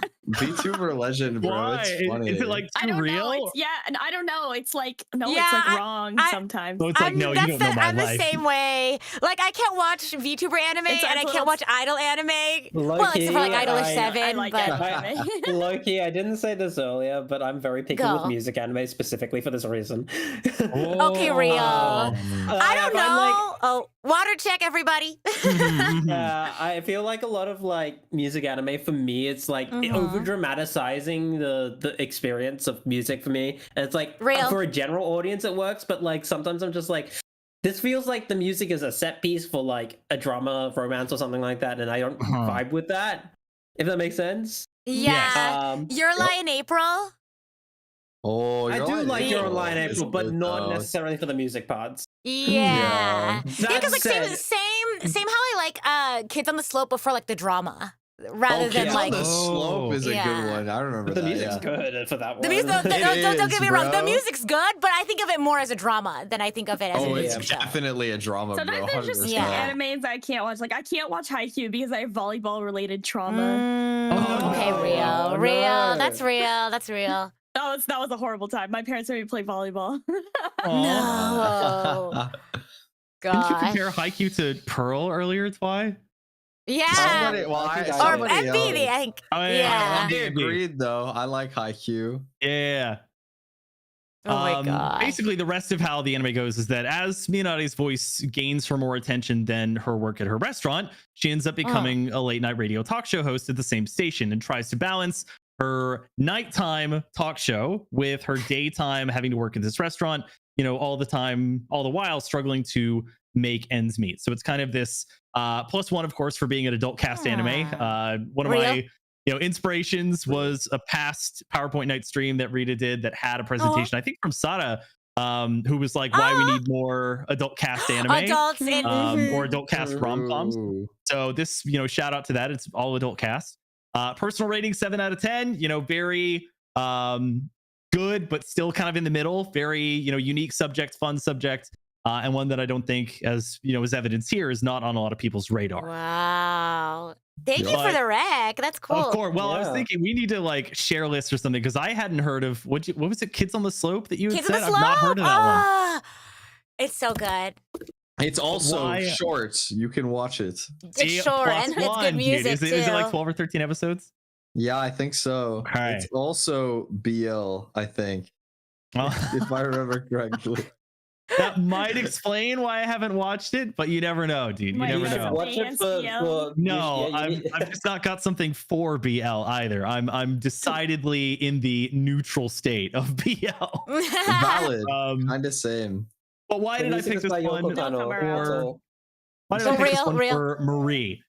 So the similarities are that Marie and Minare go from knowing nothing about hosting responsibilities to being enjoyed by their city's fans despite their flaws or despite their attitudes. So Oh. Marie and Callie, the way they got their musical start is they won Inkopolis's first annual youth folk singing contest. And it was at that point that they realized that they could become famous singers, moved to Inkopolis to pursue a career as musicians. But the two of them are not inherently used to hosting TV show spots or doing things like announcing the news or Splatfest results. And it takes time for Marie to balance her duties being in the public eye with those broadcasts, as well as with her secret fight against the Octarians under Captain Cuttlefish as Agent 2. Meanwhile, Minare works full-time at Voyager, which is a small restaurant in Sapporo, where she's barely able to make ends meet, haphazardly stumbles into this opportunity to become a nighttime radio host. And in addition to having no clue what's acceptable to air, because she does have also that kind of crass, outspoken personality, or how to approach an audience that she can't see, she has to figure those things out, sometimes during her radio spot, while also having her work during the day to consider and not be completely sleep deprived for. Wow, that's so specific. That's crazy. It was amazing my how like gosh. in depth I could get with these. But at a base level, their personalities are nearly identical. Both Marie and Minare have overtly cynical and sarcastic views on life, which make each of them popular in their own way through their own media of choice. Marie balances out the usually bubbly and energetic Callie, while Minare marries her sarcastic wit with the brazen energy of her drunken self, while also solo broadcasting in the studio, recording for her next bit, or even doing interviews that she can record. And finally, both of them know how to serve. Minare serves at a restaurant. Marie serves something I can't say on the channel, but she serves. Take it from me, she serves. Oh my gosh. So that's the Squid Sisters. We are I have to 2/3 of check the way this through our out. idol groups here. Cool. I can't wait to see Big Man. Yeah. What's he recommending gosh. himself? This is the I question. know, that for we real, answer. for real. Let's take a And look. the next anime that comes through is going to, I think, be much more on the Ooh, common okay, radar. okay. So I'm this excited. okay. I'm ready. Very well be able to get. Normie anime. I'm ready. I'm ready. Normie But time. Whose Oshi is Normie, bro? Let's find out. Oh, who's the most Who's normie the out of all of normie? us? Let's We see. are unfortunately not Probably not starting me. with Big Man's. We're going to instead be starting with Shiver. Shiver! So here is Shiver in all of Okay, her wait. sharky I'm glory. logging in. Okay. She is at the base level sort of cold-blooded, nonchalant, and even ruthless. She has these tendencies, but also displays a caring side to her friends and those for whom she has respect. So several of her Splatfest choices include dark chocolate, which is objectively the best, yet also the most bitter of the three primary types of chocolate. Valid. Power, which proves that she covets strength and shows of aggression. So she likes seeing that from people and learns to respect people through that. Vanilla, ironically, which appeals more so to how she acts on broadcasts of the news, where she's a bit more calm, mellowed out, etc. And friends. At the end of the day, she cares for who she chooses to surround herself with. I think it was ice cream. I think it was vanilla, chocolate, and mint. Strawberry. And mint chocolate. Mint choco. Yeah, mint choco. Chocolate. Chocominto. Yeah. Chocominto. And every time I see her, I think of the shark bait ooh-ha-ha scene from I threw shark bait ooh-ha-ha in here as a reference. So I know that may not be as much to go off of as some of the past characters, but who or what anime rather do you think she might be comparable to? I'm thinking like a tsundere, like Toradora. Okay. Are we thinking around that, like, because it's like cold-blooded, but like has like a caring side underneath? Is what I was thinking. Is that close? Like, are we cold or warm on the like? You're on the right track. Okay. I wouldn't say you're spot on, but you're on the right track. Okay. Well, it's obviously not spot on because then we would have gone to the next slide. Okay. Right. You're okay. Fair enough. So tsundere, right? That's like the we're close. Didn't say that. But no, it has to be like mainstream or closer to mainstream, right? Yes, closer to mainstream. You're right. I've never heard of it. What? Same. Bludgeoning Angel Dokuro-chan? No. Oh my god. Never heard of it. What? No. Maybe I'm in. What's an anti-normie? What do you call anti-normies? Who hasn't Weirdo. watched mainstream anime? A quirkster. A silly quirkster. That's what you call me. Call me that then. But again, I do believe that this anime has probably been seen by at least one of you here. That's crazy. No. Let me guess. Okay. Let me think. Are we right about that? Am I right about the tsundere? There are parts that you're right about. Like what? I wouldn't say you're fully right on tsundere, but that's one of the parts where you're on the right track. Why am I? Is it yandere? I have an idea. Go. Specific. What? Twy. Angel Beats. Oh. Why? Yeah, why? That's the correct answer, isn't it? Honestly, I don't even remember enough about Angel Beats to tell you why. It's just a gut feeling. They all like, yeah, it's pretty ruthless. They be like, it's sad. Is that the right answer? Like the characters are like dead, and then like, and the thing I remember the most about Angel Beats is like at the ending theme, the characters would like disappear. Yeah, I remember that. That was kind of ruthless. That was sad. Okay, that's a good guess. Anybody else have guesses? Yeah, I was wrong. Yeah, I was like, the way that Shiny said it, that's not the right answer. Oh, true, the teacher! Because the teacher is like trying to kill all of the students, but he actually cares about them. And they're all doing. Wait, that's so it. And then, like, that's the they answer. do like all kinds of like violence, but it's actually sweet. That's the answer.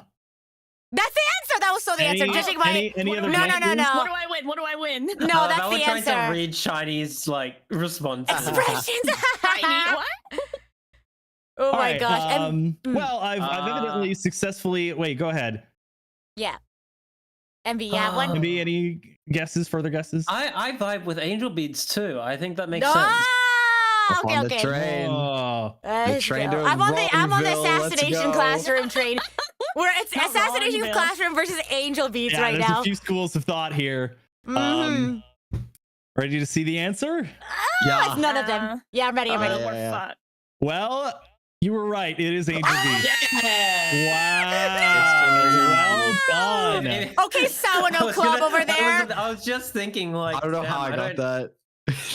I did successfully, I think, redirect y'all into thinking it was wrong for a bit, but I need it is Angel Beats. You are here correct. because I don't even know why I was right. I just felt it, bro. No, you just the Sawano Club.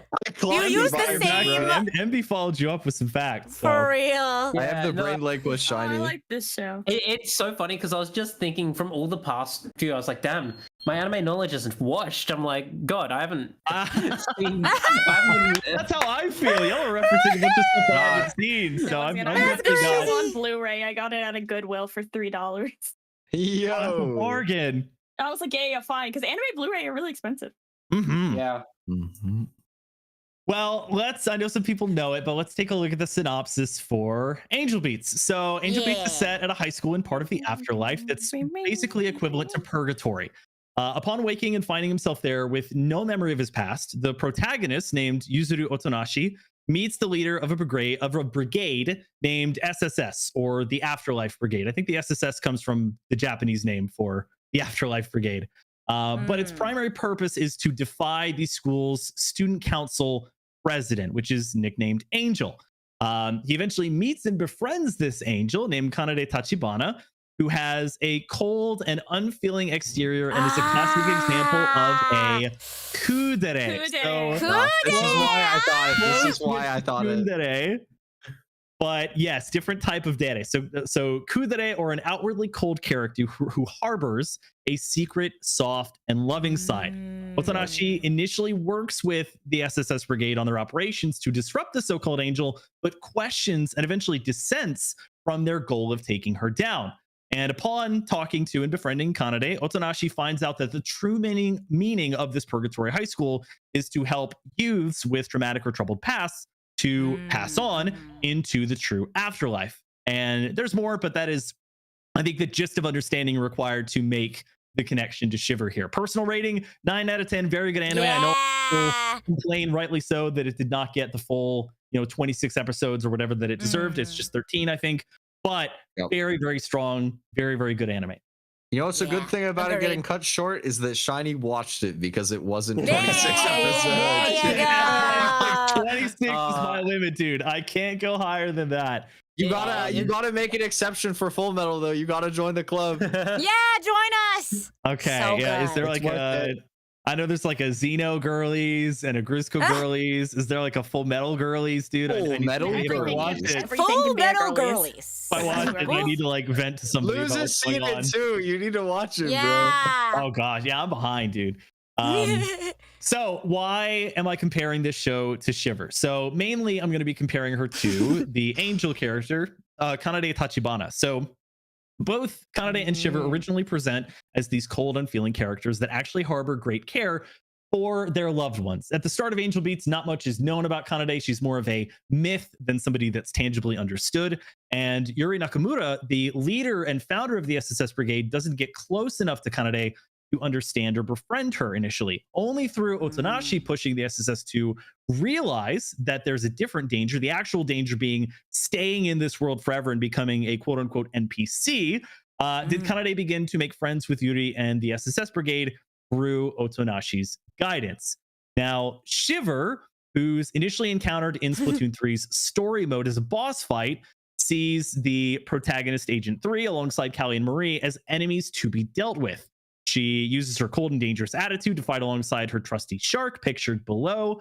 And her name is even derived from shark-based etymology. In Japanese, for example, her first name is Fuka, which is a pun on the Japanese word fuka for shark and the female given name of Fuka. Her last name, Ohojiro, is also Japanese for great white shark.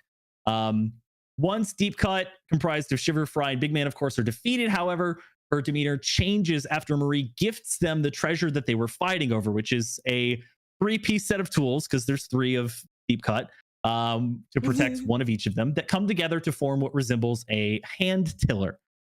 This show of goodwill and faith and trust by Marie softens her prickly demeanor, initially, or cold demeanor, and reduces it to one that is more calm and collected, which is more prevalently shown in her TV appearances alongside the rest of Deep Cut to announce the maps for Splatfest. And she even goes on to call Marie boss from then on, showing that sort of softer side.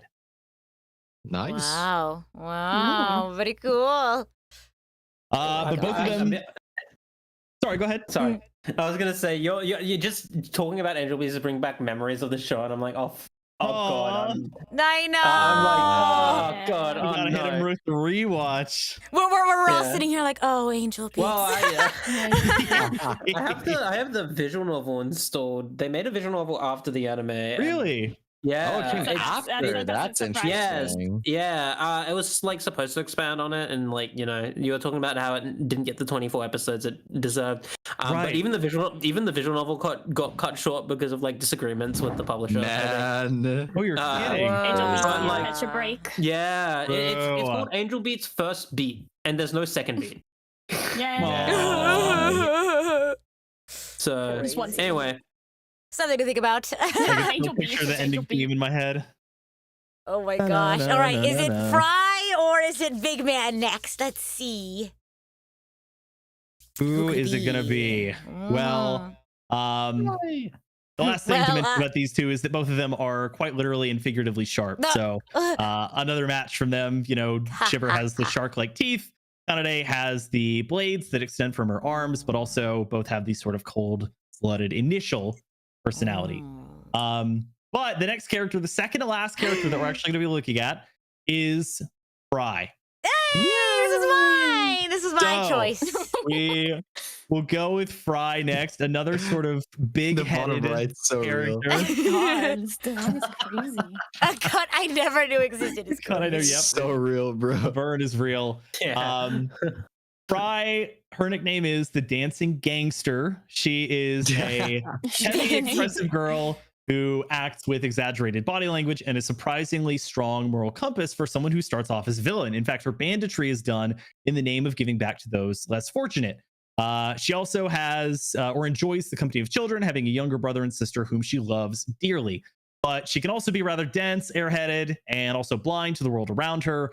Her attacks in the game are very head-on, and when she's doing broadcasts with Deep Cut, she often acts energetically no matter the circumstances or topic. So if she loses Splatfest, if there's something more somber going on, etc.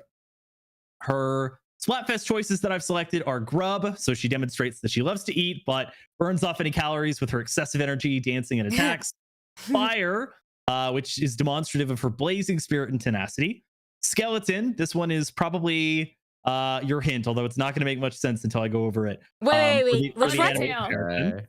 Undertale is The crazy. Undertale anime is crazy. Skeleton. Okay, skeleton. And then experiences in present, which both prove that she loves living in the here and now. She's also I've got it. based off of a moray eel, which has a map named after it in Splatoon 1 and 2, but not 3. So because of Fry's existence in Splatoon 3, we maintain 100% moray eel representation in the Splatoon series. All right.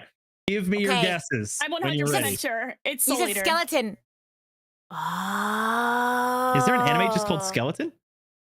No, Soul Eater. Oh, why? It's because it has that sort of like, I feel like it has that kind of aesthetic. Like I feel like the characters are all very like swag and like it's very high energy. Also, it has skeleton. Mhm. You said but skeleton is Low-key. the main go. Yeah, What is it? lucky. I've been like resisting saying Soul Eater for like most of the previous characters. No, this one's Soul Eater. This gives me. I just like looking at this. I just get big Soul Eater vibes. Maybe it's the pants. That may very well Maybe be it's true. the pants. It's I'm going to crazy. be honest. I'm going to say I don't think a single person here gets this comparison. I'm Oh going my to keep it a God. stack. I was so confident. And it may very well be a better comparison, but I just haven't seen it. What? You haven't seen Soul Eater? Wait. I've not seen Soul Eater. It's Haven't either. the skeleton is the big hint. I don't know why this is. But it's in a the weird first. way, though. Big hint. It is a hint. Let's lower big a bit. It is not big like Big Man. It is What's another hint? What's another hint? The Small man. Another hint is her tendency. I mentioned like grub, so eating, kind of Eating. plays into this anime. Dungeon Meshi. I don't know. yeah, when I hear skeleton, the first thing that comes to mind is actually like Overlord. Uh-huh. Oh, true. Because the guy. Yeah. But I didn't watch enough of Overlord to know if it's like a good comparison. Right. Is it a newer I think I anime or watched older? 3 episodes. It is a and then I newer stopped. anime. Like how new? Yeah, I- what's new? Let me look up the year. I have a stupid guess off of Go, vibes. go. I don't know why her outfit reminds me of Senku from Dr. Stone. Oh, I have seen that one. That's a good one. Are you caught up? I need to watch the last season. No, I'm not caught up. I'm in the same boat. I haven't seen the last season. Oh man, I'm so excited. I think it's finished. This now. anime has come out in the last 2 years. Is it niche? Oh, I don't know it. I don't know it then. Yeah, I don't know it. I don't know it either. GG, Well, roll the let's save slide. no more time. I know we gotta wrap up soon No, here. wait. I know what. Can I throw in a silly you guess? may. The one where the storekeeper is a skeleton. That's the I one. was thinking that too. Wait, I was thinking that one too. one, The yeah. bookseller, yeah. Right, that one where Bookseller Honda-san? I only saw the Yes, Yeah. Honda-san. I love that anime. That anime is so cute, and I have I seen don't- it. I don't think that's it because the character's not like that. But you said It's skeleton, not, and I'm locking it. But it's a great anime, and that's one that I would very easily recommend to folks to go Is it watch. And it's like- not long either. Have you guys watched what is like the yokai school one? No, I haven't. It has skeletons. It doesn't really make any Okay, sense. that one too. but I'm Okay, like, I think What we're is it? fixating on the skeleton piece a bit much. okay. All right, what is Um, it? What is it? we don't have much else to work with. Yeah, the anime. Okay, so the anime that is that I've selected for this one is called Reborn as a Vending Machine. What? I love this show. What the heck? This is Where's one the of the skeleton in most this? underrated. I saw the vending Anime. Is it machine. actually? Is it You actually? don't good? understand. Why This show knows is what I'm talking goated. about. This show is Just so carry- fun. Just carry This show around is the so vending machine. fun. Those We things will are No, so she- heavy. We will Yes. absolutely get to the intricacies You don't of the vending understand. machine You relationship. don't understand, Amanda. You're my not ready. You're not God. ready. I He don't can like move. isekai. No, this is not your average isekai, bro. He's a whole ass vending machine. You gotta, He is you gotta vending widen machine. your I can lens. see That's what I that. hear about. I mean, yeah, it's funny because I feel like every isekai someone recommends to me is like, this is not an average This isekai. one you don't get it. Like, This one has Okay, a yeah, quirky that's true. gimmick. That's true. I In don't my watch notes, that I much even have isekai. here, don't hyperfixate too much on the big vending machine with Sugoi eyes and the bear in the background with a trench coat and a fedora. We're I didn't even mainly see going to be that. focusing on the girl carrying the vending machine. Oh, So that's actually, gonna wait. be our You're cooking with that, Shawnee. So You're let's actually talk about cooking. the So- synopsis. Wait, So the he's long and right, short he's of this right. series Okay. is Lock that a it. Japanese guy dies after being crushed by a vending machine that falls off the back of a truck. my When God. he awakes, he finds himself in front of a lake in a forest in an unfamiliar land. Typical isekai, blah, blah, blah. He then looks down at the water's reflection and realizes that he's been turned into one of his beloved vending machines. After He mulling died over by how his one. existence is even possible, he discovers that if he is not continually powered with coins, he will turn off and die. The problem Oh my is that he can't move, and that if no one finds him What was stranded that? out here in the wilderness, he will not last much longer. After surviving the attacks of some monsters that emerge from the lake, a young female adventurer stumbles upon him after being separated from her hunting party.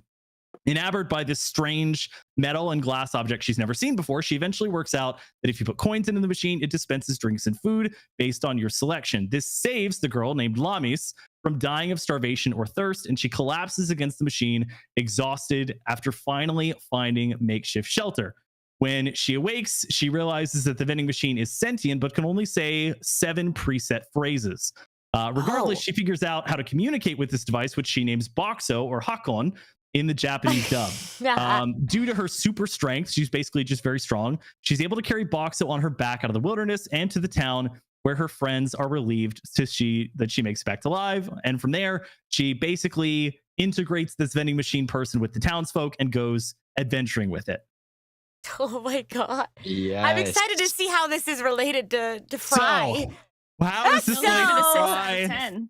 Where does the skeleton come in? And yes, I did give it a 6.5. I gave it a 7 on Mal. You can't do halves on Mal. Mhm. It is kind of isekai garbage, Yeah. but it is a very wow. fun romp. This is heat, Is- bro. I gave this a 9. Okay, the average on Mal is That's crazy. 6.46, but I don't care. It's a 9. It is a crazy. fun romp. Those are So, the best kind of shows, though.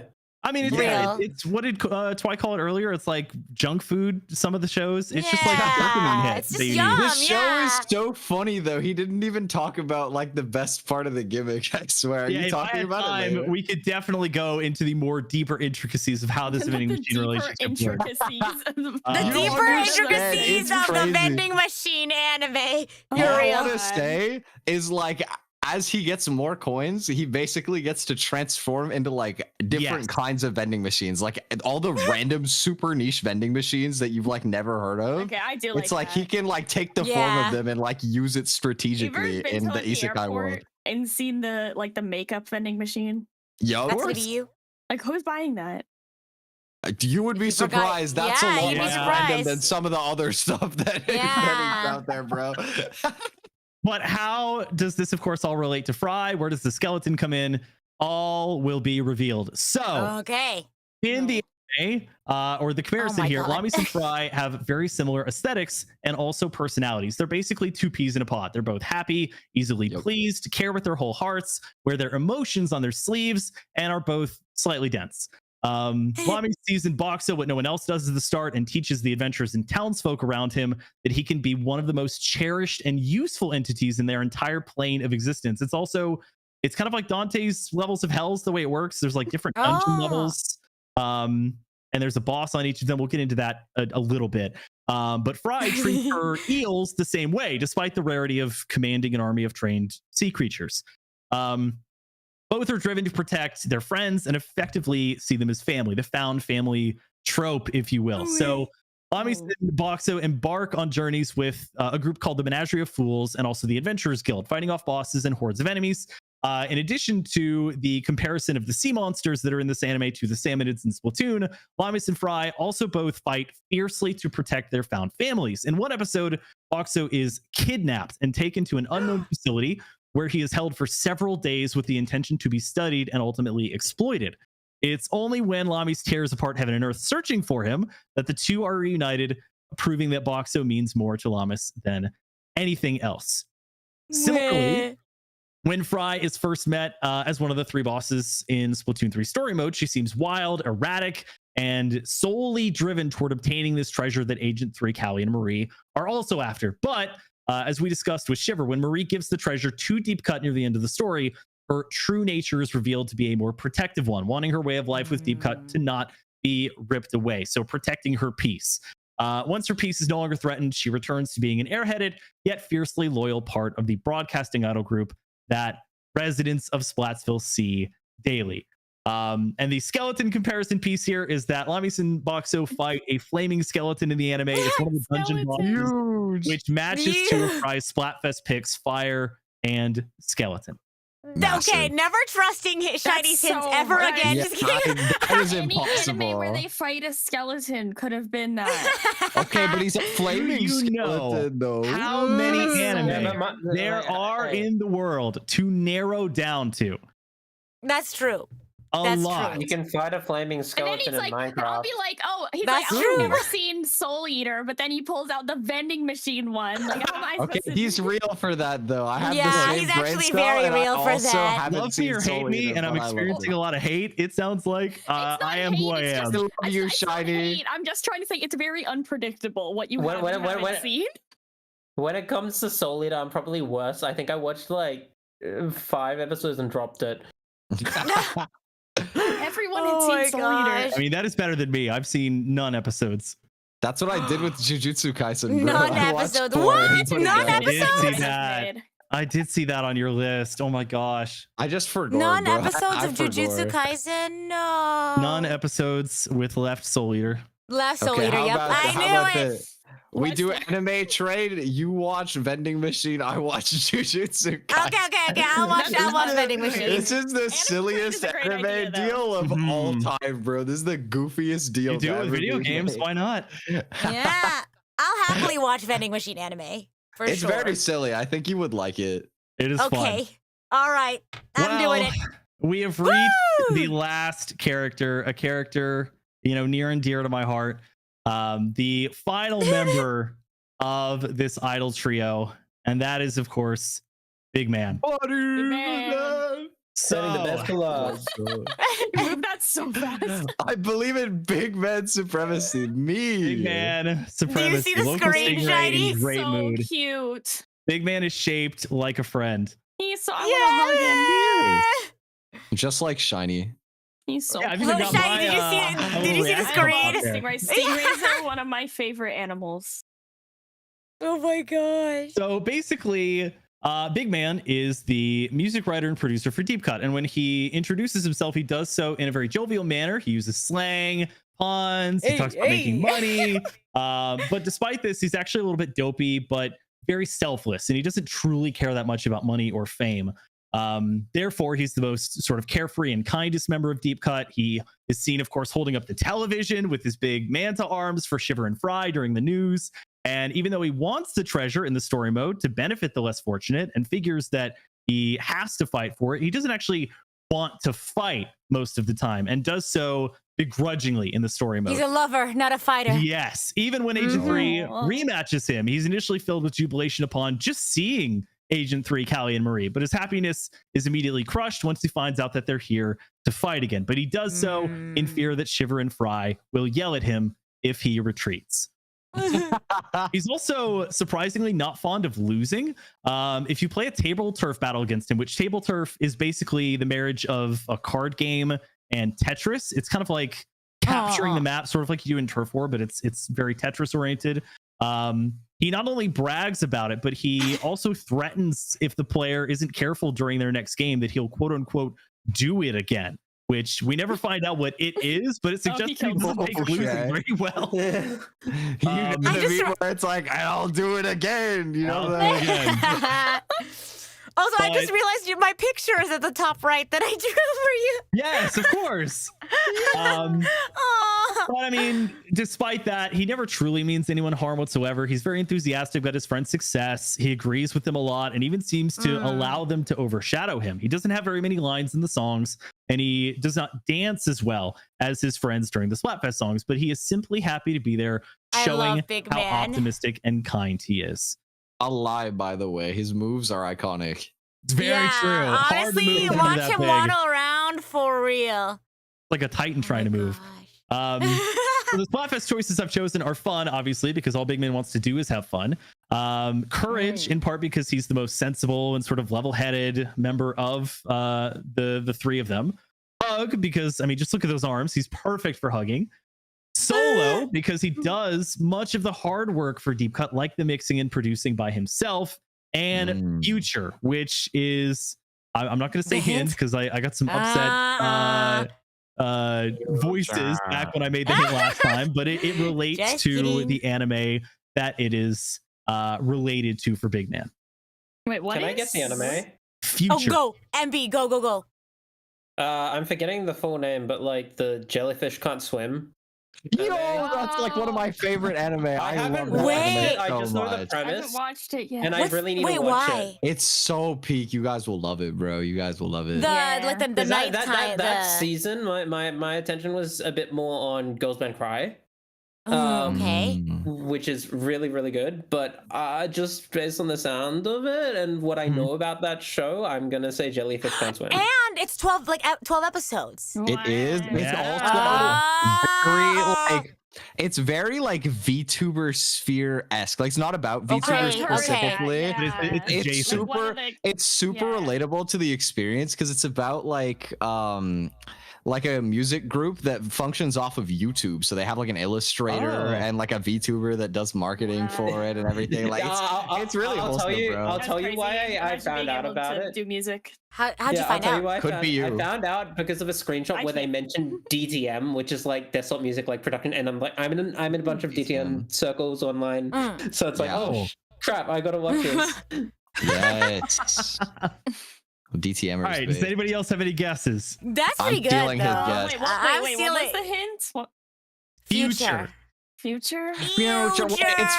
SpongeBob, bro. SpongeBob would be crazy. Yeah, wait, because he's like carefree and kind, and he's I'm sure SpongeBob's not fond of losing. Saying my first anime with SpongeBob is crazy. SpongeBob. Yeah. All right, Shiny, what anime are you recommending yourself, bro? This is the question. My first anime then would be like Pokemon or something, but I don't even really think of it that way. It came on as like a Saturday morning cartoon. Maybe Pokemon. Anyway, the anime I have picked, the last anime comparison I will make, although I do have a couple of very quick honorable mentions. One slide, very easy at the end. For Big Man is something that was mentioned earlier by one of you in this stream. Oh my god! And it is your boy Kongming, or I love your boy Kongming. Wait, this is great actually. This is great. That makes sense actually. Actually. Let's quickly get into, I know it's getting late. Let's get into the synopsis for your boy Kongming. The gist of it is that the famous military strategist Zhuge Kongming met his demise in the Battle of Wuzhong Plains in the year 234. On his deathbed, he wishes that his next life would be in a peaceful place, free from bloodshed. He is reborn, his wish is seemingly granted as a younger version of himself in modern day Japan, appearing in the middle of a costume party for Halloween in the club district of Tokyo. The partygoers, in Japanese paripi, which is a contraction of the English party people, lure him to a nightclub where he meets singer Aiko Tsukimi, an aspiring singer, and effectively there starts his second life. Upon hearing her voice, he vows to use his experience as a renowned strategist to grow Aiko into one of the world's most acclaimed singers. My rating for this one, 8.5 out of 10. I gave it a 9 on Mal. Fantastic anime. Would absolutely recommend this one. Wait, Rita, have you seen this one? No, but I've seen clips of it. I didn't need to watch it. Screw the vending machine. Watch this one, bro. I'm sorry. Vending machine, but your boy Kongming is different, bro. Okay. No, because I've been meaning to watch it. It's on my list because I've seen so many like clips of it. It's so good. Okay, I'll watch it. It's so fun, man. It's so the fun. opening is so good. Yes, the opening I know. That's the main thing I've seen. Yeah, same. Oh my gosh. Okay, I'll watch it. Okay, but why this anime? Why Big Man? Why am I alive? That's not in this PowerPoint. Why am I alive? The justification here. We're mainly going to be focusing on Kongming.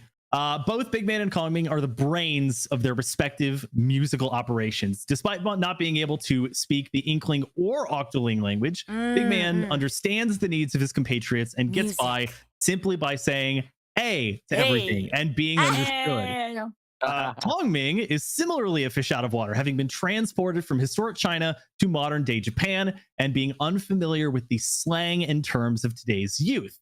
Regardless, both successfully produce their respective idols' music to perfection and help shape the strategies that will lead to them becoming critically acclaimed musicians. Now, both of them have hearts of gold, nerves of steel, and deal with blonde musical counterparts with airheaded personalities and endless talent. We're gonna put Shiver on the back burner for a second and mainly focus on Fry here. While Kongming has Aiko, an airheaded girl with seemingly limitless talent but no sense of direction for her musical career, Big Man has Fry, also an airheaded girl who would be way off base without the music writing and production skills that he has to offer. Much of the work that these men do, welcome Raiders, by the way, welcome in, is done behind the scenes. And I'll pause to give Rita just a bit to welcome in the Raiders. Sure. All right, welcome in everyone. I'm the idol to give you the wings to fly, Cyber Angel, Rita Kamishiro at your service, and welcome to the tail end, unfortunately, of our PowerPoint night this evening. We've had a lot of really cool presentations. I started off today's PowerPoint night with which Xenoblade Chronicles creatures I would eat. Then we had Twi's PowerPoint presentation of make RomCom anime great again, and you missed all the really cool like anime that he like pitched. It was really dumb. It was so stupid. I thought they were cool. I would watch them. They were really goofy. It was fun. And then MB did the Sawano, Hiroyuki Sawano titles explanation, which is super like, I don't know. I thought it was very educational. It was so sick, bro. It was so cool. Watch the first like 2 minutes and you'll get sucked into the whole thing. Yes. Yeah, I just snuck in through the back door at some point. Oh yeah, Amanda just started auditing the class when she heard Blue Exorcist. And then, Shiny, if you want to go ahead and just recap your presentation and then wrap it up for us. Yeah, so my presentation has just been what anime should you watch based on your favorite member of a group called the Now or Never 7 from Splatoon 3. It's basically the combined 3 idol groups, the Squid Sisters, Deep Cut, and Off the Hook. Just naming the comparisons quickly. For Pearl, I said Carol and Tuesday. For Marina, I said the anime Decadence. For Callie, I said the Melancholy of Haruhi Suzumiya. For let's see, Marie, I did Nami yo Kitakure or Wave Listen to Me. For Shiver, I did Angel Beats. For Fry, I did Reborn as a Vending Machine. I Now Wander the Dungeon. And now we are on Big Man and we are discussing his comparison anime called Paripikome or Ya Boy Kongming. Ya boy. Yeah, ya boy Kongming. Also, check out the plushie link in the pinned message. Yeah. Because it's Yeah, my how 4 many- years. Yes, make sure We you need to buy get as to many 50. plushies as you can. Hit one of these episode Six, links. let's go. Let's It's open until go. April 18th, I believe. So you have until then, but get it done early. It's like your taxes. You don't want to be caught waiting too don't long wanna. to do it. Rita It's tax, just arcade. like taxes. Rita Archangel tax. I like taxes. Pay To your celebrate archangel my tax. 4-year streaming anniversary. I guess I should have started with that. Anniversary and important. It's all Thanks about for your the boy Kong raid. Ming and plushie. Yeah, boy. All right, resume. So we're very quickly wrapping this up. We were on the point of both men have hearts of gold, nerves of steel, and deal with blonde musical counterparts with airheaded personalities and endless talent. We're talking about how they're both sort of having these characters. Kongmin has Aiko, an airheaded girl that seemingly has limitless talent but no sense of musical direction for her career. And Big Man has Fry, who's very similarly airheaded but is also way off base with, without the music writing and production that Big Man has to offer, the beats that he lays down, if you will. Much of the work that these two men do for their musical partners is done behind the scenes and may never truly reach the public eye, but nor do they care for such accolades. They are simply happy to be part of the takeoff of their friends' successes. And then both Big Man and Kongmi are just hella tall. Like if you look at them, they tower over their For respective real. musical Man. compatriots. That's why with, it's named Big Man. yeah, Big Man Exactly, 'cause he's Big and Man. Big Kongming with his very Big regal looking outfit. Also, everyone look at this insane, look at this literally 1-to-1. Shiny, look at What's that that. song from the Lion King remake that's like, I always wanted a brother. I always like I've got a brother right there. Oh my gosh, for those who are new here, this is my mod. Hi. This is Welcome to the Shiny, the modcast. mod. Yeah, welcome to the Hi, modcast. mod stuff. What's Yeah. up? I've always wanted a brother. It's crazy. A brother. But yes, so that's essentially the comparison there, and that wraps up my main comparison. I'm gonna end with Oh. two very similar, just very quick Oh. honorable mentions. These are also great and could easily be likened to some members of Now or Never 7, but just didn't make the cut as far as my comparisons. The first one that I'm gonna do is Kobayashi Sanshiro Maid Dragon, which is Miss Kobayashi's Dragon Maid. The synopsis, even quicker synopsis of this one is that a stoic programmer named Miss Kobayashi accidentally invites a dragon girl named Toru to stay with her in exchange for acting as her personal, yet rather lazy maid. This is done in a drunken stupor that she does not remember. My personal rating of this anime, 8 out of 10. The closest comparable band member in Now or Never 7 is either Shiver or Marie. And both of those two, their comparison character would be Miss Kobayashi herself, who ironically is not pictured to the left. She's sort of the bespectacled programmer girl in the anime. Classic. Nice. I can see that. No, I could totally see that. Sick. And the final one that I wanted to share, the final comparison is to Hataraku Saibo, or Cells at Work, which is a very fun and very For real. intellectual anime. It's like watching an MD presentation. It is very spot on. It is. I've seen a video of actually a doctor watching and reacting to at least the first episode and saying that a lot of the medical science that they discuss is pretty spot on. Real. It's real. Did you ever watch like the spin-off one? Oh, Cells at Work Cells at Work Code Black? Code Yeah. Black. Yeah. That one's so funny. That one is the more like the body is in a Adult. much worse. It's just like Yeah. imagine if the body was like overworked and smoked cigarettes and like stuff. chain smoker dude and like imbibed and That Saibo has Hataraku'd way too much. yes, I chose the much lighter version, which I think tailors to my own nature a bit better. But the gist of it is that inside the human body, where millions of cells work daily to keep the body alive and fight invaders, a red blood cell and white blood cell form an unexpected friendship in the midst of their work. This one I'd also give an 8 out of 10. Great cast, great information. The closest band member for this anime would be Fry or Big Man. For Fry, it would be the red blood cell pictured on the left here, red blood cell 3803. And for Big Man, it would be the stoic, sort of very aggressive white blood cell U-1146.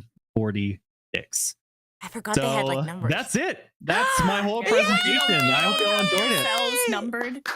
Yes. Wow! Amazing. Can I like point out that Shiny like put that together very last minute? Because I was like, hey, do you wanna? Oh my Spent gosh. about 9 hours cumulatively, about 2 or 3 yesterday, and then about 5 or 6 today. So was able to squeak that in today. Very, very thankful for the invite. Thank you for Wait, having me. Shani, you worked on this for 3 hours yesterday? Bro, you started at like 1 or 2 a.m.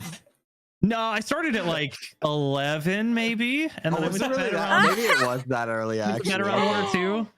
Aw, thank you. You Of guys, course. I loved everyone's presentation. Thank you all Very so much nice. for indulging my silly goofiness and putting together some both silly but also fun and very educational and exciting presentations. Of course. Thank Yeah, you. thank you for having us. It was very fun. Ton of fun. Thank you for indulging our silliness as well. Yes. I know such a wide range of presentations. What was everyone's like favorite moment?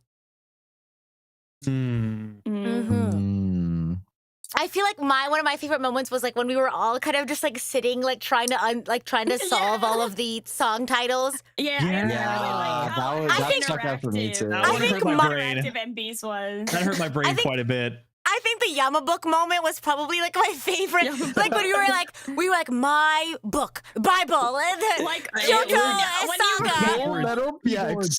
Full Metal PX. When you It was- how the like yeah. Attack on Titan one and the drama one were connected, I was Oh like, my god, actual yeah. mind- Yeah. Wait, that's true, that's true. Also, I remember when I guessed the PX Kojin stuff was one, really bro. fun for me. The chat said Oh, you Twilight popped off. Shiny.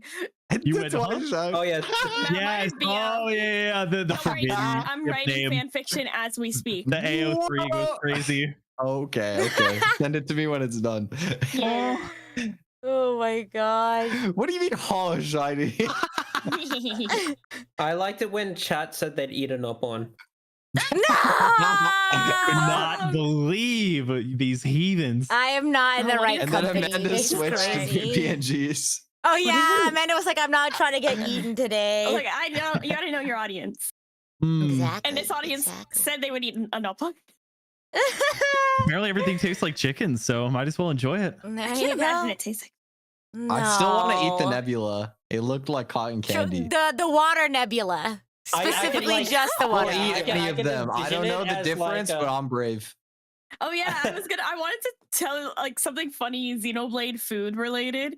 Is like, okay, so at the beginning of Torna, the DLC, the first thing that Jin cooks is called trout straloo. Yeah, trout And- stralu. And I looked it up because I wanted to know what the hell a trout A straloo stralu was right. I also searched that up in Did my we do the research. same thing? Did you I find a Reddit post? No, because I Okay, looked. I took a there's one this look at all the Reddit link post. options, and I was like, wait, I don't want to look too much into There's this. this Reddit post, and it wasn't from like a Xenoblade Reddit or a gaming Reddit. It was from this like Yeah. r/cooking. Yeah. And someone was like, "What is straloo? I'm trying to make it." And then there was an answer from like a seemingly very normie woman who was like, "Straloo is not a real thing. It seems to have been invented for a video game." That's crazy. That's so funny. And it was just funny to me that someone like took the time to go on like normie cooking Reddit and ask about straloo, only to learn it's Stralu, not I real. know. Aw. Oh my gosh, that's so funny. Oh gosh. But anyway, any other final messages, things you want to say to everyone before we head out for the day? Get a plushie. Yeah, get a Real. plushie. Get a plushie. Get a I'm plushie. training- Celebrate I'm training the on 4 being a shill. year. Yes, Oh, yeah, welcome. We will That's one of the welcome you to the requirements. Podcast. Yeah, that's one of the requirements to be part of the not even a mod mod crew. Yes. Yes, you have to Yeah. pass the That's too much trial. responsibility. You have to. Okay, It's you're. okay. You have Most to. of us are like cosmetic wrenches. It's mostly just shiny. All right, yeah. Amanda, you have to do Legit. your shill exam. Go, and then you get the you get the mod range. Oh, no. Go. It's What do okay. you mean go? She said get the plushie, so I she just- passed. Get the plushie. It is so lovely. I was trying to think of something that rhymes with plushie. Oh, that's pretty close. Lovely and Plushy plushy. crushy. It's so Blushy Oh crushy. my If god. you Okay, wanna- everyone. Okay, if you want to feel blushy crushy, get yourself a Rita plushie. a plushy plushie. Wow. Wait, that's Wow. actually Okay, fire. cooking, Yeah, cooking. yeah. Okay. You yeah. passed. You got Yes. your mod wrench. There you go. Fire in the booth. Oh my gosh. But thank you don't get. I know I said this earlier, but I'm always so happy to do these. These always make me laugh, and I always have a lot of fun. So thank you all for doing this PowerPoint presentation night with me for my 4-year anniversary. Thank you very much. Happy 4 years again. Having us. Yeah. Thank you. Happy guys. Years. Woo! And we'll see you all Many more. tomorrow for the viola concert. Yeah. All righty. Yes, I'm so excited. Bye. See you then. Bye bye. Everyone say bye. Bye. Bye. Yeah. Bye.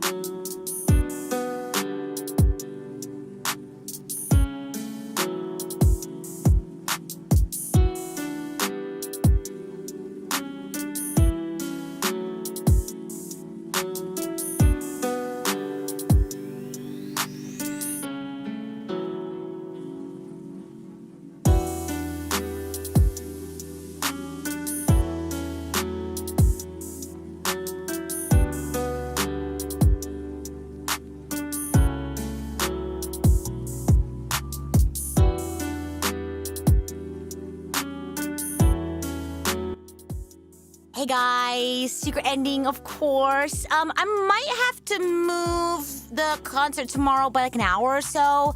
I have a secret project meeting in the morning, so I just don't want that to like accidentally run over the concert. So, just keep an eye out. I still have to put the waiting room up, but I just wanted to give you a heads up. Thanks for stopping by. Be sure to check out the VOD if you missed the other presentations. Okay.